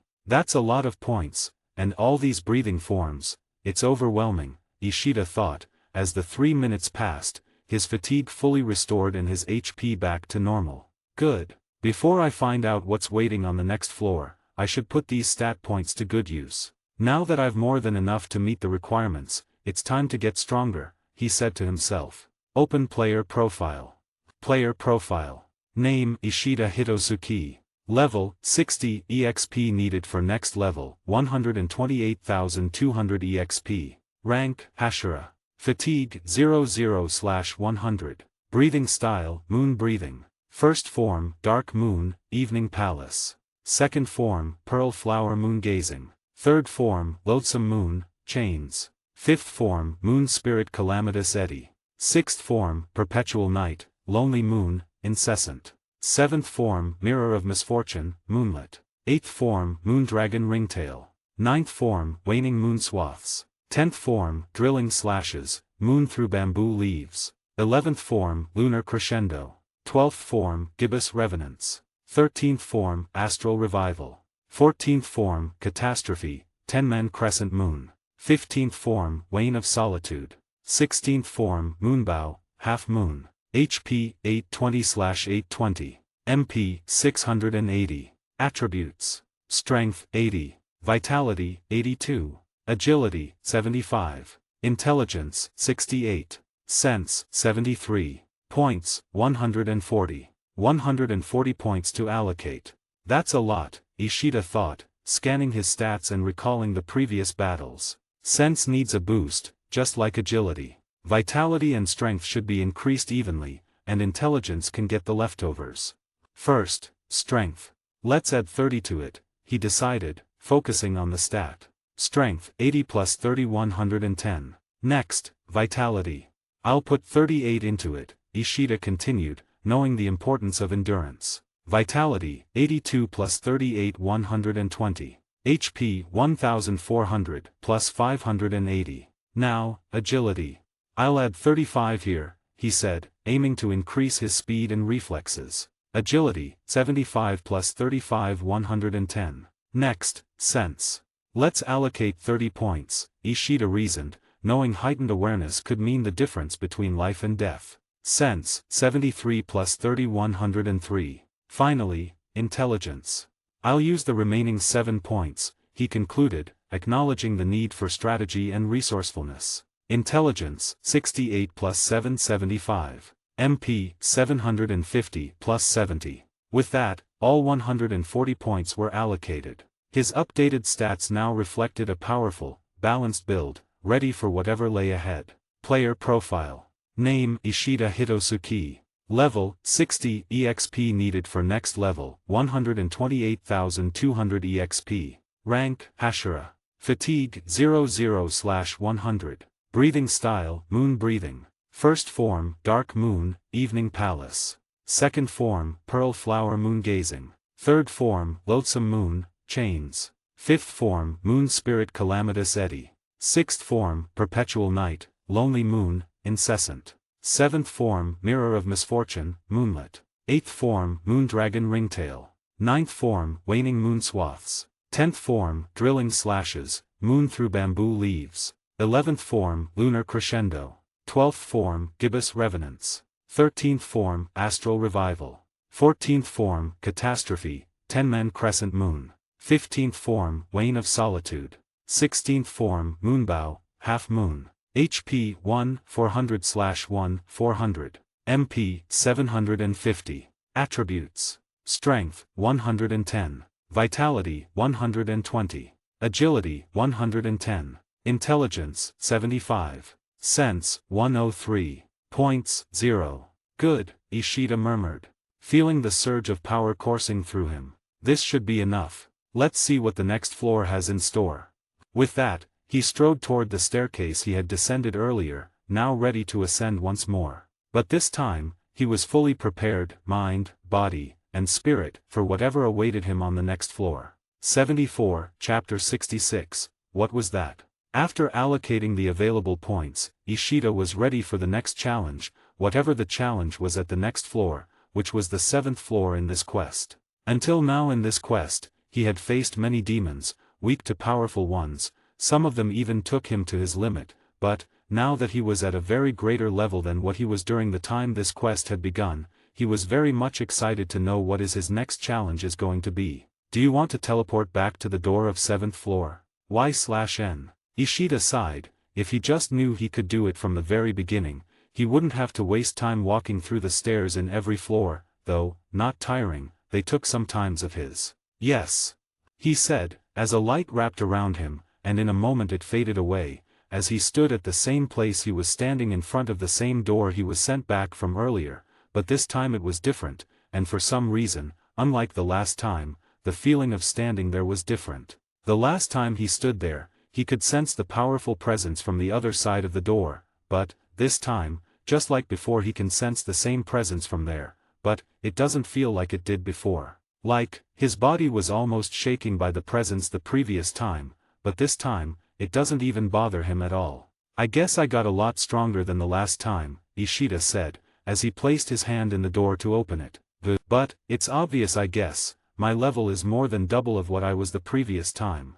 That's right, as the last time when he stood in the same place, his level was at 27 only. But, just by one side quest, he went from level 27 to 60 in no time. Let's finish the quest, he said, pushing the door. Player current level, 60. Requirement level, 32 white heavy check mark. Access, granted heavy check mark. As the door opened, up a bright light came directly from inside as Ishida closed his eyes, unable to keep them open due to the brightness of the light coming from inside. As moments later, the brightness completely faded as Ishida opened his eyes to look at the inside of the floor, almost the same as the previous floors, excluding the fact that, it does not seem to be a destroyed and messy place like the previous floors, and had a very well-built floor, though, it was completely empty as well, nothing at all from one side to another. Weird, I expected it to be different for some reason, Ishida muttered under his breath, as he took big stride and walked inside the floor.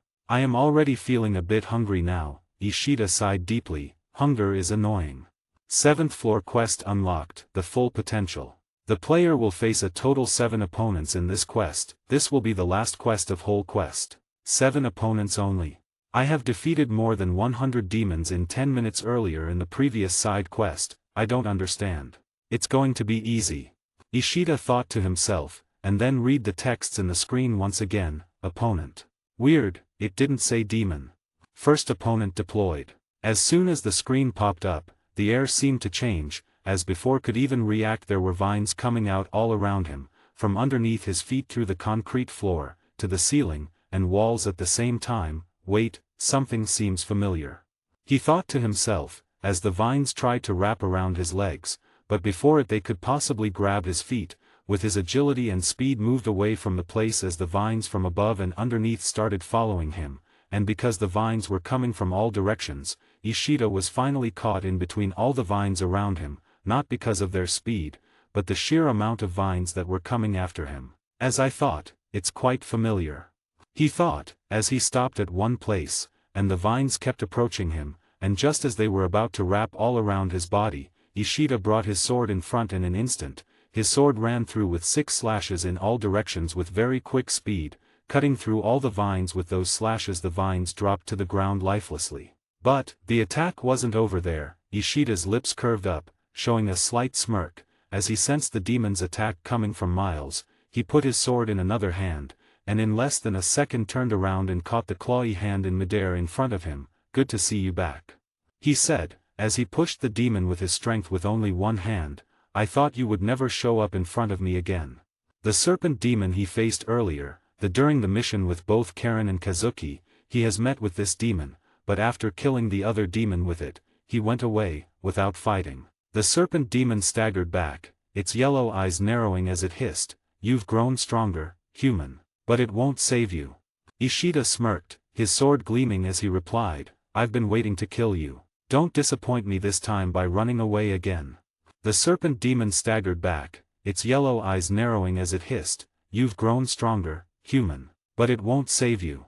Ishida smirked, his sword gleaming as he replied, "I've been waiting to kill you. Don't disappoint me this time by running away again." The demon's lips curled into a sneer, its voice dripping with scorn. "I ran away because you were too weak for me to fight you that time. You weren't worth the effort." Ishida tilted his head, his smirk sharpening into something far more dangerous. "Is that so?" he said, his tone light but razor-edged. "If what you said is true, then shouldn't I run away too? After all, you're so powerful, and I'm just a weak human, right?" He spread his arms mockingly, his sword still held loosely in one hand. "Here's your chance. Show me how weak I am. Or are you all talk, serpent?" The demon's eyes flared, its claws flexing as a low growl escaped its throat. "You dare mock me? I'll tear you apart." Ishida chuckled, a low, cold sound that carried nothing but disdain. "Go ahead. Try. But let me warn you," he said, his voice dropping to a menacing whisper, "last time, you ran because you thought I wasn't worth it. This time, you'll run because you'll realize you're not enough."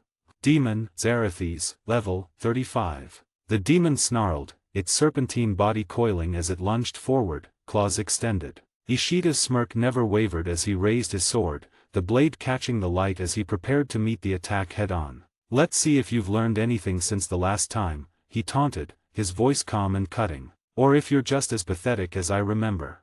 Ishida blocked the attack with his bare hand and looked at it with a smile. The demon retaliated and attacked with its other claw hand, but Ishida immediately with a single slash of his sword cut through its other hand and with strength sent it flying over to one side of the room as the demon crashed into the wall and fell to the ground. "I could have just killed you now, but I couldn't let go of the chance of fighting you after waiting so long. Just in a second, can I?"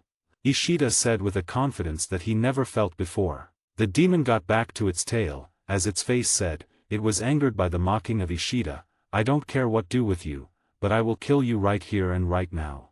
Ishida frowned seeing the sudden interruptions between the demon's speech, as he looked confusingly towards him, as the demon's word, like he couldn't hear few words or whoever the demon was talking about. "Weird," Ishida muttered, as the demon's hand returned back to normal, as it seemed it regenerated its hand and looked with more malicious and anger towards Ishida. "His presence is not that strong presence I felt earlier standing outside the gate. It was not malicious at all. It was powerful, but more powerful than him. Who was it?" Ishida thought with an confused expression, as some things were happening around him right now, that he wasn't able to understand at all. 75, Chapter 67, "But I've been leveling up all this time." Ishida stood over Zarathes, his sword shining in the dim light of the 7th floor. The snake-like demon hissed furiously, its long, coiled body ready to strike. But Ishida wasn't completely focused on the demon. His forehead wrinkled as he tried to figure out why Zarathes' words had been cut off earlier. It was like something was interfering, but he couldn't see what. What the hell was that? Ishida muttered under his breath, glancing around the empty room. Why did his words just stop like that? And why does it feel like someone or something else is here? He could still sense it, something faint but strong, much stronger than Zarathes. It didn't feel dangerous, though. It felt different, like it was just watching. "Are you done yet, human?" Zarathes hissed, snapping Ishida out of his thoughts. "I'll tear you apart." Ishida smirked, though his eyes stayed sharp. His mind was racing. "Keep talking, Snake," he said, lowering his sword slightly. "Maybe you'll say something worth hearing." Zarathes lunged, its claws slicing through the air. But Ishida dodged it easily, moving so fast he ended up right behind the demon. He saw his chance and went for a slash at Zarathes' neck, aiming to end the fight quickly. But before his sword could connect, 3 to 4 vines shot up from the ground and wrapped around his sword arm, stopping him mid-swing. Zarathes moved out of the way just in time, its grin widening. "You might want to rethink your strategy," it said, its voice dripping with malice. The vines tightened around Ishida's arm like iron. "You're finished, human," Zarathes hissed, lunging forward with its claws ready to strike. Ishida's eyes narrowed. He shifted his weight, focusing all his strength into one explosive burst. The vines around his arm snapped, falling to the ground like dead leaves. Before Zarathes could react, Ishida was gone, a blur of motion as he reappeared behind the demon. "Not so fast, are you?" Ishida said, taking a deep breath. "Moon breathing, first form, dark moon, evening palace." He swung his sword in a precise, crescent-shaped slash aimed at Zarathes' neck. But at the last second, the demon moved just enough to avoid the deadly blow. Instead of the neck, the blade cut deep into Zarathes' shoulder. The demon hissed in pain, backing away as the wound started to heal. "You're persistent," Ishida muttered, his voice calm but focused. He took a step back, his eyes scanning the room. Vines were sprouting everywhere now, from the floor, the walls, even the ceiling. Their tendrils were writhing like snakes, shooting toward him from all directions. But Ishida moved like a shadow, cutting through them effortlessly. "What?" Zarathes looked shocked as its most powerful attack was destroyed so easily. It was like it meant nothing to Ishida. But before Zarathes could recover or launch another attack, Ishida was already moving again. In a blink, he was right beside the demon. Zarathes swung its claw at him in a desperate attempt to strike, but Ishida dodged it without breaking a sweat. "Zarathes, you're strong," Ishida said calmly as he brought his sword up in a swift motion. With a quick slash, he cut off the demon's clawed hand. Then, without hesitation, he used moon breathing, first form, dark moon, evening palace again. A crescent-shaped slash sliced through Zarathes' neck before the demon could even react. Its head fell to the ground, quickly disintegrating into ashes, followed by the rest of its body. "But I've been leveling up all this time," Ishida finished, lowering his sword as the last of the demon's remains disappeared into nothing. He took a deep breath, his eyes still scanning the room, sensing that strange presence again. Whatever it was still there, watching. And he wasn't sure if that was a good thing or not. First task is completed. Zarathes is defeated. EXP gained, 25,000. Defeated opponent, 1/7. Next opponent will be deployed in 20 seconds. 76, Chapter 68. The quest continues. Ishida stood there, waiting for his next opponent to arrive. The countdown was almost at its end. Level 35 was easy. "What's next?" he said, glaring at the screen as the numbers ticked down. "Second opponent has been deployed." Second opponent deployed? But I don't see anyone around. Ishida thought, glancing around to spot the opponent the system had recognized. Suddenly, he felt something, a familiar sensation. "I can sense it. And the presence feels so familiar. But where have I sensed this before?" His mind raced, trying to recall where he'd encountered this presence. Then it hit him. That mission. Ishida remembered the forest mission he'd completed right after his final exam to join the Demon Slayer Corps. He recalled entering a small house in the forest and sensing a massive, overwhelming presence in one of the rooms. But by the time he reached it, the presence had vanished, leaving no trace. It's the same presence. But why is it back? How is it here? The last opponent, Zarathes, was also from one of my missions. Just like this one, Zarathes didn't face me back then and disappeared suddenly. Does that mean the system is involved in this somehow? As Ishida pondered, he felt something beneath his feet. Acting on instinct, he leaped into the air just as a demon burst out of the ground, its body twisting and writhing like a mass of shadows. It lunged for Ishida's feet, but he was already in motion, using his speed to put distance between himself and the demon. The demon straightened up, standing tall with a sly grin. "He told me you'd be strong, but I didn't expect you'd be this quick to dodge my attack just on instinct," the demon said, his voice dripping with amusement. "Instinct? I sensed you coming from a mile away," Ishida shot back. And who's this he you're talking about? The demon chuckled. So, you don't even know who he is, and yet you're here, fighting demons. Pathetic. Actually, you're even more pathetic than I am if that's the case. Pathetic, huh? I guess that's why you ran away that day instead of facing me, Ishida said, his tone mocking. Ran away? Oh, boy, you're full of yourself, the demon sneered. I didn't run. I made a deal with. If I retreated that day, I'd get to fight a stronger version of you later. According to him, you were too weak back then to face someone like me. I only fight the strongest. Now that you've grown, he brought me here. Ishida's expression shifted to one of confusion and surprise. It's happening again. Every time he's about to say the name, the voice cuts out. I can't hear it. Second opponent, name Malakar, level 40. Level 40? So, he's stronger than the last one, but the difference between our levels is still huge. Is it because I've leveled up way more than necessary for this floor?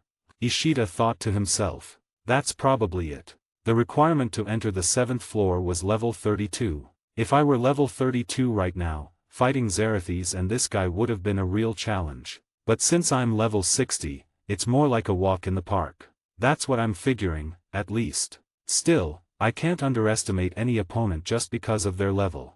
Not at this point. Malakar stood there, his grin widening as he watched Ishida's thoughts play out on his face. Ready to dance, Slayer? He taunted, cracking his knuckles. Ishida focused, his grip tightening on his weapon. Bring it on, Malakar. Let's see if you can back up your words. 77, Chapter 69, I won't stop now. Ishida focused, his grip tightening on his weapon. Bring it on, Malakar. Let's see if you can back up your words. Malakar sneered loudly before once again, just like its appearance, disappeared under the concrete floor, like it was completely intangible to the floor, and suddenly, trees started to appear throughout the floor. The floor's air thickened with malice as Malakar's laughter oozed from the walls, the concrete floor undulating like black water. Ishida's grip tightened on his sword, his sense prickled, tracking the demon's presence as it slithered through stone and timber of the floor. Crack! A splintered pine erupted to Ishida's right. Malakar's arm, twisted into a spear of jagged wood, lunged for his throat. Ishida pivoted, moon-breathing 10th form, drilling slashes, moon through bamboo leaves, he said, as the form already in motion. His blade carved 3 overlapping crescents, each strike deeper than the last. The first shattered the wooden spear, the second sheared through the tree's trunk, the third found flesh. Malakar hissed, retreating into the splintered remains, but not before a gash split his shadowy forearm. Black blood sizzled against the floor. Clever, the demon growled, his voice ricocheting off the ceiling. But you'll need more than parlor tricks. The ground beneath Ishida's boots softened. He leaped backward as stone spikes erupted in his wake, only to feel the cold kiss of iron at his back. A rusted support beam warped, Malakar's torso surging from its metal like a serpent. Claws raked downward. Moon breathing, 4th form, crescent moon. He whispered. Ishida's blade became a storm. Layered slashes, a vortex of silver, met the demon mid-lunge. Metal screamed as the beam splintered, but Malakar dissolved into the debris, his mocking chuckle echoing through the rubble. Too slow, Slayer. A tremor in the air, behind him. Ishida spun, but too late. Malakar's fist, fused with a chunk of shattered concrete, hammered into his ribs. The impact rattled bones, knocking him skidding across the arena. Blood bloomed hot in his mouth. HP 1360/1400. Pathetic, Malakar sneered, emerging fully from a nearby wall, his body a grotesque patchwork of stone and shadow. All that power, and you still fight like a cornered rat.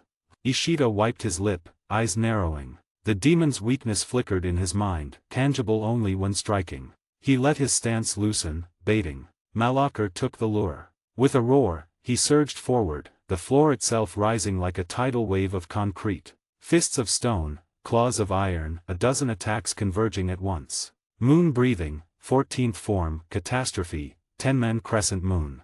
Ishida's sword became a maelstrom.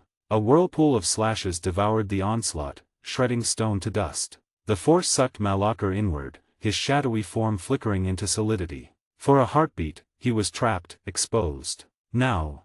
Moon breathing, 16th form, moonbow, half moon.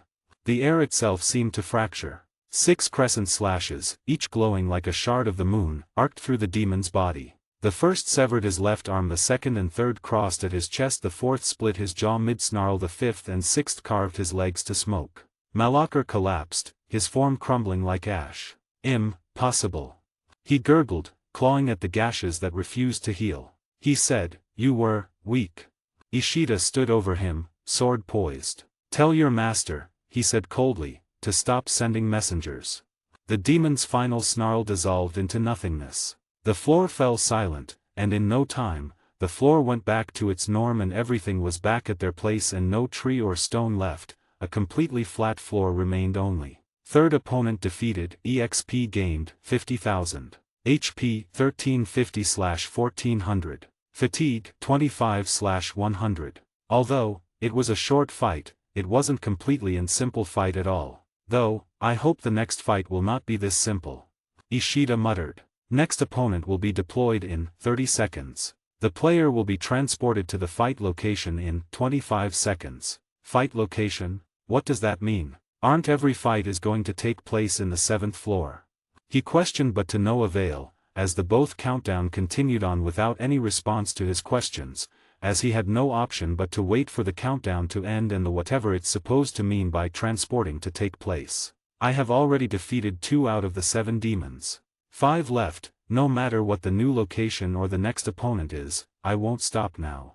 78, Chapter 70, Testing the Limits. Ishida waited patiently as the countdown continued in front of him in the screen. And soon enough, the first countdown of 25 seconds came to an end, as Ishida's surrounding turned completely dark and the only thing he could see in his vision was the endless darkness around him. As the darkness faded, Ishida found himself standing in a vast snow-covered landscape. The cold wind whipped around him, snowflakes dancing in the air as far as he could see. The temperature had dropped significantly, but thanks to his high vitality, it didn't affect him much. So this is what they meant by changing location, Ishida muttered, his breath visible in the frigid air. His feet crunched in the ankle-deep snow as he took a few steps forward, scanning the white expanse before him. Location changed, frozen tundra. Third opponent will be deployed in 5 seconds. Ishida gripped his sword tighter, his eyes narrowing as he focused his enhanced senses to detect any movement in the snowy terrain.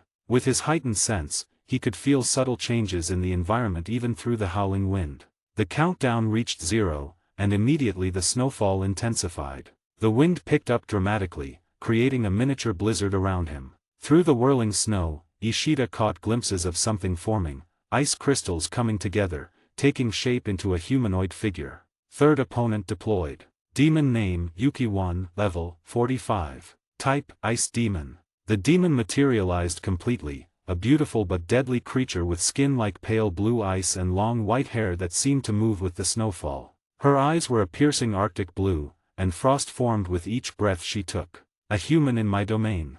Yukian's voice was as cold as the environment around them. How interesting. Though I must say, you're different from the others I've faced. There's something about you that reminds me of. Ishida's eyes narrowed at the familiar censoring of words. You too, huh? Just who is this person everyone keeps referencing? Yuki-1 smiled, ice crystals forming around her like floating daggers. You'll find out soon enough. But first, let's see if you're as special as they say.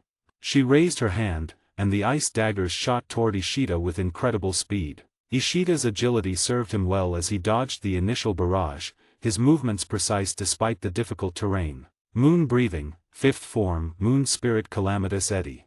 He spun his blade in a circular motion, creating a vortex that deflected the remaining ice projectiles. Oh! Yukian's eyes widened slightly. Perhaps this will be more entertaining than I thought. The snow beneath Ishida's feet began to shift, and he jumped back just as ice spikes erupted from the ground. Yuki-1 waved her hand, creating a massive wave of ice that surged toward Ishida. He smirked, not even bothering to dodge as he slashed through it with his sword, shattering it into glittering fragments. Is that all?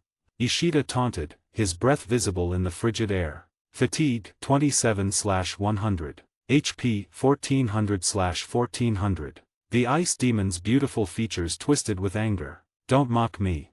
She thrust both hands forward, creating hundreds of ice spears that shot towards him from all directions. Ishida's movements were fluid and graceful as he weaved between the spears. Moon breathing, 7th form, mirror of misfortune, moonlit. His blade danced through the air, not just deflecting the ice spears but sending them right back at Yuki-1. She barely managed to create an ice shield in time, her eyes wide with disbelief. How are you this strong? You know, Ishida said, casually walking forward through the snow, I'm getting tired of demons underestimating me. In a flash, he closed the distance between them. His sword glowed with an ethereal light as he prepared his next form. Fatigue, 30/100. Yuki-1 desperately created a thick wall of ice between them, but Ishida just smiled. Moon breathing, 16th form, moonbow, half moon.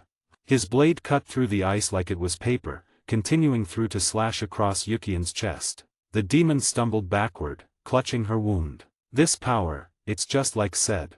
Again with the mystery person, Ishida sighed. Well, whoever they are, they should have warned you better. He raised his sword for the final blow. Moon breathing, 1st form, dark moon, evening palace. The attack was devastating in its simplicity, a single, perfect slash that separated Yuki-1's head from her shoulders. As her body crumbled into ice crystals, she whispered, he was right about you. Third opponent defeated. EXP gained, 100,000. Fatigue, 30/100.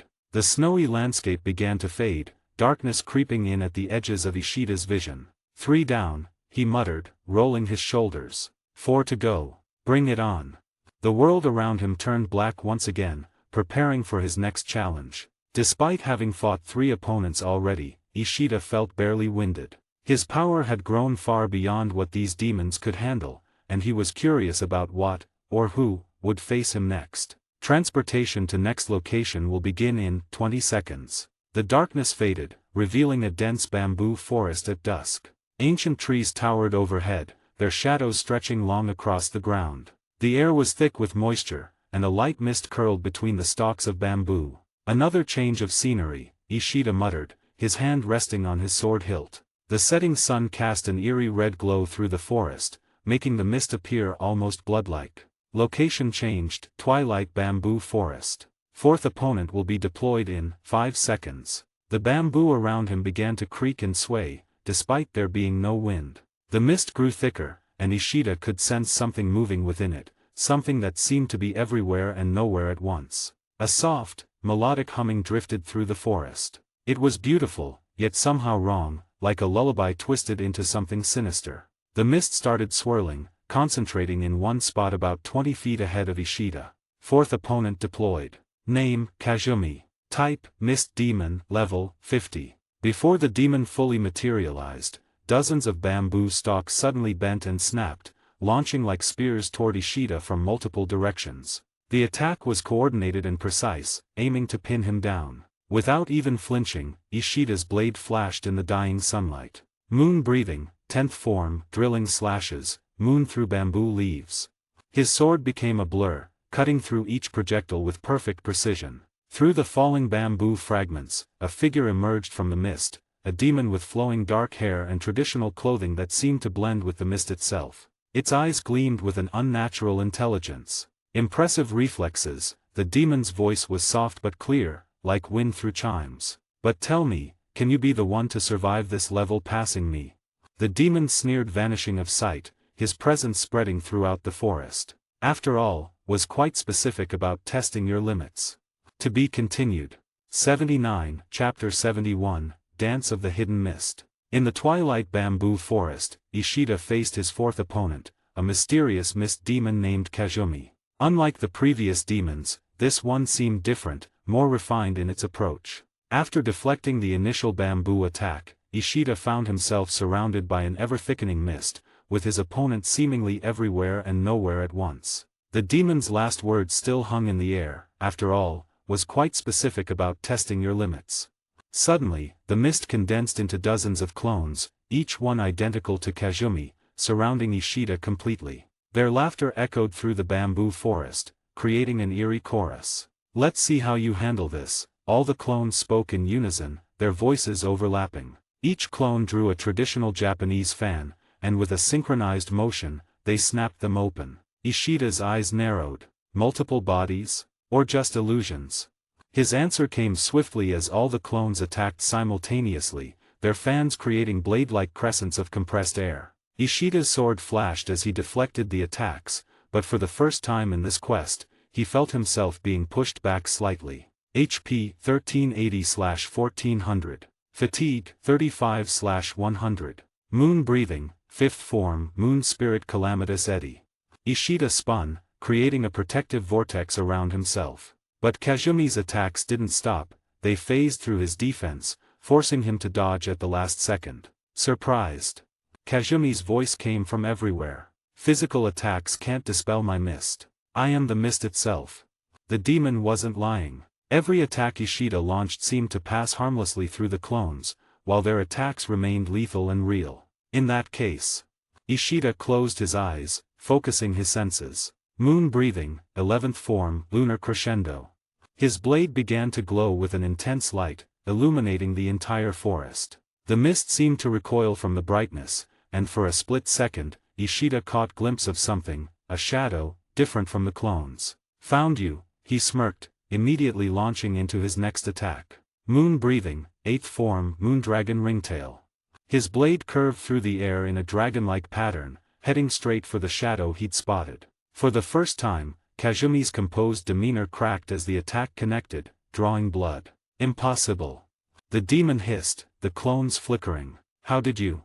Your mist may be perfect, Ishida explained, readying his stance again, but it still casts a shadow under moonlight. Kazumi's eyes narrowed. Very well then. Let me show you my true form.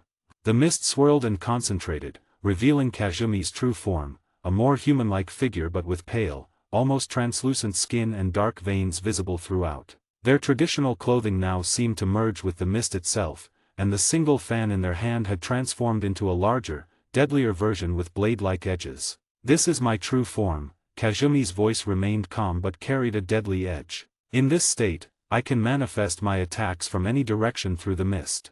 To demonstrate, Kazumi swung the fan once, creating 5 separate blade-like air strikes that emerged from different points in the mist around Ishida. HP 1350/1400. Fatigue 40/100. Ishida deflected the attacks with precise sword movements, but one managed to graze his shoulder. Interesting, you can attack from multiple angles while staying hidden in the mist. Correct, Kazumi smiled, their form flickering between visible and invisible. My blood demon art allows me to spread my presence through the mist, making it impossible to predict where the next strike will come from. The demon moved through the mist like water, appearing and disappearing at will, each appearance accompanied by swift, precise attacks with the blade fan. It was a deadly dance of shadows and mist, more refined than brute force. Let me show you my special technique, Kazumi announced, raising the fan. Demon art, Dance of the Hidden Mist. The mist thickened as Kazumi began their technique. With each wave of their blade fan, after images appeared in the mist, each one capable of launching its own attack. Dance of the Hidden Moon creates 7 copies of myself, Kazumi explained, their voice echoing softly. Each as real as the original. Ishida's eyes narrowed, tracking the movements through the mist. All 8 figures, Kazumi and their copies, moved in perfect sync, their fans raised. Moon breathing, 2nd form, Pearl Flower Moon gazing. Ishida called out, his blade tracing elegant arcs through the air as he defended against the simultaneous attacks from multiple directions. HP 1320/1400. Fatigue 45/100. A few strikes slipped through his defense, leaving shallow cuts on his arms. For the first time in the quest, Ishida felt genuine pressure from his opponent's technique. Your defense is impressive, Kazumi acknowledged, their copies shifting positions in the mist. But can you tell which one is real?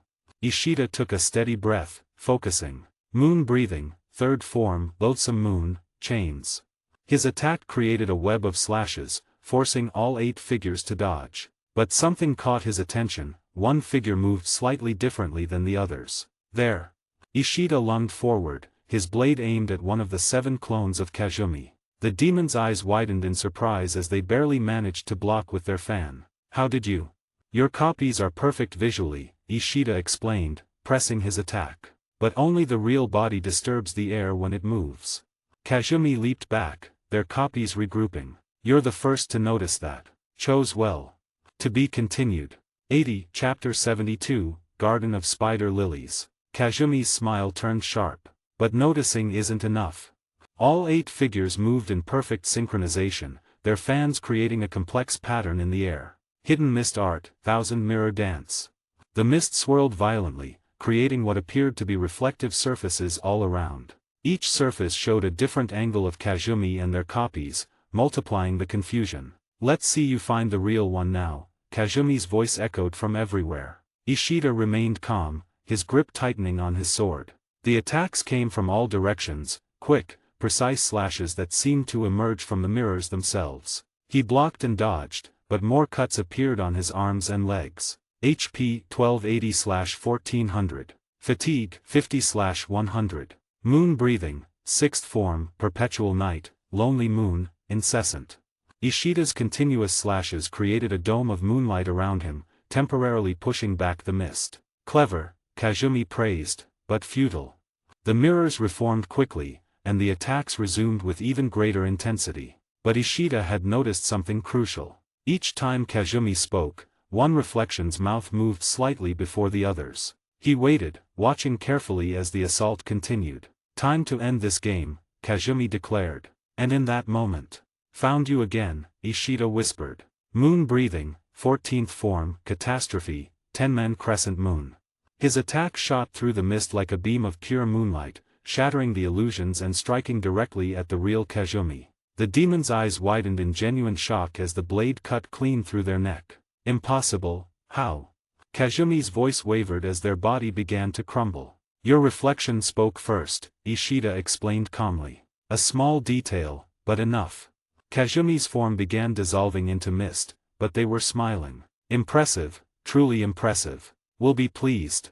Their body dispersed completely, the mist clearing to reveal the bamboo forest once more. 4th opponent defeated. EXP gained, 150,000. Fatigue, 55/100. HP, 1280/1400. The bamboo forest began to fade, darkness creeping in at the edges. Ishida sheathed his sword, rolling his shoulders to ease the tension. "For down," he muttered. "Halfway there. But why do they all keep mentioning that person?" Transportation to next location will begin in 30 seconds. The darkness faded, revealing a moonlit garden filled with crimson spider lilies. Their blood-red petals swayed gently in the night breeze, creating an eerily beautiful scene. Location changed, Garden of Spider Lilies. 5th opponent will be deployed in 5 seconds. Spider Lilies. Ishida muttered, remembering the flower's other name, Higanbana, the flower of death. How fitting. The flowers began to rustle, but there was no wind. Something was moving beneath them, disturbing their roots. Suddenly, the ground cracked open, and a figure emerged gracefully from below. 5th opponent deployed. Name, Higanbana. Type, Blood Demon. Level, 52. The demon appeared as a young woman in an elaborate kimono patterned with spider lilies. Her hair was as red as the flowers surrounding them, and her eyes held the same crimson hue. "You've made it quite far," she spoke softly, running her fingers through a flower. As she touched it, the spider lily turned black and withered instantly. "But said you might." Another one mentioning that name, Ishida readied his stance, noticing how the flowers around the demon were slowly dying, creating a circle of decay. "Blood demon art, withering garden," Higanbana whispered. The dying flowers suddenly burst into a cloud of black petals, each as sharp as a razor blade. The cloud of black petals surged toward Ishida like a deadly storm. He slashed through them, but where his blade touched, the petals burst into fine powder that began eating away at his sword's edge. "Corrosive," Ishida noted, quickly wiping the powder from his blade. Moon breathing, 5th form, moon spirit calamitous eddy. The vortex of his attack scattered the petals, but Higanbana merely smiled. She gestured gracefully, and more spider lilies began to wither and rise, forming waves of razor-sharp black petals. HP 1250/1400. Fatigue 60/100. "My flowers don't just cut," she explained, as some petals grazed Ishida's arm. Where they touched, his skin began to feel numb. "They carry a poison that slowly weakens my opponents." Ishida felt the numbness spreading slowly up his arm. His next slash was slightly slower than usual, allowing more petals to slip through his defense. Moon breathing, 12th form, gibbous revenants. Ishida created multiple slashes in a circular pattern, trying to clear the air of petals, but Higanbana simply touched the ground, causing more flowers to transform and rise. "You can't defeat my garden just by cutting it down," she taunted, her kimono sleeves flowing as she directed another wave. "Every flower here is my weapon." Ishida narrowed his eyes, analyzing the situation. The numbness was spreading, but he noticed something: where his moonlight-infused attacks landed, the flowers didn't regenerate. "Is that so?" he replied, adjusting his grip on his sword. "Then let me show you something interesting."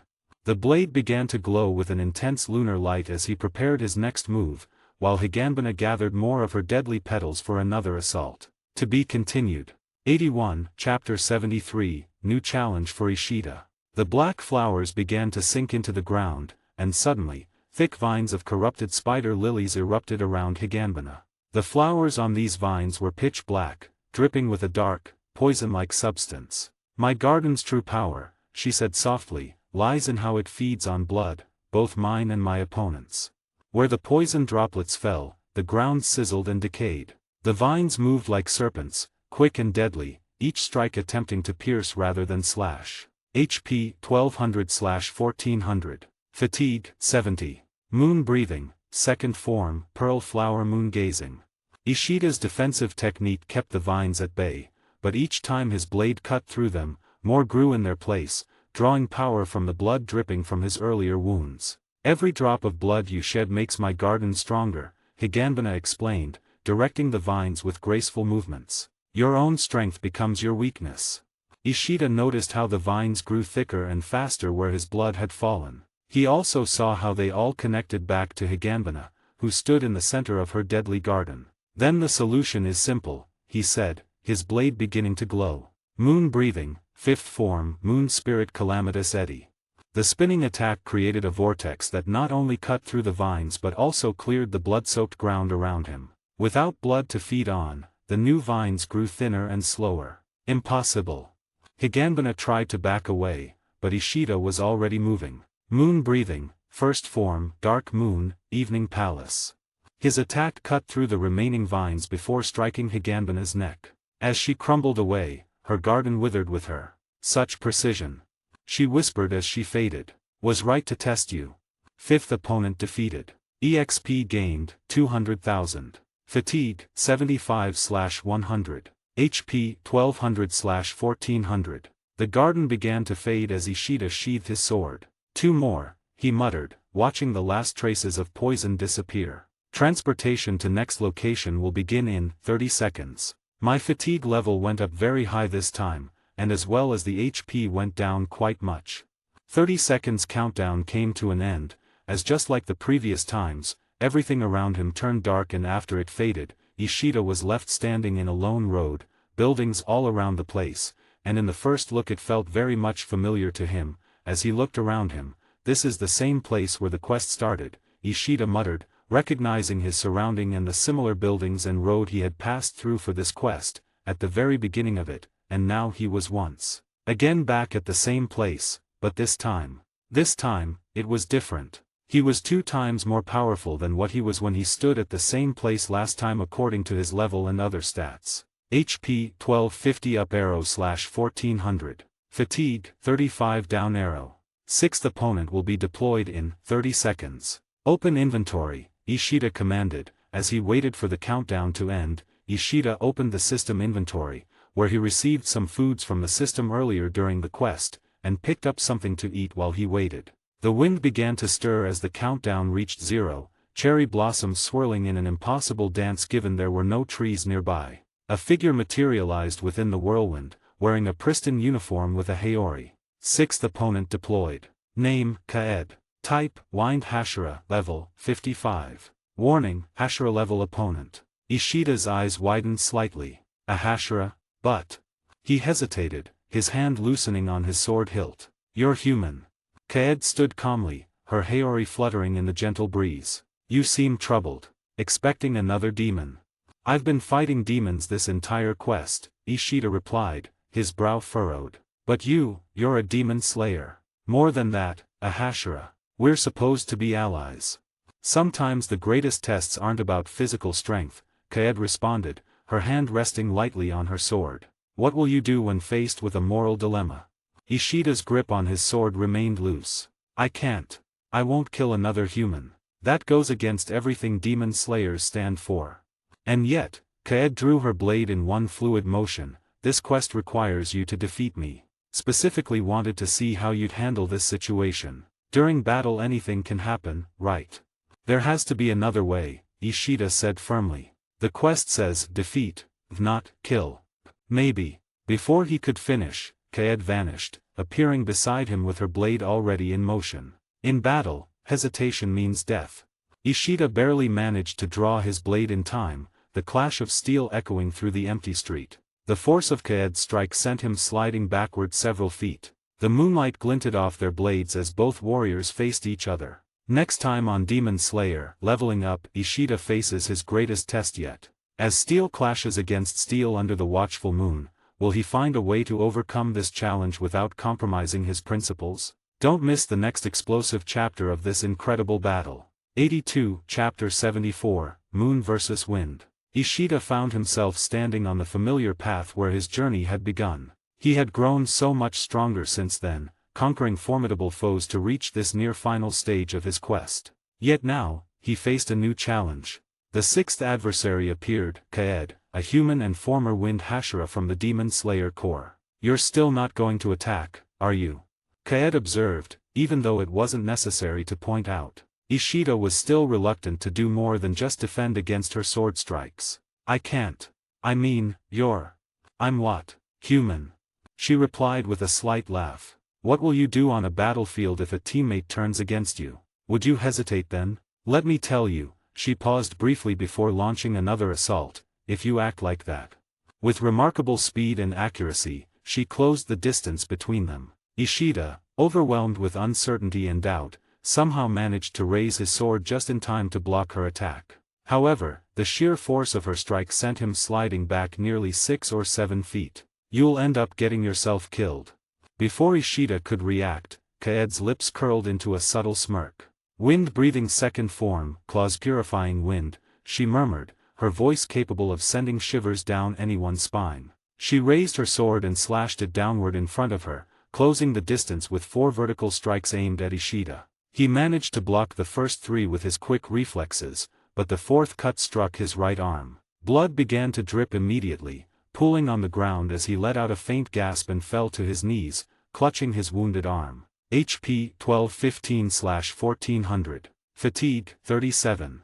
I told you, holding back will only get you killed, Kaed remarked, maintaining her distance from Ishida. And it's tough to fight at full strength when your opponent is holding back. There's no thrill in winning that kind of battle, you know. Ishida glanced down briefly before gripping his sword tightly in his left hand. I need to find a way through this, and I must do it without killing her, he thought as he stood up, meeting her gaze directly. And I need to do it fast, he said, raising his voice for the last part. For a fraction of a second, surprise flickered across her face before it transformed into a subtle smirk. Get a grip on yourself now. Underestimating your opponent won't get you anywhere. You should have learned that by now. Let me ask you then. Ishida began, his face and tone serious. Who is this person you're all talking about? What are his motives? You ask too many questions for someone who can't even properly wield his own sword, Kaed replied with a slight shake of her head, her eyes briefly flickering to Ishida's blade. A swordsman's weapon is their soul, their life, their everything. Yet here you stand, questioning things while barely understanding the very tool in your hands. She raised her own sword, letting the blade catch the light. Every sword has its own story, its own purpose. Some are meant to protect, some to destroy, and some, she paused meaningfully, carry far more weight than their wielders realize. Wait, what? Ishida muttered, trying to process everything Kaed had just revealed. What do you mean by? Is there something about these swords that, he began to ask, stepping forward in curiosity. TCH, Kaed interrupted sharply, her expression hardening as she realized she'd revealed too much. Speech is silver, silence is gold, young swordsman. I've already said more than I should. She adjusted her stance, lifting her blade once more. Shall we let our swords do the talking now? As soon as she finished speaking, she disappeared from her spot, reappearing beside Ishida with incredible speed. Wind-breathing 8th form, primary gale slash. Kaed declared as she soared into the air, her sword catching the light as she swung it downward. Circular torrents of wind spiraled around her blade, aiming directly at Ishida. His eyes widened as he sensed the impending attack from above. In that fleeting moment, he realized he had only one opportunity. Moon-breathing fifth form, he whispered almost inaudibly, gripping his sword tighter, Moon Spirit Calamitous Eddy. The two techniques collided in a breathtaking display of power. Kaed's wind torrents met Ishida's whirling vortex of moonlight, resulting in a fierce blend of wind and lunar energy. Ishida's defensive technique formed a protective barrier around him, successfully blocking her assault while simultaneously generating a vortex of moonlight that counterattacked her defenses. Before it could make contact, Kaed leaped aside, putting distance between herself and Ishida once more. HP 1210/1400. Fatigue 43. Why did you back off? Ishida asked with a slight smirk. You were underestimating me, weren't you? Don't get cocky just because you countered one attack, Kaed retorted, though amusement laced her voice. Besides, a wise warrior knows when to create distance. Or maybe, Ishida continued, maintaining his stance with growing confidence, you realized I'm not as weak as you thought. Kaed raised an eyebrow. Oh. And here I thought you were too busy worrying about not hurting me to actually fight properly. She twirled her sword with ease. Though I must admit, that was a decent counter. I still won't kill you, Ishida declared firmly, but that doesn't mean I can't fight. Big words. Kaed's eyes narrowed slightly, her smile unwavering. But words mean nothing if. Before she could finish, Ishida surged forward. Let's speak less, as you said earlier. Keep your words, he said, closing the distance with his speed. He whispered, moon-breathing, third form, loathsome moon, chains, as his sword created crescent slashes that formed an interconnected chain pattern, 3 in total, moving swiftly toward her. Her expression shifted to a slight smile before she announced, wind-breathing, third form, clear storm wind tree. As she spoke, she unleashed a whirlwind of slashes around her body. Ishida's crescent-shaped chain slashes collided with her whirlwind, creating a significant impact. The first 2 chain pattern slashes dissipated against the defensive barrier of wind. However, the third slash, fueled by the momentum of the previous 2, managed to penetrate the weakened whirlwind. The crescent-shaped attack grazed Kaed's left shoulder, causing her to wince slightly as she leaped back, once again putting distance between them. A thin line of blood appeared on Kaed's shoulder, and she touched the wound with her free hand. Humph, she uttered softly, a mix of surprise and approval in her tone. So, you can attack after all. Though. Her eyes narrowed slightly, analyzing Ishida's stance. You aimed that slash intentionally where it wouldn't be fatal. I told you, Ishida replied, holding his battle stance firm, I won't kill you, but I will fight you seriously. Well, Kaed's smile returned, but there was a sharper edge to it now. Perhaps it's time I stop holding back as well. She adjusted her stance, positioning her blade parallel to the ground. Ishida tightened his grip on his sword, determination flashing in his eyes. Then show me what a former wind Hashira can really do. 83, Chapter 75, 6/7 done. The fight between Ishida and Kaed continued, as Ishida and Kaed challenged each other in their already intense fight, where Kaed's task was to put up a great challenge in front of Ishida and put an end to his quest right there by defeating him. On the other hand, Ishida's task was to defeat her and continue his quest and move on to his next and most probably the last opponent of this quest. Kaed's eyes narrowed, her voice calm but edged with challenge. You're tougher than you look, she said, gripping her sword tighter. But toughness won't end this. Let's see if you can keep up. She lunged forward, her blade slicing through the air. Wind-breathing, first form, dust whirlwind cutter. Her attack was swift, a horizontal cyclone of slashes aimed at Ishida as she closed the distance in a blur. The wind whipped around her, tugging at his uniform, but he stood his ground, eyes sharp. Moon-breathing, second form, pearl flower moon-gazing. He countered, his blade tracing crescent arcs that formed a shimmering shield of slashes around him. The dome of moonlight met Kaed's whirlwind head-on, the clash sending a sharp ring of steel through the quiet street. The impact pushed them both back a step, their boots scraping against the pavement. Ishida's arms trembled slightly from the force, but his stance held firm. Kaed's cyclone dispersed, leaving faint trails of dust in the air. HP 1195/1400, fatigue 47. Wait. She said something about the sword earlier, didn't she? Ishida suddenly remembered about the words Kada said at the very starting of their fight, every swordsman's weapon is their soul. The words replayed in his mind, as a slight smile appeared in his face. Got it, he muttered. The realization flashed through Ishida's mind like lightning. Kaed's earlier words about swords carrying far more weight than their wielders realize now made brutal sense. His eyes sharpened, not on her body, but on the gleaming blade in her hands. If her sword is her soul in this battle, then breaking it ends the fight without killing her. Kaed lunged again, her blade humming with wind. Still smiling? Let's fix that. Wind breathing, fourth form, rising dust storm. Whirlwind slashes spiraled upward from the ground, aiming to shred Ishida's legs. But Ishida wasn't there. He sidestepped, his focus laser-locked on her sword's trajectory. Her grip tightens on the hilt when she finishes a technique, a split-second vulnerability. He let her strike pass harmlessly, then struck like a viper. Moon breathing, 10th form, drilling slashes, moon through bamboo leaves. 3 rapid slashes, not at Kaed, but at her blade. Clang, clang, clang. The strikes hammered the flat of her sword, the metallic screech piercing the air. Kaed's eyes widened as vibrations rattled her arms, forcing her back. A hairline crack snaked across her blade. Kaed's sword durability, 85%. Clever, she hissed, regrouping. But you'll need more than cheap tricks. She spun, gathering momentum. Wind breathing, 7th form, gale, sudden gusts.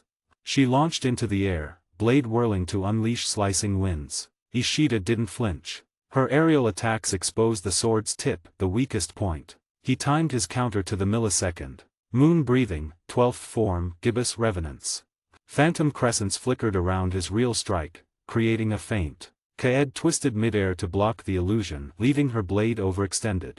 Crack. Ishida's true slash slammed into her sword's tip. The crack deepened, splintering toward the hilt. Kaed's sword durability, 52%. Kaed landed unevenly, her composure fraying. You're irritatingly observant, she spat, but Ishida pressed his advantage. Moon breathing, 3rd form, loathsome moon, chains. Chained crescents harried her blade from multiple angles, forcing her into desperate parries. Each clash stressed the fractures in her steel. Clang, clang. A chunk of her sword's edge broke off, clattering to the ground. Kaed's sword durability, 29%. Enough. Kaed roared, her calm shattering. Wind breathing, 9th form, Ida 10 typhoon. She backflipped, unleashing a circular wind slash downward, a reckless, wide-area attack. Too wide, too slow. Ishida dove beneath the storm, rolling to her blind spot. Moon breathing, 1st form, dark moon, evening palace. A single, surgical crescent slash, not at Kaed, but at her sword's cracked guard. Snap. The blade shattered at the hilt, the broken steel spinning away. Kaed froze, staring at the jagged remnant in her hand. Kaed's sword durability, 0%. 6th opponent defeated. EXP. Received, 400,000. Level up, 65 up arrow, all combined. Ishida lowered his blade, chest heaving. You said it yourself, a swordsman's weapon is their soul. I just redirected yours. Kaed's shoulders slumped, not in defeat, but in grim acceptance. She let the broken hilt clatter to the ground. So you did. Her sharp eyes met his. We'll be fascinated by you. Don't disappoint in the final test. Her form dissolved like the other of Ishida's opponent after their defeat in fight. I won't, Ishida muttered with a slight nod, as just like all the times before, the space around him turned completely dark. 84, Chapter 76, Time's running out. Ishida continued to look at the screen, as the countdown continued in the similar way as always, as he waited for the 7th and the very last opponent of this final quest. HP 1220 up arrow /1400. Fatigue 30 down arrow. 7th opponent will be deployed in 60 seconds. Player profile.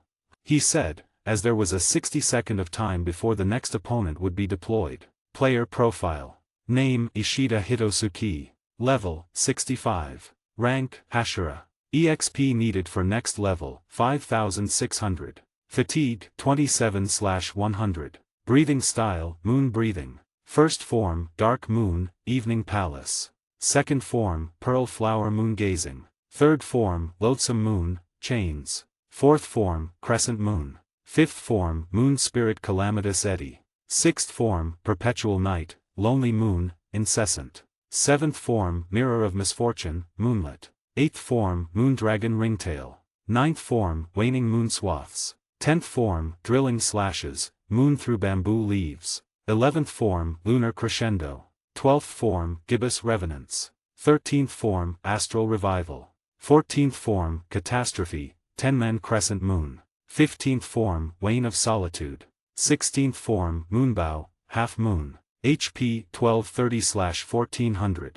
MP 750. Attributes: Strength 110. Vitality 120. Agility 110. Intelligence 75. Sense 103. Points 30. Oh, I have 30 points. When did I get them? Ishida thought, trying to remember. Maybe during the fights the notification came and I didn't notice, Ishida thought, as shook off the question from head. So, let's allocate the 30 point first. 10 points in strength, 6 points for vitality, 6 points for agility, last 7 points for sense and 1 for intelligence. Strength, 120 plus 10. Vitality, 126 plus 6. HP, 1520 plus 120. Agility, 116 plus 6. Intelligence, 76 plus 1. MP, 760 plus 10. Sense, 110 plus 7. 7th opponent will be deployed in 3, 2, 1. 7th opponent deployed. Name, former Upper Moon 6, Kyoki. Level, 60. Upper Moon 6, very specific, Ishida muttered, as he stood his ground, breathing steadily and kept his sword ready in his hand with a fighting pose, ready for whatever was coming his way. He had come a long way, and whatever the next challenge was, he was going to face it head-on. The former Upper Moon 6 materialized before Ishida. Kyoki stood tall, his muscular frame covered in pulsing red veins that seemed to throb with barely contained energy. His crimson hair moved on its own, and his Upper Moon 6 eyes glowed with blood-red intensity. So, you're the one making all this noise, Kyoki said, his calm voice contrasting with his twitching muscles. Time to see what the fuss is about. Without warning, Kyoki dashed forward. His movement was fluid, building momentum with each step. Ishida barely got his sword up in time. The demon's fist crashed against his blade with bone-rattling force, sending him skidding backward. His boots carved trenches in the ground as he fought to keep his balance. HP 1500/1520. Fatigue 35/100. Moon breathing, first form, dark moon, evening palace. Ishida countered with a precise, crescent-shaped slash. The attack cut through the air where Kyoki stood, but the demon had already started moving again, his speed increasing with each step. Kyoki circled Ishida, his movements becoming faster as he built momentum. Blood Demon Art, Momentum Chain, he announced. His next punch came with doubled force, breaking through Ishida's guard and catching him in the shoulder. HP 1450/1520. Fatigue 38/100. Ishida staggered back, his shoulder throbbing. He could feel the difference in power from the first strike. This one had carried significantly more impact. Moon breathing, second form, pearl flower moon gazing. He created a defensive dome of moonlight around himself, buying time to analyze his opponent. Kyoki didn't stop moving. He bounced off a nearby wall, his speed increasing further. Ricochet rush, he called out, each bounce multiplying his stored force. His next attack slammed into Ishida's defensive dome with devastating power, creating cracks in the moonlight barrier. HP 1420/1520. Fatigue 42/100. Kyoki's attacks kept coming, each hit hammering against Ishida's defenses with growing intensity. The demon's movements blurred as he bounced from surface to surface, his body leaving brief afterimages in the air. 1, 2, 3 bounces, Ishida's arms shook with each impact. 4, 5, 6, cracks spiderwebbed through his moonlight barrier. On the 7th bounce, Kyoki's eyes gleamed with savage satisfaction. His muscles bulged, veins pulsing with stored power as he pulled back his fist. Impact release. The strike connected like an explosion. Ishida's defensive dome didn't just break, it shattered into countless shards of moonlight that scattered through the air like broken glass. The force caught him square in the chest, driving the air from his lungs as it launched him backward. His body crashed through the wall behind him, sending chunks of stone and dust flying everywhere. He hit the ground hard, tasting copper in his mouth as he rolled to a stop among the rubble. HP 1380/1520. Fatigue 45/100. Ishida pulled himself from the crumbling wall, blood trickling from a cut on his forehead. He watched as Kyoki began moving again, building new momentum from scratch. His power resets after that big release, Ishida noted, but he can build it up again quickly. Moon breathing, 5th form, Moon Spirit Calamitous Eddy.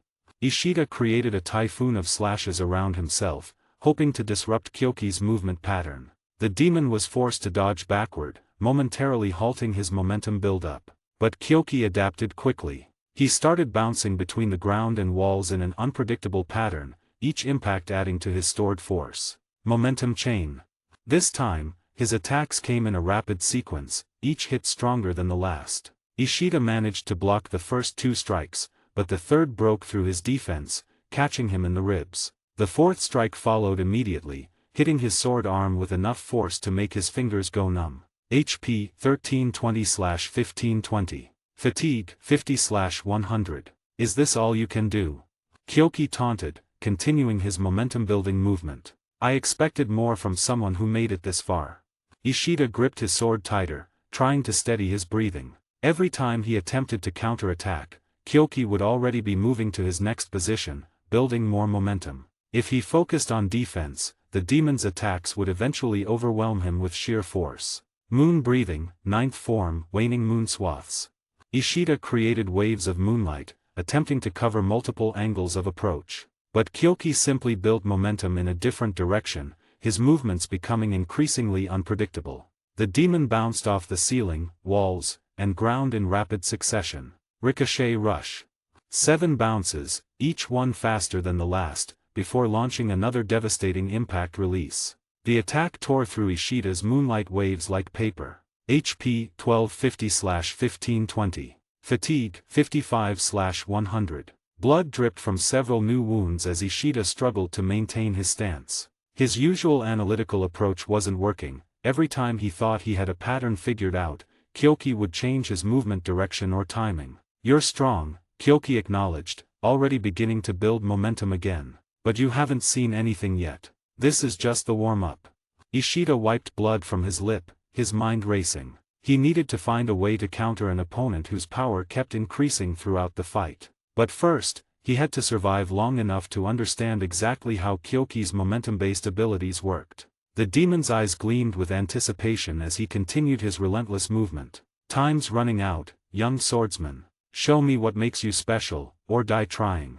85, Chapter 77, What will be Ishida's response? Ishida watched carefully as Kyoki continued his movement pattern. The demon's power wasn't just about speed, it was about continuous motion and building force. Each step, each bounce added to his momentum, making his attacks progressively stronger. There's a pattern here, Ishida thought, forcing himself to focus despite his injuries. He needs to keep moving to maintain his power. And after that big release attack, he has to start building momentum again from zero. Kyoki launched forward again, his movements fluid and powerful. Momentum chain. The demon's first punch was relatively weak, but Ishida knew better than to underestimate it now. He sidestepped instead of blocking, letting the attack pass by. Learning already. Kyoki smirked, immediately transitioning into his bouncing pattern. But dodging won't save you forever. The demon ricocheted off 3 surfaces in quick succession, his speed increasing with each bounce. Ishida tracked his movement carefully, noting how Kyoki's red veins pulsed brighter with each impact. Moon breathing, 3rd form, Loathsome Moon, Chains. Ishida created interconnected crescent slashes, not to hit Kyoki directly, but to force him to change his bouncing pattern. HP 1250/1520. Fatigue 57/100. The strategy worked, partially. Kyoki had to alter his trajectory to avoid the chain of slashes, disrupting his momentum build-up. But the demon quickly adapted, finding new angles to bounce from. Clever, Kyoki acknowledged, but not clever enough. He suddenly changed direction mid-bounce, catching Ishida off guard with a powerful strike to his side. HP 1220/1520. Fatigue 60/100. As Ishida staggered from the blow, something clicked in his mind.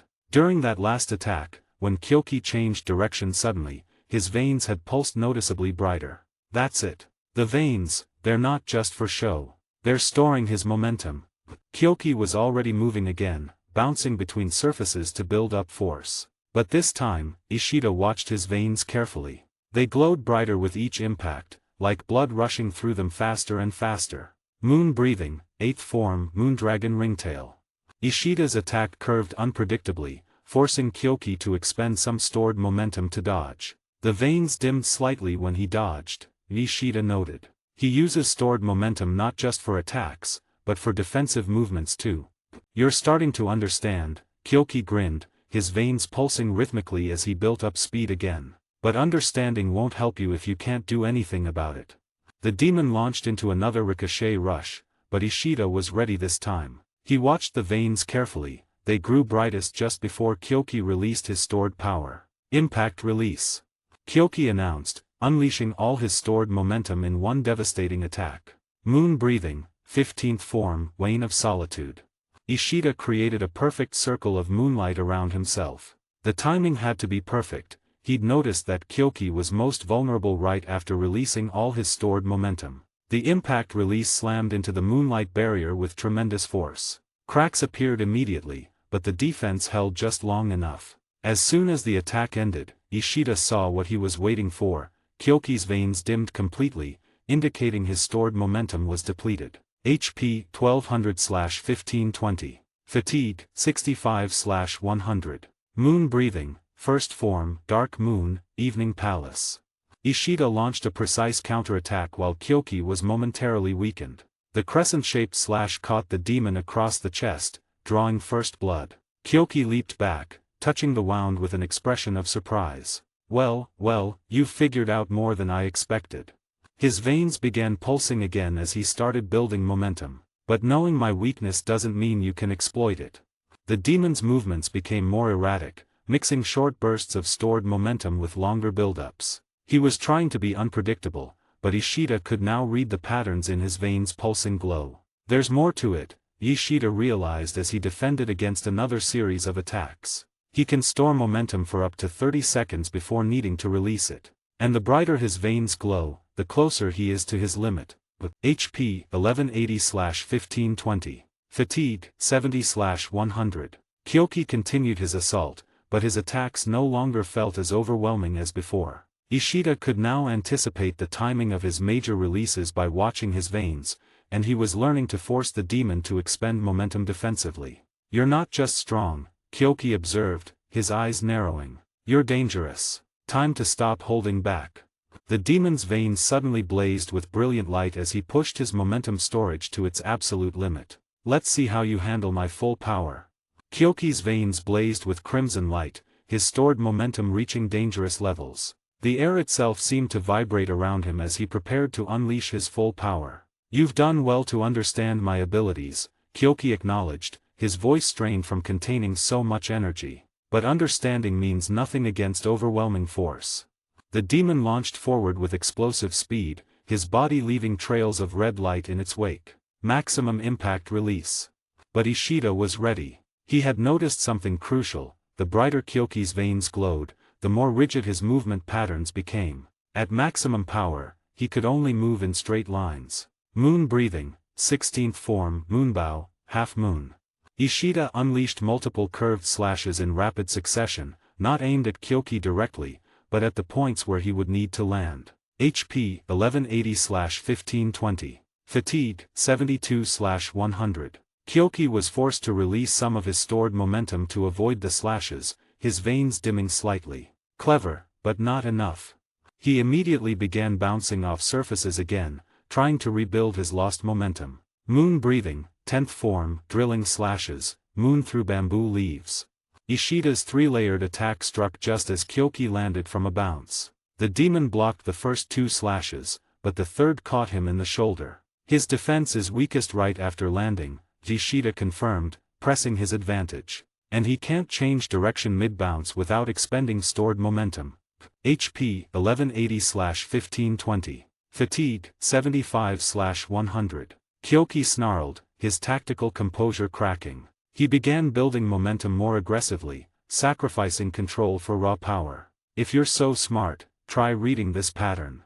The demons started bouncing in a complex, seemingly random sequence. But Ishida had already figured out the key. No matter how chaotic Kyoki's movements appeared, he always needed a solid surface to bounce from. Moon breathing, 14th form, catastrophe, 10-man crescent moon. Ishida created a whirlpool of slashes that systematically destroyed the ground and walls around them, limiting Kyoki's bouncing points. The demon's eyes widened as he realized his movement options were being restricted. He was forced to release another impact release prematurely, his veins dimming further. Moon breathing, 11th form, lunar crescendo. Each of Ishida's strikes built upon the last, matching Kyoki's momentum-building style. The demon blocked the first few hits, but each successive strike carried more force. HP, 1180/1520. Fatigue, 80/100. Impossible. Kyoki growled, his veins pulsing erratically as he tried to maintain his momentum. How are you matching my power? Because you're predictable now, Ishida replied calmly. Your technique requires perfect rhythm. Break that rhythm. Moon breathing, 13th form, astral revival. Moonlight infused Ishida's blade, purifying the very air around them. The technique's energy disrupted Kyoki's momentum flow, causing his veins to flicker. The demon staggered, his carefully built-up momentum destabilizing. No. He desperately tried to rebuild his power, but Ishida wasn't giving him the chance. Moon breathing, first form, dark moon, evening palace. A precise, powerful crescent slash caught Kyoki mid-bounce. The demon crashed to the ground, his momentum completely disrupted. HP, 1180/1520. Fatigue, 85/100. It's over, Ishida declared, raising his sword for the final strike. Your technique is powerful, but it has too many fixed points. Once those points are understood. Enough. Kyoki roared, his veins blazing one last time as he poured every ounce of remaining momentum into a desperate attack. Die. 86, Chapter 78, Back to Home. It's over, Ishida declared, his voice steady despite his exhaustion. He raised his sword, moonlight gleaming along its edge as he shifted into his final stance. Your technique is powerful, but it has too many fixed points. Once those points are understood. His words carried no mockery, only the calm certainty of someone who had completely grasped his opponent's weakness. Enough. Kyoki's roar shook the very air, his composure shattering like glass. The demon's veins blazed with desperate intensity, glowing so brightly they seemed to burn through his skin. Every remaining drop of momentum, every last reserve of power flooded into his body as he poured everything into one final, desperate attack. Die. But Ishida had been anticipating this moment. He had seen the pattern in Kyoki's desperation, the way the demon's techniques became more rigid, more predictable when pushed to his limits. His sword moved with practiced precision as he whispered, Moon breathing, 12th form, gibbous revenants.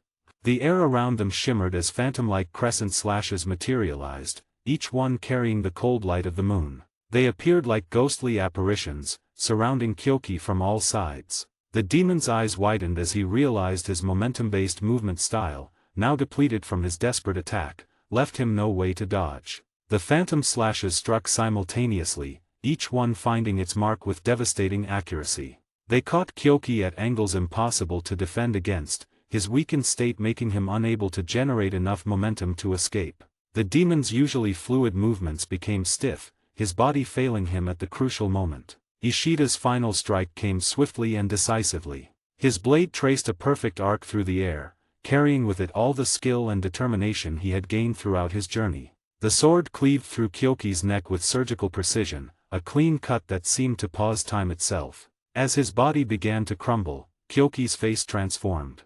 The rage and desperation melted away, replaced by an expression of profound understanding. His eyes met Ishida's one last time, carrying a weight of recognition that transcended their battle. So this is what saw in you. He whispered, his voice fading like mist in morning light. His body dissolved into ash, scattering in an unseen wind until nothing remained but the echoes of his final words. The battlefield fell silent, marked only by the soft sound of Ishida's steady breathing and the lingering traces of moonlight from his final technique. System update in progress. 98%, 99%, 100%, complete white heavy checkmark. Crossed swords battle results crossed swords. Trophy 7th opponent. Status, white heavy checkmark defeated. Scroll final quest. Status, white heavy checkmark completed. Dizzy rewards earned. EXP plus 700,000. Level, 69. Next level, 183,700 EXP. White medium star bonus. Stat points, plus 20. Ishida lowered his sword slowly, his arms trembling slightly from exhaustion. His breath came in deep, measured gasps, each one carrying the weight of the battles he'd just endured. The familiar weight of his blade felt different now, somehow both lighter and more significant after everything it had helped him accomplish. Sparkles healing successful sparkles. Glowing star instant healing activated. Health status. Red heart HP 1520/1520 up arrow. Flexed biceps fatigue 0/100 down arrow. Stethoscope status, all wounds healed. The silence that followed Kyoki's defeat felt heavy, almost tangible. Ishida's mind raced through everything that had happened, from the snake-like demon to the wind Hashira, and finally, the former Upper Moon 6. Each opponent had pushed him further, forced him to evolve, to think differently, to grow stronger. But more intriguingly, each had mentioned that mysterious figure, their words always censored as if by some unseen force. Is it the end? He murmured, his voice barely above a whisper. The words seemed to hang in the empty air around him. His fingers tightened unconsciously around his sword's hilt as another thought crossed his mind. What will happen now? Incoming envelope notification. Incoming envelope. Memo letter available. Status, open mailbox with lowered flag unopened.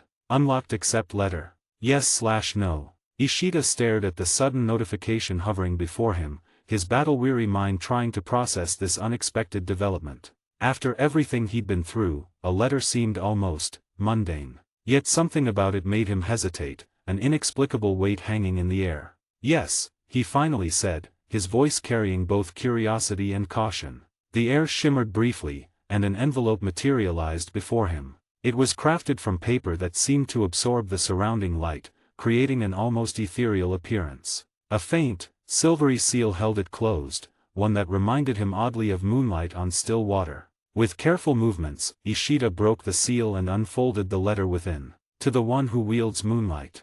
Your path thus far has been illuminating, each step casting new shadows, each battle revealing deeper truths. You've grown in ways that numbers alone cannot measure, your spirit evolving beyond mere statistical advancement. The questions that plagued your thoughts are natural, like ripples across a still pond. But remember, even the moon's reflection becomes clear only when the waters settle. Time shall be your ally in understanding the greater tapestry being woven. Know this, what you've achieved is remarkable, yet it serves as merely the first breath before dawn. The power you've gained, the skills you've honed, they are but tools for what lies ahead. A darkness gathers, one that will require not just strength of blade, but strength of spirit. Watch for signs in the moonlight. When the time comes, you'll understand why you were chosen, why your path had to begin with loss, and why your growth needed to follow this particular course. Until the moon's shadow falls just so. The signature seemed to shift and change, impossible to read clearly. P.S. The sword holds more secrets than you yet realize. Listen to it in the quiet moments between battles. As Ishida finished reading, the letter began to fade, dissolving like morning mist. He reached out to grab it, but his fingers passed through the disappearing paper. Only the words remained, etched in his memory, adding new layers to the mystery surrounding him. His hand unconsciously moved to his sword hilt, remembering Kaed's words about a swordsman's weapon being their soul. Perhaps there was more truth to that than he'd initially realized. More secrets. He murmured, his voice barely audible. More questions. But this time, the weight of uncertainty didn't feel as heavy. Instead, it felt like anticipation, the kind that comes before a new chapter begins. Crossed Swords Quest Alert. Crossed Swords. Scroll, become the strongest. Status, white heavy checkmark completed. Wrapped gift rewards available. Accept. Y/N. Ishida eased himself down against the wall, his muscles aching from the intense battles. A faint smile touched his lips as he looked at the notification. Yes, he said softly. The reward screen materialized before him, its contents making his eyes widen slightly. Quest rewards. Trophy, become the strongest. Completion rewards. Experience and levels. Chart increasing experience points, 2 million. Bar chart level progression, 69. Right arrow 78. White medium star stat points earned, plus 45. Bonus rewards. Dizzy additional stat points, plus 30. Direct hit total points available. 75. New abilities unlocked. Instant healing.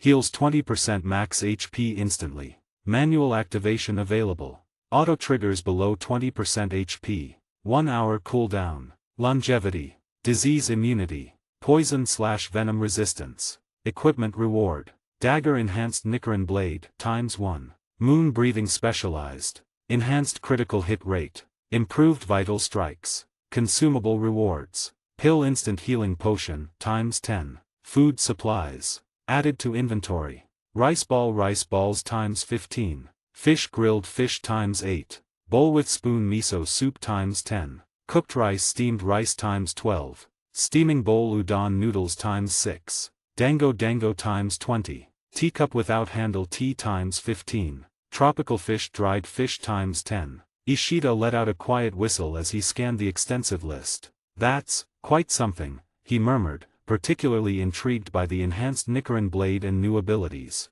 His fingers unconsciously traced the hilt of his current sword, wondering about the improvements the new one would bring. The sheer number of stat points available, 95 in total, made him pause. Such a significant increase in power would require careful consideration. But before he could start allocating points, a familiar sensation washed over him. The darkness he'd grown accustomed to during his quest began creeping in at the edges of his vision. Going home, huh?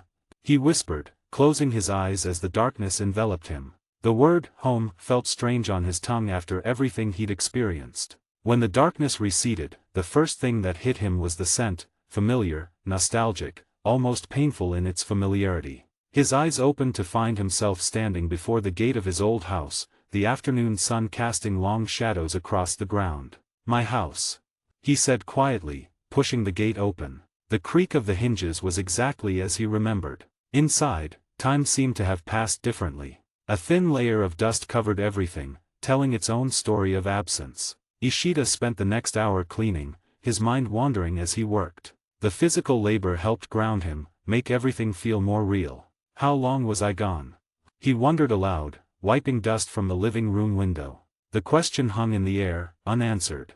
The afternoon light streamed through the newly cleaned glass, warming his face as he stood there, lost in thought. After a moment, he straightened up. There would be time for questions later. Right now, he had stats to allocate, strength to gain. Player profile, he commanded, ready to see how much stronger he could become. Player profile. Basic info.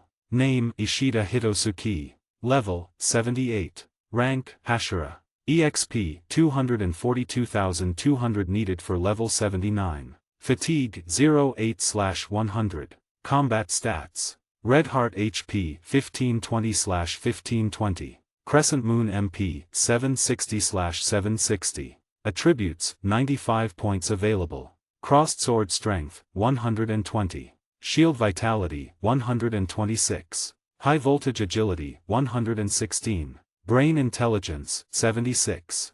Eye Sense 110. Special Abilities. Instant Healing. Heals 20% max HP instantly. Auto triggers below 20% HP. 30 minutes cooldown. Longevity. Immune to diseases and poisons. Breathing style, moon breathing. Forms. Dark Moon, Evening Palace. Pearl Flower Moon Gazing. Loathsome Moon, Chains. Crescent Moon. Moon Spirit Calamitous Eddy. Perpetual Night, Lonely Moon, Incessant. Mirror of Misfortune, Moonlit. Moondragon Ringtail. Waning Moon Swaths. Drilling Slashes, Moon through Bamboo Leaves. Lunar Crescendo. Gibbous Revenants. Astral Revival. Catastrophe, 10-Man Crescent Moon. Wane of Solitude. Moonbow. Half Moon. Note, 95 stat points are available to allocate. Oh, I've got 95 points to allocate now. That's substantial, Ishida remarked, a hint of excitement in his voice. The rewards from the quest and those intense battles must have really added up. He considered his options carefully. Let's see. I'll add 25 points to strength to enhance my raw power. Vitality deserves 20 points to bolster my endurance and health. He thought for a moment. Agility can take 24 points for better speed and reflexes. Intelligence, I'll boost by 6 points to refine my strategic thinking. Finally, he concluded, Sense will get a solid 20-point boost to improve my awareness in combat. Bar chart attribute boost bar chart. Sparkle's strength. 120-145, plus 25. Shield vitality. 126-146, plus 20. Red heart HP. 15-20-19-20, plus 400. High voltage agility. 116-140, plus 24. Brain intelligence. 76-82, plus 6. Crescent moon MP. 760-910, plus 150. Eye sense. 110-130, plus 20. Ishida nodded, satisfied with his decisions. This should make me well-rounded and ready for whatever challenges come next. 87, Chapter 79, Ishida is back. Let's get back to the Demon Slayer core then. Plus, I need to interact with people to know how many months it has been since I left. Ishida thought, as he closed the door behind him of his house and walked out, as it was dark outside the house. I can possibly ask the system, which I haven't done yet, for some reason. But, I wonder if it will even answer. Hell, I don't even know what or who the system is yet. Ishida thought with a slight hinge of frustration. Okay. Let's try. How much time has it been since I left for the quest? He asked, because, if I go and meet them, I have to give a proper explanation of where I was, so, I have to know. Time elapsed, 9 months and 27 days. Ishida stopped dead in his tracks, his eyes widening in shock. 9 months. He stammered, his usual composure completely shattered. His hand unconsciously gripped his sword hilt tighter as he processed this information. And 27 days on top of that? I was gone for almost 10 months. He leaned against a nearby tree, feeling slightly dizzy as the implications hit him. What had felt like perhaps a few weeks in the quest space had been the better part of a year in the real world. No wonder his house had gathered so much dust. 10 months. He whispered again, running a hand through his hair. Sakura, Kazuki, everyone, they must have. He trailed off, his mind racing with thoughts of how much might have changed during his absence. The weight of lost time settled heavily on his shoulders. After a moment, he straightened up, his expression settling back into determination. Well, this explanation just got a lot more complicated, he muttered, resuming his walk toward the core headquarters. 9 months and 27 days. I wonder if they'll even believe me when I tell them where I've been. Message from system, no explanation needed. The Demon Slayer Corps has been informed of your special mission. Your absence has been officially documented and explained. Continue as if you've simply returned from a long-term assignment. Ishida blinked in surprise, then let out a short laugh. Of course, he muttered, shaking his head. You've thought of everything, haven't you? Even covering my tracks. He pushed himself away from the tree, feeling somewhat relieved. At least he wouldn't have to fabricate some elaborate story about where he'd been. So I just act normal. Like I've been away on a mission this whole time. He ran his hand through his hair again, this time in amusement rather than stress. Well, that makes things simpler. Though I have to wonder what kind of special training mission you told them about.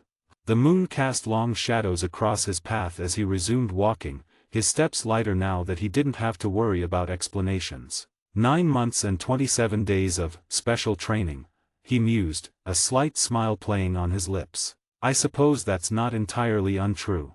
Ishida's steps halted as a low, menacing growl cut through the night air, followed by a terrified human scream. His lips curved into a slight smile as he turned toward the sound. This is exactly why I chose to travel at night, he murmured, his hand already on his sword hilt. All those months in that quest space. I need to see how much stronger I've really become against real demons. His eyes gleamed with anticipation as he moved swiftly toward the source of the commotion.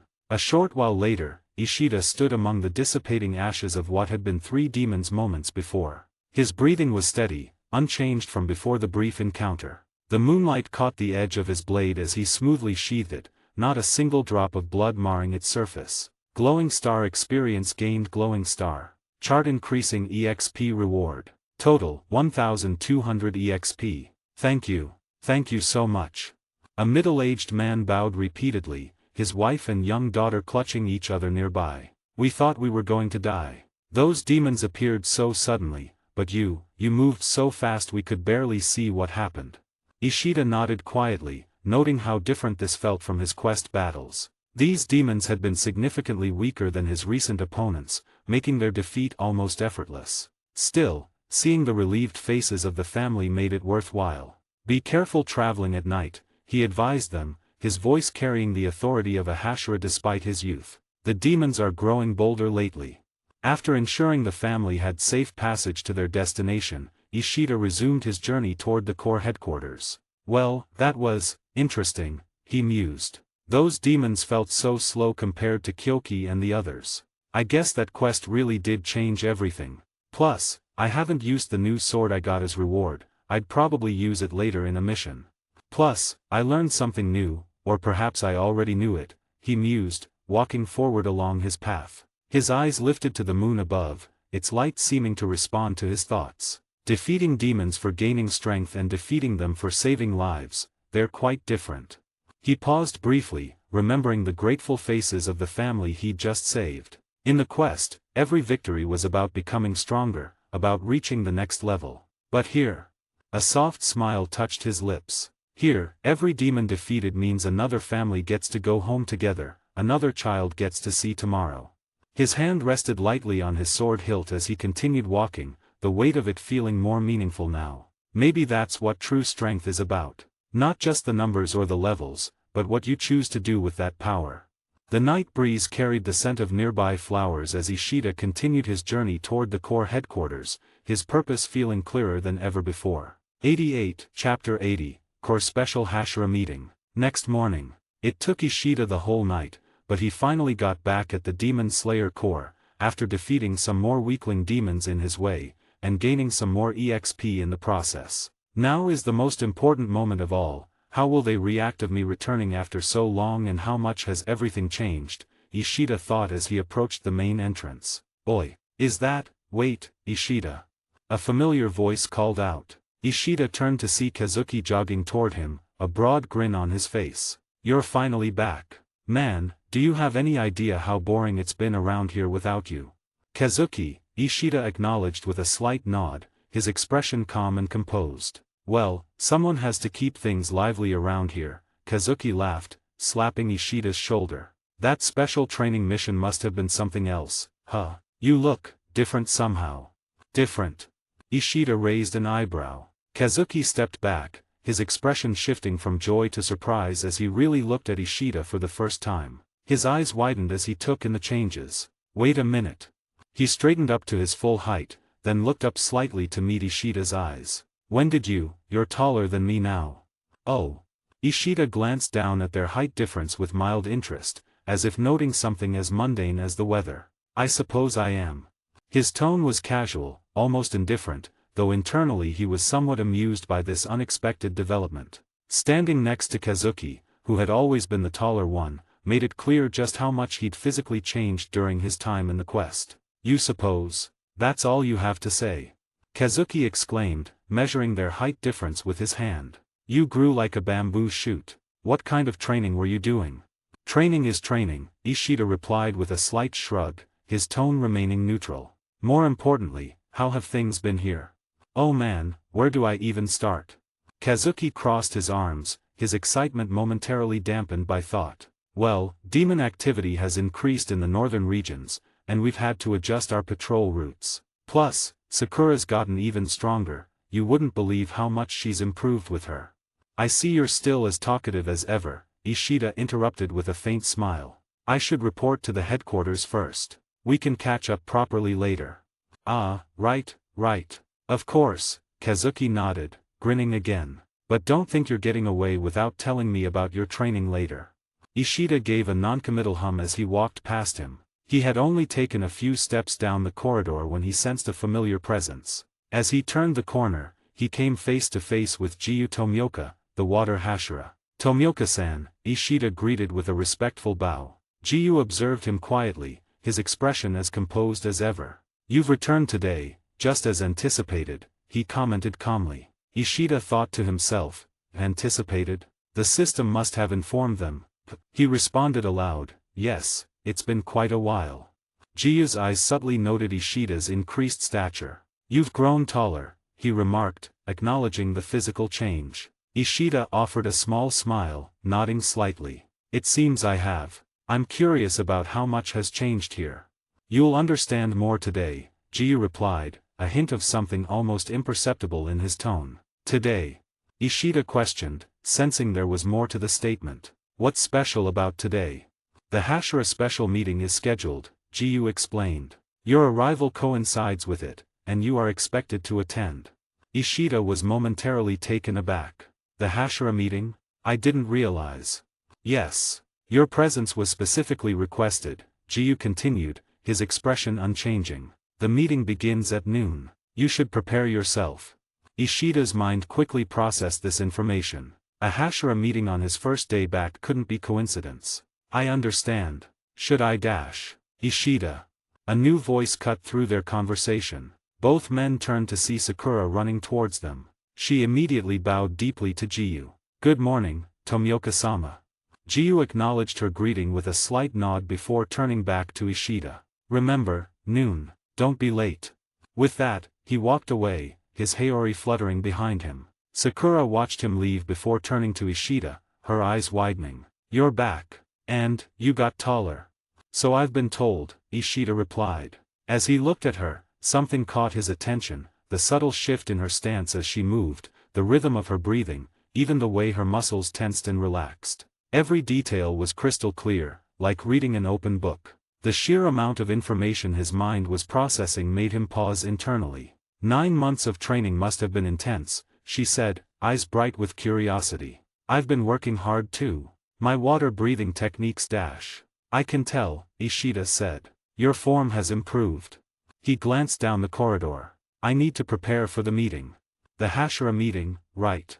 Sakura beamed. Everyone's been talking about it since morning. Is that so? Ishida started walking. We'll talk later. Of course. It's good to have you back. Ishida raised a hand in acknowledgement as he headed toward his quarters, his mind already shifting to thoughts of the upcoming meeting. A Hashira meeting immediately upon my return, interesting timing. Few hours later, at Yubayashiki residence.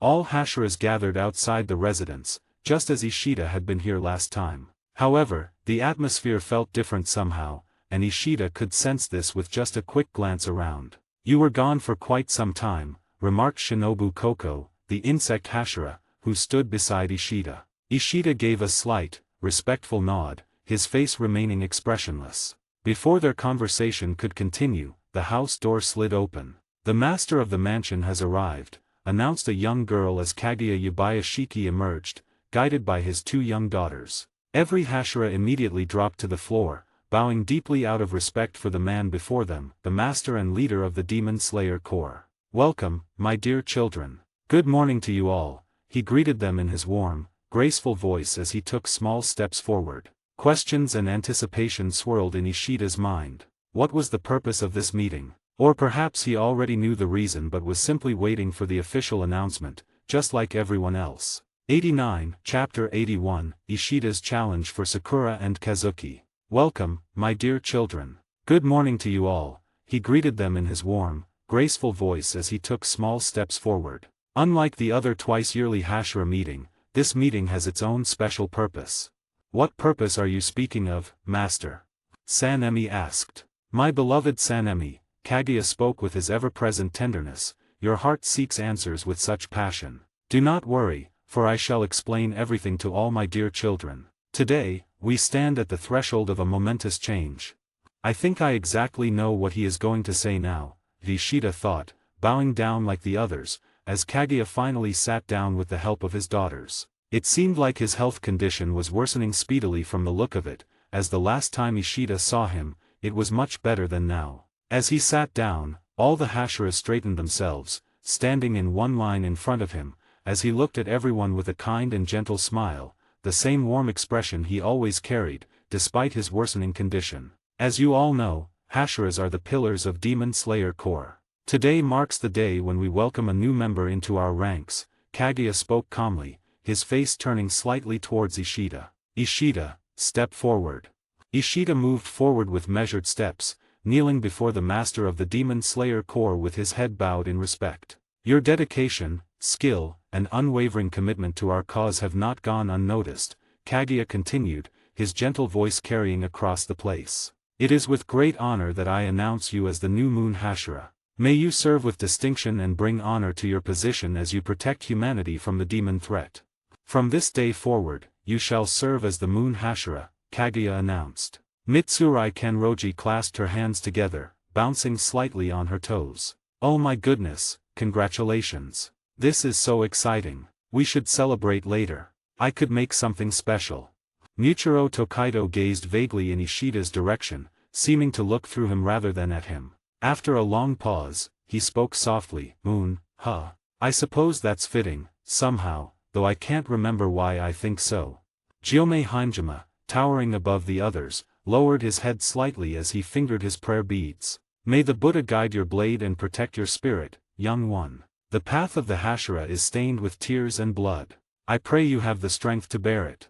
Other Hashiras also watched the scene unfold, without too much reactions, as the special Hashira meeting came to an end. So, this is the new place, Ishida muttered, walking inside his new residence as a Hashira, taking in the generous space. So now I'm a Hashira, though it doesn't change anything other than the rank, he thought to himself. The goal is still the same, fight to protect for my family, he reminded himself, gazing at the house before him. As he was about to walk in, he sensed familiar presences approaching and paused momentarily. Hey, you're back.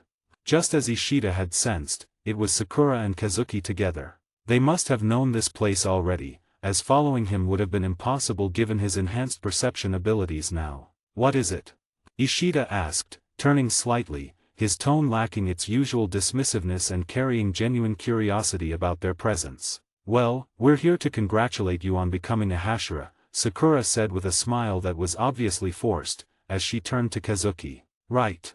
Kazuki nodded quickly. Yes, obviously. Congratulations, to you Hashira for becoming Ishida, he fumbled, earning a pinch from Sakura. Sorry, congratulations to you, Ishida, for becoming a Hashira, he corrected himself, shooting an annoyed look at Sakura for the pinch. Is that all? Ishida raised an eyebrow slightly, knowing they clearly had more reasons for their visit than mere congratulations. Yes, what else would there be? Sakura replied, her forced smile growing more strained. Okay then, Ishida said simply, turning back toward his new residence. He took a few steps forward, reaching for the door. Wait! Kazuki burst out suddenly, ignoring Sakura's warning glance. We want you to train us. Ishida paused, his hands still on the door. The request hung in the air for a moment before he slowly turned to face them. Train you? He repeated, his voice neutral but carrying a hint of interest. Yeah. Kazuki continued, growing more confident. You've gotten so much stronger, and now you're a Hashira. We've been training hard too, but... He glanced at Sakura before continuing, we want to learn from you. Both of us do, even if some of us are too proud to admit it. Sakura's fake smile finally disappeared, replaced by a mixture of embarrassment and determination. It's true, she admitted quietly. We've seen how much you've grown, and now that you're a Hashira, one of the strongest, would you please train us? Ishida studied them both carefully, his enhanced perception noting every detail, the tension in Sakura's shoulders, the hopeful gleam in Kazuki's eyes, the way they both stood slightly straighter under his gaze. How interesting. Ishida thought, his mind processing their request. 9 months ago, I wouldn't have even considered this. I was too focused on my own path, my own revenge. He recalled his experiences during the quest, particularly the letter's words about strength being more than just power. But now, his enhanced perception picked up more subtle details, the slight tremor in Sakura's voice despite her determination, the way Kazuki's fingers twitched near his sword hilt, betraying his nervousness. They were his fellow corps members, who, if was in his place, and had someone to train them like Ishida had, would become great asset for the corps, like he was now. Training them would mean responsibility, he considered, remembering his own growth journey. It's not just about teaching techniques or breathing forms. The system showed me that true strength comes from understanding, from pushing past limits I didn't even know existed. Could I guide others through that kind of growth? The memory of the family he'd saved during his journey back flickered through his mind. Fight to protect for my family, he'd told himself earlier. Perhaps family could mean more than just avenging those he'd lost. Perhaps it could also mean helping others grow stronger, creating a legacy of protection that extended beyond his own sword. He turned towards them completely, his gaze running over both of them once. "I will, but with one condition." His voice carried a calm certainty that made both Sakura and Kazuki straighten their postures instinctively. "What condition?" Sakura asked, trying to keep her voice steady despite the anticipation building in her chest. A slight smile touched Ishida's lips as he stepped away from his door, moving to the open space in front of his new residence. "Land a single hit on me," he said simply, letting his hands fall to his sides, deliberately away from his sword. "What?" Kazuki blinked in confusion. "But your sword." "Won't be necessary," Ishida interrupted smoothly. "You'll both come at me together, with your swords. All you need to do is land one hit. If you succeed, I'll train you both." Sakura's eyes narrowed slightly. "You're going to face both of us, unarmed. Is that a problem?" Ishida asked, his tone carrying no mockery, just genuine inquiry. "Or are you perhaps doubting your ability to hit an unarmed opponent, even with two swords and numerical advantage?" 90, Chapter 82, Spar began. The afternoon sun cast long shadows across the training ground as Sakura and Kazuki exchanged glances, their hands tightening on their sword hilts. Ishida stood before them, his posture relaxed yet alert, like a cat preparing to play with mice, except this cat had just become a Hashira. "Both of us at once?" Kazuki asked again, a nervous laugh escaping his lips. "Against you? Unarmed? I mean, I know you got stronger, but isn't this a bit?" He trailed off, watching Ishida's calm expression. "You're serious, aren't you?"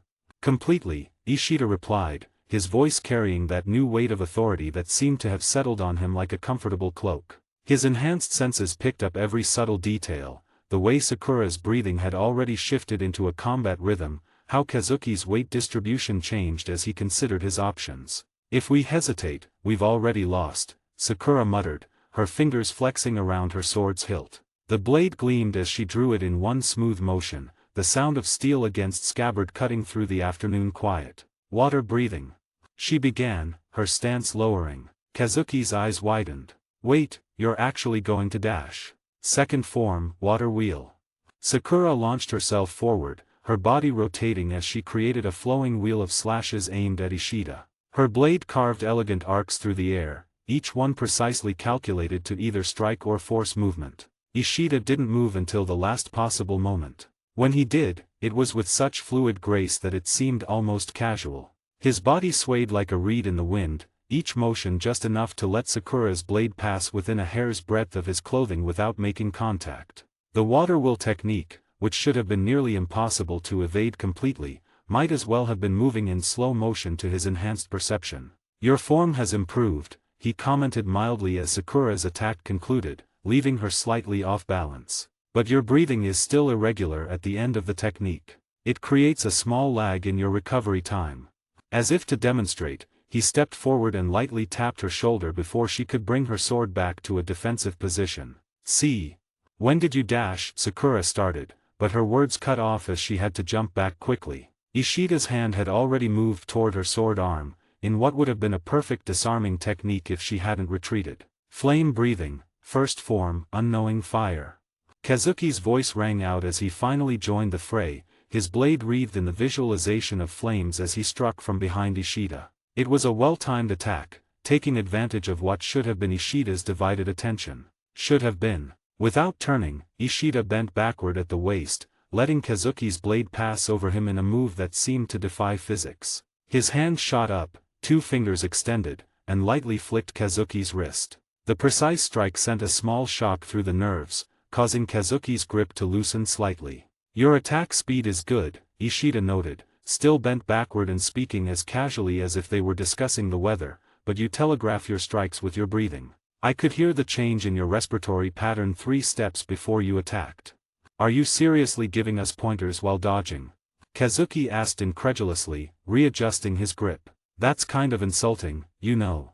A ghost of a smile touched Ishida's lips. "Would you prefer I took a nap instead? Now you're just showing off." Kazuki charged again, this time coordinating with Sakura without need for words. They had clearly trained together during Ishida's absence, their movements complementing each other as they attacked from opposite sides. Sakura and Kazuki's coordinated attack was like a dance they'd practiced countless times. As Kazuki's blade swept horizontally from the left, Sakura's strike came in diagonally from the right, creating a perfect cross pattern that should have been nearly impossible to evade without a weapon. Water breathing, third form, flowing dance. Sakura's blade wove through the air in fluid arcs, each strike flowing seamlessly into the next. The technique's multiple slashes were designed to be unpredictable, like a stream finding new paths around obstacles. Simultaneously, Kazuki pressed his advantage. Flame breathing, second form, rising scorching sun.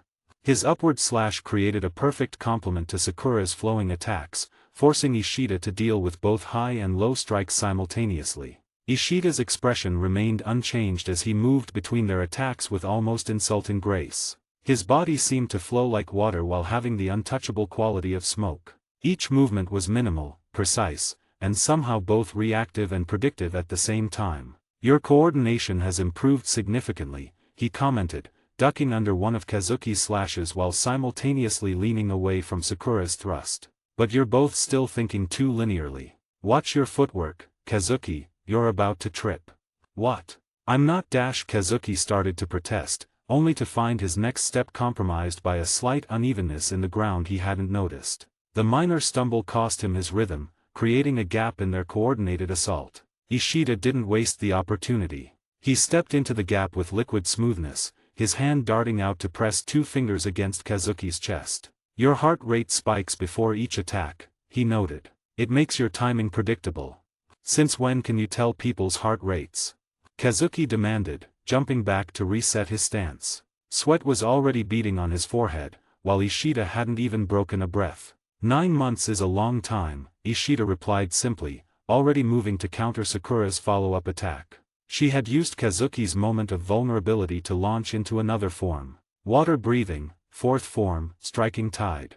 Her blade became a blur of motion, creating multiple simultaneous strikes from different angles. The technique was executed perfectly, her breathing steady, her form flawless, her timing impeccable. Ishida's eyes narrowed slightly as he analyzed her improved form. "She's grown significantly," he thought, noting how her current execution far surpassed her previous capabilities. But his body moved with impossible precision, finding the minute spaces between her strikes. To observers, it would have looked like he was phasing through the attacks rather than dodging them. "Your technique is clean," he said, "but you're still bound by its prescribed patterns."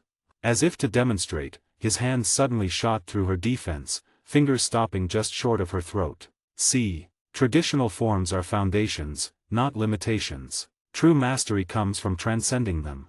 Sakura's eyes widened, both at the speed of his movement and the implication of his words. She jumped back, landing beside Kazuki, both of them breathing heavily while Ishida stood relaxed, hands now clasped behind his back. "How are you doing this?" Sakura asked, frustration evident in her voice. It's like you're not even in the same dimension as our attacks." "Maybe we should try attacking at the same time from 3 directions, Kazuki suggested, wiping sweat from his brow. "Wait, no, we only have 2 people."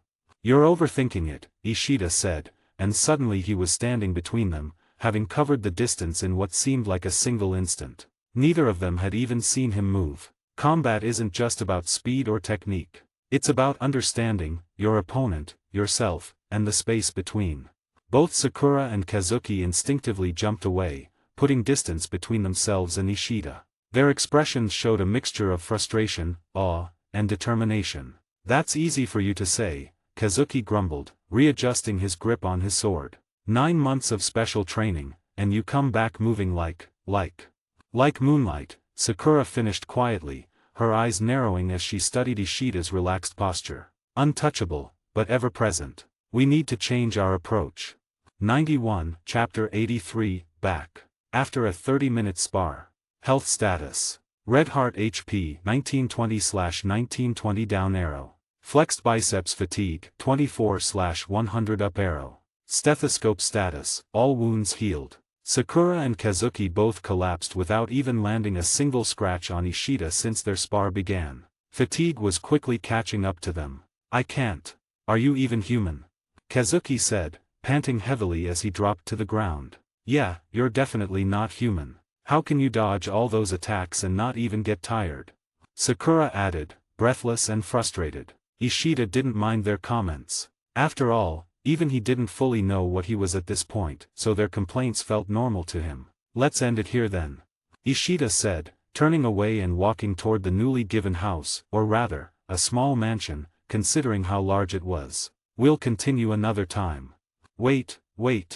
Kazuki quickly jumped up despite his exhaustion. What about making us your apprentices? Ishida turned around and looked at them. Well, I can definitely train with you both as peers. Apprentices is too big of a word for me. Kazuki and Sakura both stood up, their faces lighting up with excitement. I'll take that as a yes, Kazuki said eagerly. Just then, Kazuki's Kashgai Crow, assigned by the Demon Slayer Corps, flew in with a new mission. Surprisingly, it was for both Sakura and Kazuki. Looks like you both have a mission to complete. I'll see you later then, Ishida said, walking inside and leaving the two outside. Let's go, then. Asakusa is far from here, Sakura said. Wait. I've never been there. I heard it's really different from this place. Kazuki replied, looking both confused and intrigued. I've been there a few times, though it was before I became a demon slayer, Sakura said, as the two strolled away from what was now known as the Moon Hashira Mansion. It took Ishida a few hours to settle into his new residence, which was much bigger than the room he had been given earlier at the Demon Slayer Corps headquarters. As the name suggested, it was a complete mansion in itself. After settling in, he cooked a meal for himself, something he hadn't done in a long time. After eating, he took a short nap to rest. Once he woke up, he headed out for his night patrol, assigned to him directly by the leader, Kaguya Yubayashiki. And from that day forward, his journey as a Hashira began. The Moon Hashira.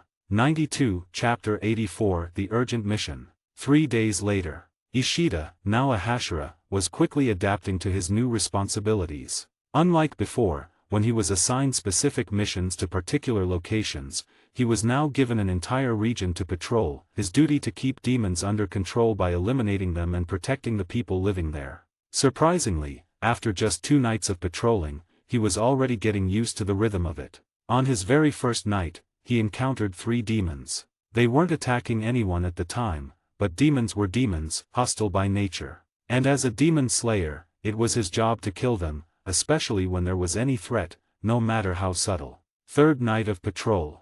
Glowing Star experience gained. Glowing Star. Chart increasing EXP reward. Total, 3,200 EXP. He slid his blade back into its sheath after taking down 4 demons near a mountain village in the north, his assigned patrolling territory. They were just regular demons, not high-level threats, the kind Ishida had faced countless times before. At this point, he didn't even break a sweat when taking down 10 or 20 of them at once. With the threat eliminated, he resumed his patrol. After a few steps, he heard the sound of a crow nearby.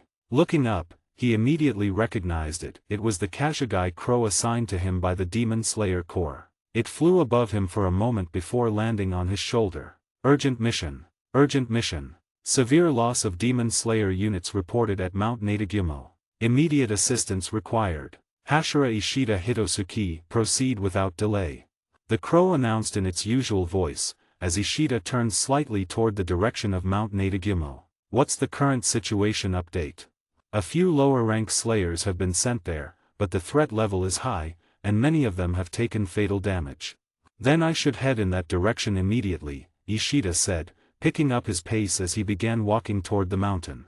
The number of demons in this area isn't that high, at least based on what I've seen over the past few nights, so it shouldn't be a problem to leave this area for a while. Besides, this mission is also important, Ishida thought to himself. Quickly reach the location, Ishida, the Kashgai Crow said before flying off. Ishida began moving faster, determined to reach the location as quickly as possible, while still careful not to push his fatigue too far. Soon enough, Ishida began to approach the designated mountain, Mount Nadagumo. As he neared it, his senses started picking up on something, even from a distance. There are demons, and slayers too. But the number of demons is fewer. I can sense only a handful of slayers, he thought, taking a deep breath before pushing forward, increasing his speed as he rushed toward the forest. Once inside the forest, Ishida activated his deep sensing and sharpened his concentration, mapping out the entire area in his mind. With it, he quickly located the closest demon nearby. Without hesitation, he moved.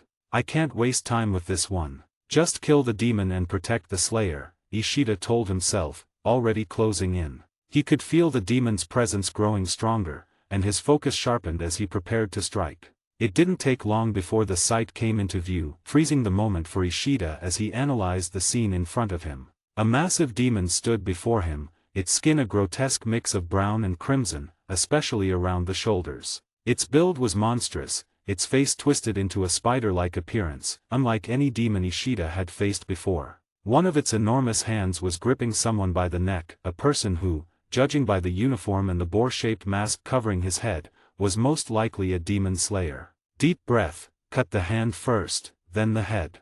Ishida made a mental note, unsheathing his blade. He closed his eyes for just a second, just long enough to still the air around him. Breathe in. Concentrate. The sound of a breeze shifted as if the forest responded to his resolve. His hand rested gently on the hilt of his blade. Exhale. His eyes snapped open, sharp, cold, determined. And in the next instant, he vanished from his spot. A blur of motion in a blistering speed of his speed. He closed the distance in the blink of an eye, faster than sound, faster than thought. 10th form, drilling slashes, moon through bamboo leaves.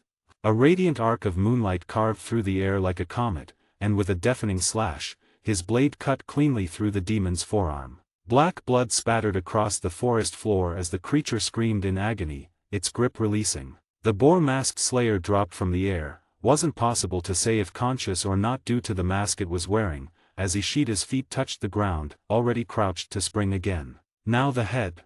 Before the demon could even react, Ishida launched upward, twisting his body midair. 8th form, Moondragon Ringtail. With the elegance of a dragon coiling through moonlit clouds, Ishida's blade traced a wild, unpredictable arc. In a single, fluid motion, he moved past the demon's neck. A flash of silver. A spray of blood. A dull thud. The demon's head rolled from its shoulders as the body collapsed backwards, thundering into the earth and shaking the roots beneath. Ishida landed silently, barely disturbing the fallen leaves, taking a breath as he looked behind him to see the demon devolving into ashes like as usual for demons after being decapitated. 93, Chapter 85, Mission Continuous. After defeating the monstrous spider demon, Ishida took a brief breather as the demon's body dissolved into ashes. The work is far from over. Ishida reminded himself, remaining calm as always. Then, he turned toward the boar-masked guy standing behind him, the one who had been fighting the demon before Ishida arrived. He seems to be doing alright, bleeding a bit. He's a tough one, it seems, Ishida thought to himself as he took a few steps toward the masked guy. You alright? He asked, but it seemed the guy was in a completely different world altogether. He didn't respond to the question. Oi, who the hell do you think you are? Don't go actin' like you saved me. I was just about to rip that blood demon apart. Now you pissed me off. We're fightin', right here, right now. I'll show you who's the strongest. The boar-masked guy shouted at the top of his lungs, bluntly challenging Ishida to a fight, even after witnessing how quickly and effortlessly Ishida had taken down the demon he himself was struggling against and nearly got killed by. You seem to be in good health. I have no time for something as pointless as fighting you. Ishida turned around, sheathing his blade as he activated his sensing ability, trying to pick up the presence of other demons in the forest. It seems I'm not the only Hashira deployed. So the level of danger and potential loss is greater than I expected, he thought to himself. Ishida began walking away from the scene, but the boar-masked guy had a very different idea.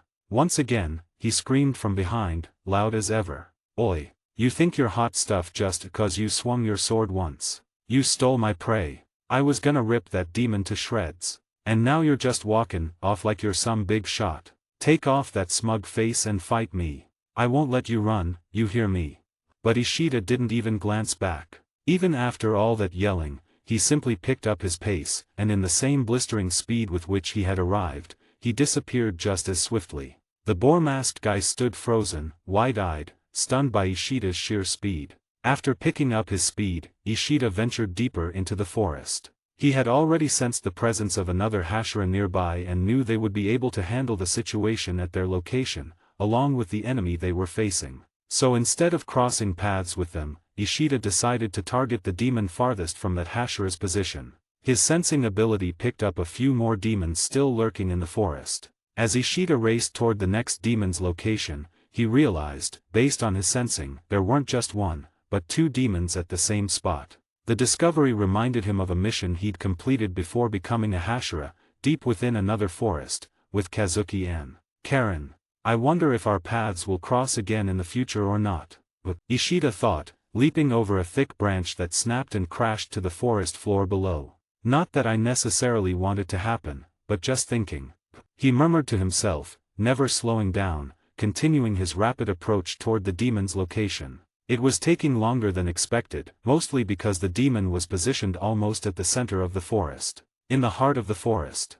The boy in the blood-stained green and black checkered haori dragged himself forward, every movement labored, every breath a struggle. His hands shook violently, leaving crimson smears in the dirt as he crawled across the forest floor. His back was torn, slashed open by something unseen, and his legs refused to respond. Just ahead of him, lying motionless on the ground, was a small girl in a torn pink kimono. Her bamboo muzzle remained intact, though her limbs were bloodied and scraped, her face pale. Despite the eerie demonic presence that clung to her, there was a sense of innocence, a fragile humanity, flickering in the way her fingers still curled toward the boy, even in unconsciousness. The boy's eyes locked on her. He reached out, inch by inch, dragging his battered body through pain and blood. Just beyond them stood the enemy. A young-looking demon, barefoot, unnaturally pale, with white hair that shimmered faintly under the moonlight. His red eyes were glassy and cold, his expression devoid of empathy.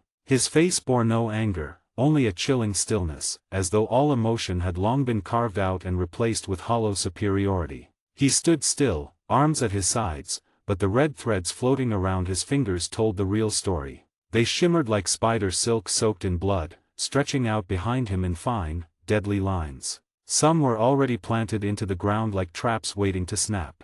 The boy crawled forward still, sobbing, inching closer to the girl, his broken blade still planted behind him in the dirt where it had fallen from his hand. His fingers clawed at the soil. Almost there, just a little more.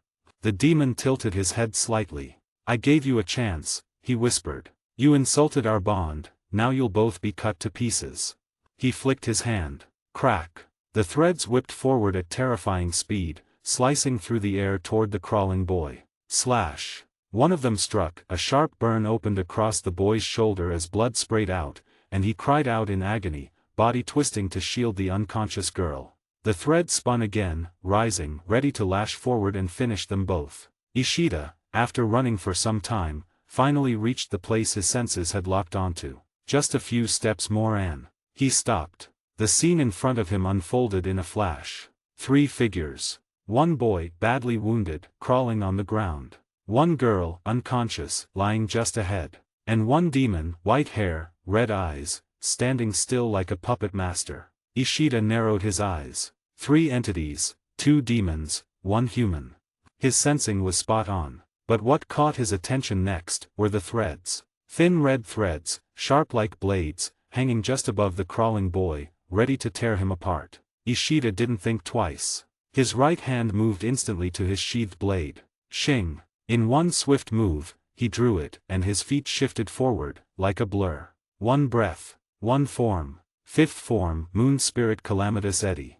A sudden rush of spinning slashes burst out around him, his blade moved in wide, wild arcs, fast and fluid, like a whirlpool of moonlight. Swoosh! Swoosh! Swoosh! In the blink of an eye, the air filled with flashing crescent waves. They spun and danced like a storm, cutting everything they touched. The red threads, gone, shredded, vaporized into the wind before they could drop. The demon's eyes twitched. He hadn't even seen Ishida coming. And yet, his threads were already gone. The boy on the ground blinked in confusion. One moment, he was about to die. The next, nothing, just calm, just silence. Ishida stood now between him and the demon, blade in hand, not even out of breath. He turned his head just slightly to look at the boy, and the demon girl just few steps away from the boy, then without a word he looked back at the demon in front of him. Lower Moon Demon, Rue. Level, 29. You people are like endless stream of lowlife getting in my way. The demon, Rue, spoke with an irritated voice towards Ishida. Blood demon art, cutting web mandala, the demon announced its next move. Rue's voice echoed coldly across the forest clearing. Blood demon art, cutting web mandala. From his outstretched fingers, a dense web of crimson threads exploded outward in every direction, thicker, sharper, deadlier than before. The forest shimmered red with death. But Ishida's eyes didn't waver. His grip tightened. His feet shifted. His blade whispered out from its arc. First form, moonlight crescent draw. In that moment, he became wind. A blur. A flicker of motion faster than thought. A single horizontal slash, elegant and impossibly fast, carving a perfect arc of silvery moonlight. Shruck. The threads screamed as they were instantly severed, shredded midair before they could touch flesh or bark. Rue blinked. He didn't even see the movement. But his threads were gone. Again. His mouth barely opened, But that was all. Because Ishida was already there. Blade now crackling with residual momentum, he stepped in, face calm, eyes sharp. You talk too much. With the same first form, used not as a draw this time, but as a direct slash. Shing. A blinding silver arc sliced through the air, through bone, through skin, through the space between fear and realization. Rue's neck split open in a single perfect line. His eyes widened in pure disbelief. Then, silence. His head dropped cleanly from his shoulders, rolling once on the forest floor. His body, still standing for a moment, slowly crumbled into ash. One gone. One left. Ishida said to himself, turning around towards the other demon, putting his focus now on the demon lying in the ground. 94, Chapter 86, Hashira Clash. Ishida intently looked at the demon girl lying down on the other side, and then at the boy in the middle, still crawling as he finally made it to her. You should stay away from the demon. Ishida spoke up finally, this time directly to the boy. But the slayer covered the demon girl with his own body, as if protecting her from anyone trying to harm her. He placed himself in between them, ready to take any blow meant for her. The demon girl still remained unconscious, and as Ishida stared at the two of them for a few more seconds, he saw the scars and wounds both had on their bodies, even on their faces. Then, he sensed something else. If you didn't hear me the first time, then I can repeat, get away from. Before Ishida could finish talking, the boy spoke up. I can't. You're completely mistaken here. I can explain. There is nothing to explain. She is a demon. You and I are both demon slayers. Our job is to slay demons, not protect them. But she is different. She's not like the others. Plus, she's my little sister. Sister. Ishida muttered the word ever so slightly, as a small memory of his and his sister flashed before him at the moment, but then brought back his focus back to the moment, clearing his mind. But, even if she is your sister, she is a demon. Ishida took few steps ahead of him towards the both of them. It may sound rude, but perhaps, if I don't kill her now, she may become a danger for others. No, you're wrong.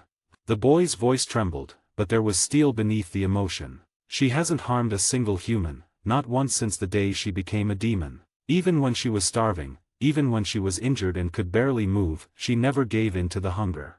His eyes locked onto the Hashiras with unwavering conviction. She's my sister. And I will stake my life to prove she's different. He shifted his body further over the unconscious girl, shielding her completely. If you think she's a threat, then take my life first. Because I will never let anyone harm her while I'm still breathing. His fists clenched, bloody and scraped. Please, if you've ever loved someone with everything you had, don't take her from me. Ishida stood silent. The boy's words lingered in the air like smoke, raw, heavy, impossible to ignore. His grip on the hilt of his blade loosened slightly, just slightly. He looked down at the two of them, and then, his mind drifted. For a second, he wasn't standing in a blood-soaked forest. The voices, the faces of his family flashed before his eyes. Those he would have wanted to protect, just like this boy was protecting his sister, but couldn't. The last time he saw them, blood, fire, screams, the twisted scent of death choking the air. Demons had taken them all. All. Ishida blinked. Once. His eyes returned to the boy on the ground, who now shook, more from emotion than fear. And yet, that same look. That look in his eyes, desperate, protective, pure. It mirrored his own. The look he wore when he was too late to protect what mattered. Ishida finally let out a quiet breath. Not anger. Not pity. Something else. You're staking your life for her, he said, voice low but steady. Even knowing what she is. The boy didn't answer. He didn't need to. Ishida's hand slid away from the hilt. I don't know what kind of madness this is, a demon and a slayer. But, he said, sheathing his blade back to its place, and walked further ahead, I once had someone I would have protected like that too. His eyes narrowed. I don't trust her. I don't trust you. But, for now, I'll stay my blade. The boy looked up, eyes wide, not with fear, but disbelief. He had expected resistance. He had braced for pain. But mercy? He didn't know what to say at first. His mouth opened, but no sound came. Then, slowly, he pushed himself up just enough to sit, still cradling the unconscious girl beside him. Thank you, he breathed at last, voice cracked but honest. Thank you for not killing her. His eyes trembled with emotion, but his words were firm. I know you don't trust us. And I won't ask you to. But I swear. I will prove it to you. She's different. She's fighting it every day, every breath. I've seen it with my own eyes. Ishida walked further ahead just above the both of the siblings. You don't need to prove me anything, you will have to prove her innocence in front of the Master of Demon Slayer Corpse. Can you do that? The boy nodded without hesitation, eyes blazing with determination. I can. I will. Good, then. Before Ishida could finish his sentence, he sensed someone incoming, as he prepared in a fighting stance already. His eyes went up above, as his eyes met with a new person that emerged out of the branches of trees. It was familiar face him, the insect Hashira, Shinobu Koko, who had her blade in her hand, and Ishida could tell by her intent and look, her target was the demon girl. Shinobu's form blurred as she descended from above, graceful as a butterfly, swift as a dagger. Her blade gleamed in the filtered sunlight between the trees, aimed unerringly for the unconscious demon girl below. But before the strike could land, clang! Her hand was caught mid-air, firmly, unyieldingly, by him. She looked up sharply, eyes widening in surprise as she found her wrist held fast in the iron grip of the other Hashira. You, Shinobu muttered, her soft voice betraying a flash of tension. Before she could say another word, the grip tightened, not enough to harm, but more than enough to send a message. In the next instant, Ishida twisted her wrist slightly and turned with a controlled pivot of his body, redirecting all her forward momentum. Slam! And threw her clean across the clearing. Shinobu flipped mid-air to regain control, her body skidding along the forest floor before she gracefully stopped a few meters away, her sandals carving faint lines in the dirt. Leaves fluttered down around her. For a moment, there was only silence, pierced only by the wind rustling through the trees. The boy watched, wide-eyed, still frozen in place. Even the unconscious girl seemed to stir faintly from the rising tension. Shinobu slowly stood up, brushing off her haori with eerie calm. That was uncalled for, she said quietly, though her usual smile was nowhere to be seen for a second. Then the smile appeared again. Did you just stop me from killing that demon Ishida? She said with an playful voice, showing no anger or frustration. I did. And I am sure you might have a good reason maybe, but, can you please step aside from them, 'cause keeping demons alive is not why we are, she replied. I can't. At this moment, the both of them are at my. I can't. At this moment, the both of them are at my mercy, and under my protection. His voice was quiet, too quiet, but each word struck with weight, with finality. Shinobu's eyes narrowed slightly, the curve of her smile holding, but her gaze sharpened underneath. You realize what you're saying, don't you? She said, tone still gentle, still sweet, but now it carried a pointed edge. You're going against the very code we live by, the one we swore to uphold. I live by that code. I've bled for it. I've killed for it, he replied, stepping fully between her and the two behind him. But this is not just black and white. Not today. Shinobu tilted her head slightly, observing him. So you're choosing emotion over duty? No, he said firmly. I'm choosing judgment over blind obedience. Is that your final decision then? Yes.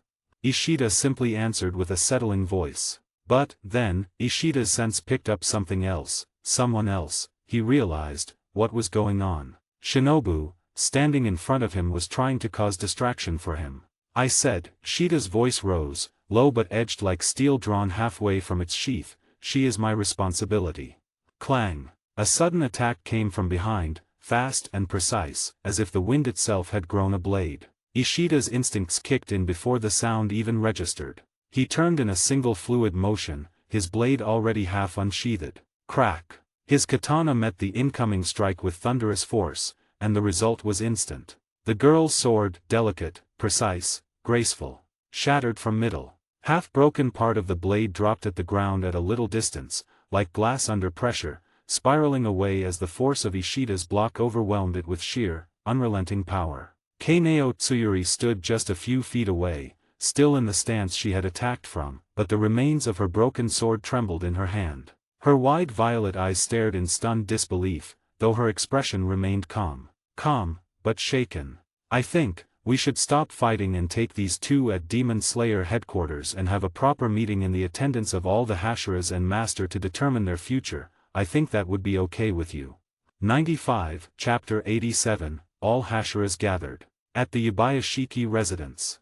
In just a period of 1 week, the second Hashira meeting had to be called due to the unforeseen circumstances and the ongoing situation involving one member of the Demon Slayer Corps, Tanjiro Kamado, the boy Ishida had saved, and his sister, Nezuko Kamado, the demon girl. Ishida and the other Hashiras were in attendance like the previous meeting, but unlike last time, Ishida was already an established Hashira. The second change was the presence of a new face standing among them, the boy from the forest incident, Tanjiro Kamado, who was not standing, but rather kneeling just beside Ishida, as Akakushi stood behind him. His injuries were mostly bandaged or were mostly gone due to the healing potion Ishida gave to him after the clash with Shinobu ended at the forest. The small wooden box, that Tanjiro uses to carry his demon sister was placed at the front of the house, as Nezuko was inside the box at the moment, and it was kept at the shade of the house too. The air around the Yubayashiki residence was dense, not with sound,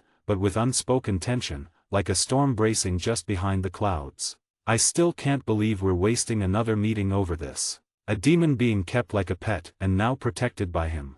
Everyone's eyes shifted slightly toward the voice. Sharp, contemptuous, and burning with disdain. Sanemi Shinazugawa, the wind Hashira, stood with his arms crossed tightly over his chest, white haori fluttering slightly in the breeze. His eyes bore into Tanjiro with open hostility, and then briefly flicked toward Ishida with almost a challenge in them, like daring him to speak in that demon's defense again. Ishida didn't even flinch. He gave only a brief side glance toward Sanemi, his arms calmly folded behind him in his usual composed stance. His face betrayed no emotion, not defiance, not irritation, not even interest. His eyes were locked forward, as if focused on the coming decision, or perhaps simply waiting. A brief silence followed Sanemi's statement. Then came a soft, but biting voice. Obanai Iguro, the serpent Hashira, spoke without moving his head much. Kabarameru, his snake, rested lazily around his shoulders. "If we start letting demons accompany us, what's next?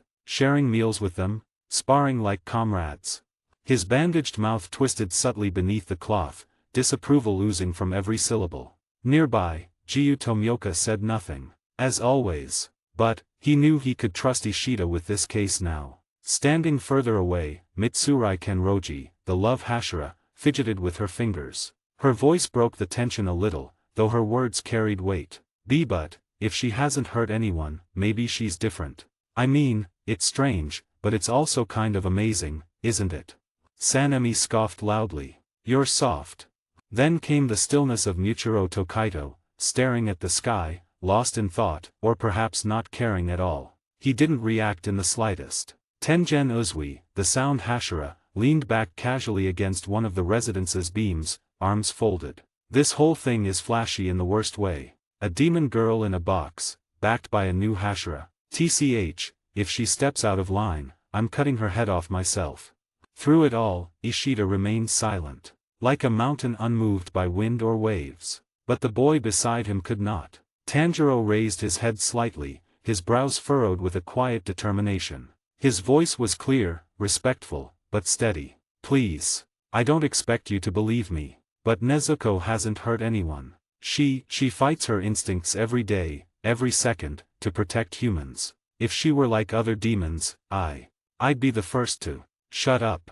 The furious bark from Sanemi cut through the space like a blade. The wind Hashira took a step forward, his haori snapping behind him, hand on the hilt of his sword. You dare speak in this hall about demons like they deserve mercy. You kneel before the Hashiras and still run your mouth. He stepped fast, arms swinging, a violent, open-handed blow aimed right for Tanjiro's face. But it never landed. Ishida's arm moved faster. With precise, almost lazy ease, he caught Sanemi's wrist mid-air, the crack of the impact echoing faintly in the silent yard. His grip was unyielding. For a moment, time paused. Sanemi's eyes narrowed. Ishida's grip held. And just then, Kriak. The twin doors of the Yabayashiki residence slowly parted. Two gentle figures, dressed in pure white, stepped out gracefully. It was Kiria and Kanata Yabayashiki, the daughters of the master. Their voices were soft in unison. The master of the Demon Slayer Corps has arrived. Everyone turned toward the door. Even Sanemi lowered his arm. Even Tanjiro held his breath. And Ishida, still holding Sanemi's wrist, slowly released it, his eyes now turning forward once more, unreadable as ever. As every of the Hashiras knelt down in respect, as Tanjiro was confused at first, but then Ishida gestured him to follow and he did, as the doors fully opened with a soft creak, a serene hush fell across the courtyard like a sacred veil. And then, he emerged. Master Kaguya Yabayashiki. He moved with the grace of a drifting cloud, his steps as light as wind through petals. Dressed in pristine white robes that shimmered gently in the sunlight, his presence was both delicate and commanding, like a dying ember that still warmed the entire room. His face, pale and marred with the slow decay of his illness, which seemed to have increased further in less than a week of the previous meeting. His face carried not sorrow, but a strange, peaceful glow. He did not walk alone. On either side, Kiria and Kanata guided him, their small hands gently supporting his arms. Yet it was clear, he was not being dragged. He walked with dignity. Kaguya's voice was gentle, almost like a breeze, calm, fragile, but carrying weight. Thank you, all of you, my children, for gathering again so soon. I know it hasn't been long since our last meeting, but there are matters that cannot wait. With that, the Hashira meeting began. 96, Chapter 88, Ishida's Resolve. With the presence of Master Kaguya Yabayashiki, the whole situation calmed down quickly, as every Hashira knelt to the ground, showcasing their utmost respect for their master. Get to your feet, Hashiras, and let us begin with the matter, he said, and everyone rose, standing back in place. Master, I think you have already heard about the matter. These two have broken the rules of the Demon Slayer Corps by protecting a demon. Tanjiro Kamado, the new Corps member, was caught traveling with a demon, which is completely against our code and rules. If you give permission, we can proceed with their punishment. Sanemi was the first to speak, laying out the situation in full. Calm down, Sanemi, my son. I understand your concern over the situation, but making a hasty decision would not solve the problem in any way, would it? Kaguya's voice was respectful and gentle, yet firm. Sanemi's anger was still clear on his face, but after Kaguya's attempt to calm him, he fell silent, though his eyes remained locked on Tanjiro, and then on the box carrying the demon girl, Nezuko. From the other side, Obanae Guro shifted slightly, his serpent Kabaramera's head lifting as if sensing the tension. Master, with all due respect, if this demon is allowed to remain, what message does that send to the rest of the Corps? His voice was low but carried an edge, his eyes narrowing toward the wooden box. Mitsurai Kenroji clasped her hands together nervously. But master, if Ishida and Tanjiro both believe in her, maybe she's really different? I know it's unusual, but maybe we can find a way without killing her. Her tone was hopeful, though her voice wavered under the weight of the meeting. From the corner, Tengen Uzui exhaled sharply. Either way, it's not flashy to keep the Corps in suspense. We should know now whether she lives or dies. Muichiro Tokaito, still gazing absently at the clouds, finally spoke without looking at anyone. This is a waste of time. If she's dangerous, just kill her. If she's not, then there's no problem. Through it all, Ishida remained silent, his gaze steady on the master. Tanjiro, kneeling beside him, gripped the fabric of his hakama tightly but said nothing this time. Kaguya's serene expression didn't falter. My children, I understand each of your perspectives. This is not a matter to be decided on impulse or emotion. Before we act, you will all hear the full truth of this case, and then, we shall decide together. Kaguya's voice was calm and gentle, yet carried a tone of confidence and assurance that made one feel everything would be all right in no time. And just as expected, the tension eased ever so slightly among the Hashiras. Still, the question lingered in everyone's mind: how was the decision going to be made? After speaking, Kaguya turned his face toward the far left of the line of Hashiras from his perspective. Standing there, at the very end, was Ishida. Ishida, I understand you have shown the most confidence among the Hashiras regarding the innocence of this girl, Kaguya said softly, his pale eyes resting on him. But can you prove her innocence, here and now, before everyone? All eyes shifted toward Ishida. Even Sanemai's glare sharpened, his lips curling into the faintest hint of a scoff. Obanai adjusted the coil of his snake, clearly expecting the younger Hashira to falter under such direct pressure. Mitsurai leaned forward slightly, her eyes wide with curiosity. Ishida, however, did not move immediately. His calm expression remained the same, his gaze fixed on Kaguya for a brief moment before he let his eyes drift toward the small wooden box in the shade. A faint breeze passed through the courtyard. Then, slowly, Ishida took one step forward. Yes, master, he said, his voice steady, deliberate. I can prove it. The faint ripple of murmurs among some of the Hashiras was quickly silenced by Kaguya's raised hand. Then, show us, Ishida. A faint smile appeared on Kaguya's face, as if he had been expecting this answer from Ishida all along. Very well. Then proceed, he said gently. Ishida gave a small nod and stepped forward toward the wooden box. The Kakushis standing guard over it looked at him, awaiting instructions. Open it, Ishida ordered calmly. They hesitated for the briefest moment before obeying. As they moved to unfasten the latches, Ishida's eyes shifted slightly over his shoulder. For a moment, his gaze met that of another Hashira, Jiyu Tomioka. Jiyu held his stare, silent as ever, but there was a quiet understanding in his expression. No words passed between them, yet the message was clear. The final latch clicked open. A soft creak followed as the lid lifted, revealing the dark interior of the box. Inside, Nezuko sat silently, her small frame curled neatly, the bamboo muzzle still secured over her mouth. Her eyes glimmered faintly in the shade, calm and unthreatening. The courtyard grew still. Every Hashira's attention was fixed on her, some skeptical, some cautious, others quietly curious. Ishida took one slow step closer, his shadow partially falling over the box. Nezuko, he said in a steady tone, not loud, but clear enough for everyone to hear. Step out. 97, Chapter 89, The Proof of Restraint. One day ago. So, you are taking complete responsibility for this demon, right? Shinobu asked for the final time, her voice calm but firm. Ishida simply nodded and turned away, walking toward Tanjiro and Nezuko. Then I will inform the core and the master immediately, Shinobu said before she turned and left the scene with the girl beside her, Kaneo, her apprentice. Ishida stopped in front of the siblings, pulling a small vial from his inventory. Drink this, he said, extending his hand with the potion toward Tanjiro. Tanjiro accepted it, though his expression was filled with mild confusion. What is this? He asked, tilting the vial and examining it from every angle. This is medicine. It will help your wounds heal faster, Ishida replied before stepping a few feet away. Tanjiro drank it in one go, and almost instantly, a rush of energy spread through his body. Oh, I'm starting to feel energized all of a sudden. What kind of medicine was this?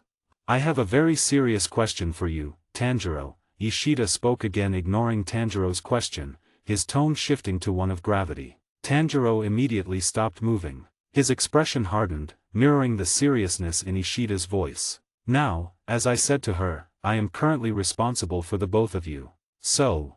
Before Ishida could finish his sentence, Tanjiro suddenly lowered his head, his voice carrying a deep sincerity. Thank you, Ishida-san. You saved my life, and Nezuko's too. If you hadn't stepped in, his voice faltered for a moment, the weight of what could have happened pressing against his chest. I don't even want to think about it. Nezuko, still silent as always, only gave Ishida a small, gentle nod from inside her box, her way of showing gratitude. Ishida glanced at them briefly, his expression unreadable. No need for thanks. I didn't save you out of kindness.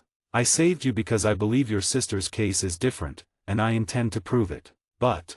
His eyes sharpened slightly. If I ever see her losing control, I won't hesitate to do what needs to be done. Understand? Tanjiro straightened, meeting Ishida's gaze without hesitation. I understand. I promise you that day will never come. Then I have a few questions for you, Ishida said, turning directly toward Tanjiro. Before today's incident, did anyone know about the situation with your sister and how everything happened from the start? Back at the Yubayashiki residence, Ishida stood before the wooden box as the girl inside slowly peeked her head out. The sight made several of the Hashira pause. They had been discussing killing this small, innocent-looking girl. Mitsurai, the love Hashira, felt her heart melt the moment she saw her. Good. Now then.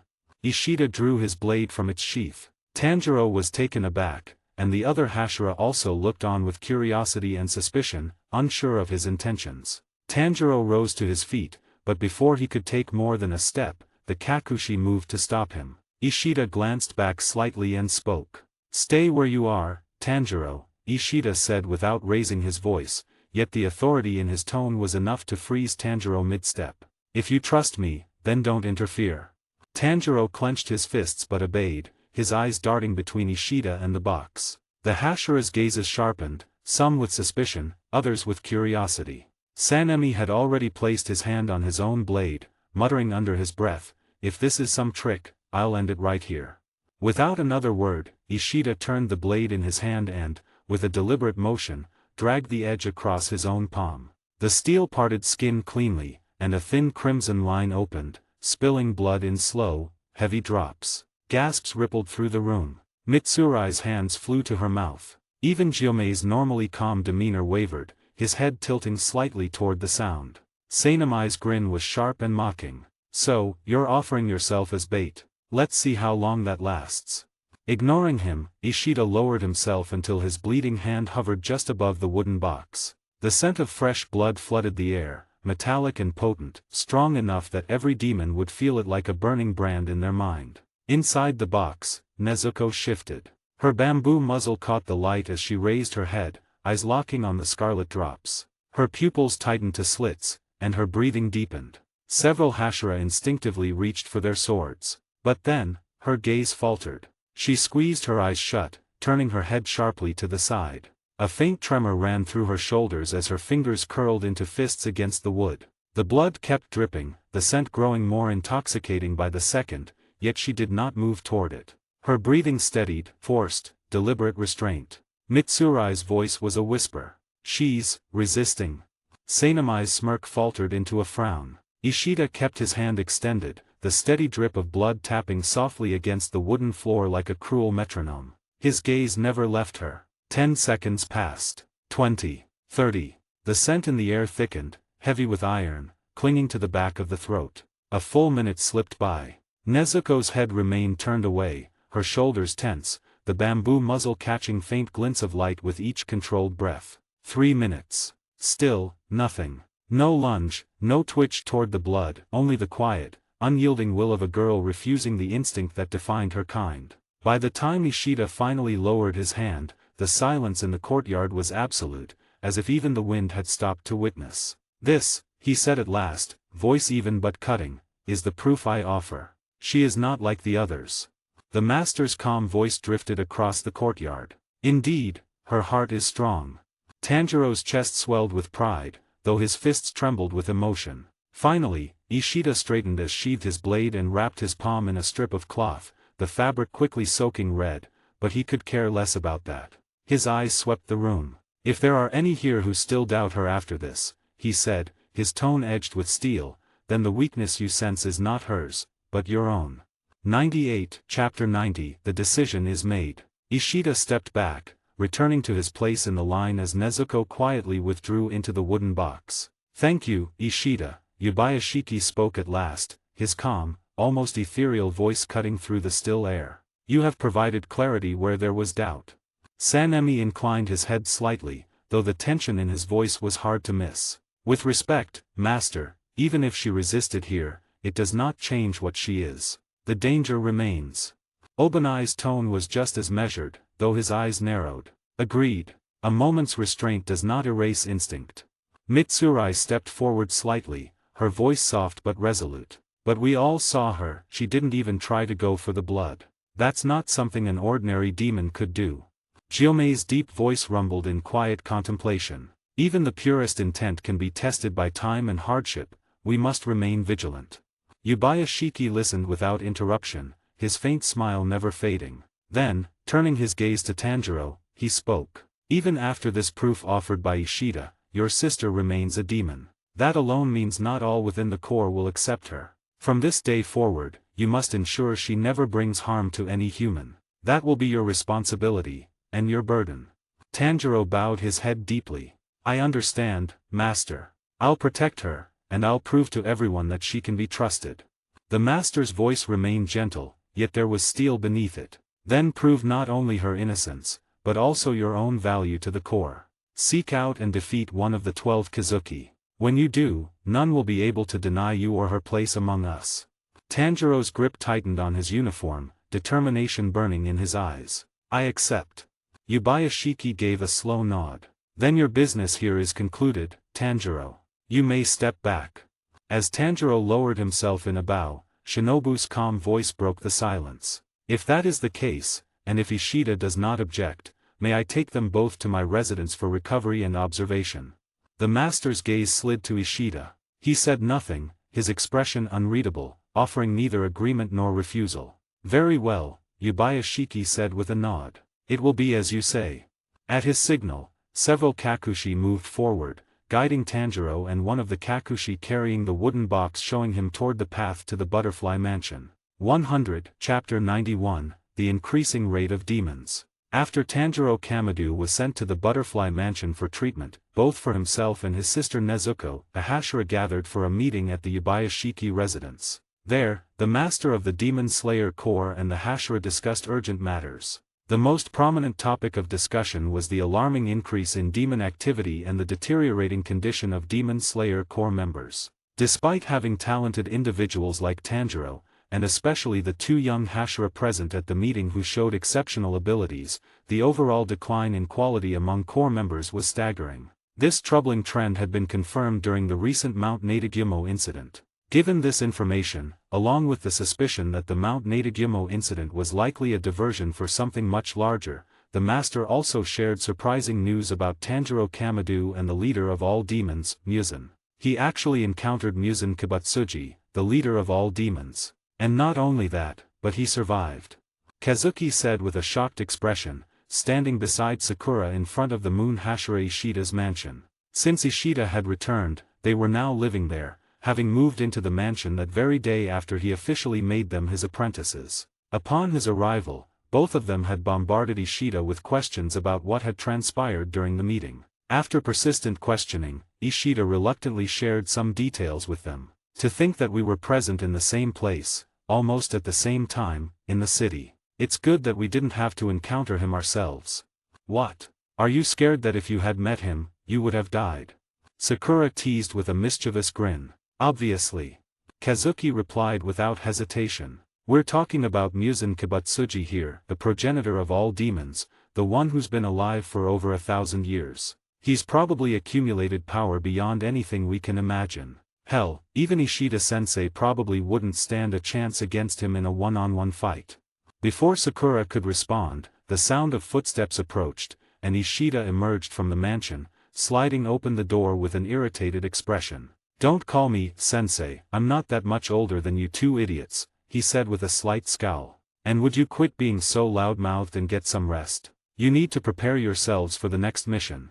Both apprentices immediately straightened up, bowing respectfully before heading inside to their quarters. After they disappeared into the mansion, Ishida remained outside, gazing up at the star-filled sky. His thoughts drifted to what he had learned at the meeting. Tanjiro's encounter with Muzan was truly unprecedented. None of the current Hashira, despite all their experience and strength, had ever come face to face with the Demon Lord. Yet somehow, a newcomer like Tanjiro had not only met him but lived to tell about it. Ishida's hand unconsciously moved to the hilt of his sword. Kazuki's words echoed in his mind, and he had to admit the harsh truth. Even with all his training and his position as a Hashira, he likely wouldn't be able to defeat Muzan in single combat at his current level. His grip tightened on his sword as he made a silent vow under the moonlight. He would become stronger, no matter what it took. After that, as it was already late evening, Ishida walked out of the mansion for his regular night patrol routine. Sakura and Kazuki were both inside the mansion, settled in their assigned rooms. But after traveling not far from his mansion, he came face to face with someone familiar, though probably not for the best. Well, if it isn't the Moon Hashira, came a rough, aggressive voice. Sanemi Shinazugawa, the Wind Hashira, stepped out from the shadows with his characteristic scowl. I didn't like your damn attitude back there before the meeting today.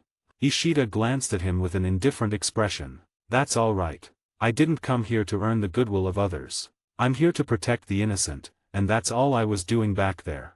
Sanemi's eyes narrowed, his irritation clearly growing. TCH. Acting all high and mighty, aren't you? You think you're better than the rest of us. I think I have a job to do, just like you do, Ishida replied calmly, his tone remaining neutral. If you have a problem with how I conduct myself, that's your burden to carry. My burden? Sanemi's voice rose, his hand instinctively moving toward his sword. You arrogant bastard. Maybe I should teach you some respect. Ishida sighed, shaking his head slightly. I don't fight hot-headed idiots like you. It's a waste of time. That was the final straw. Sanemi's face contorted with rage as he lunged forward, his hand gripping his sword handle. What did you just call me? But before he could draw his blade, a firm hand caught his wrist. That's enough, Shinazugawa. Jiyu Tomioka, the water Hashira, appeared between them with his usual stoic expression. Continue your patrol instead of picking fights. We have more important things to worry about. Sanemi jerked his arm free, glaring at both of them. This isn't over, he spat, pointing at Ishida before storming off into the night. What's wrong with him? Ishida questioned, though that was just to start the conversation. He's always been like that, Jiyu replied in his characteristic monotone voice, watching Sanemi's retreating figure. He shook it off before turning back towards Ishida. The reason I was here was to thank you for what you did today. Ishida gestured for him to walk alongside him, and soon both of them started moving forward together. If you mean about Tanjiro and Nezuko, you don't need to thank me. I would have done that even if you hadn't asked me to beforehand, Ishida responded, referring to the fact that Jiyu had actually approached him before the meeting and, though not directly, had hinted at it through indirect words. Jiyu simply nodded in understanding of what Ishida actually meant. It's quite surprising to see Tomioka-san actively engaging in conversation, came a gentle but teasing voice from behind them. I was beginning to think you'd forgotten how to speak with your fellow Hashira. Shinobu Koko, the insect Hashira, approached them with her characteristic smile, though there was a hint of playful mischief in her eyes. Jiyu turned slightly, his expression remaining as stoic as ever. I speak when it's necessary. Ah, but this seems like more than just necessity, Shinobu replied with a light laugh before turning her attention to Ishida. And you, Ishida-san, certainly put on quite a show this morning defending that girl. Ishida inclined his head respectfully. I simply did what I believed was right, Koko-san.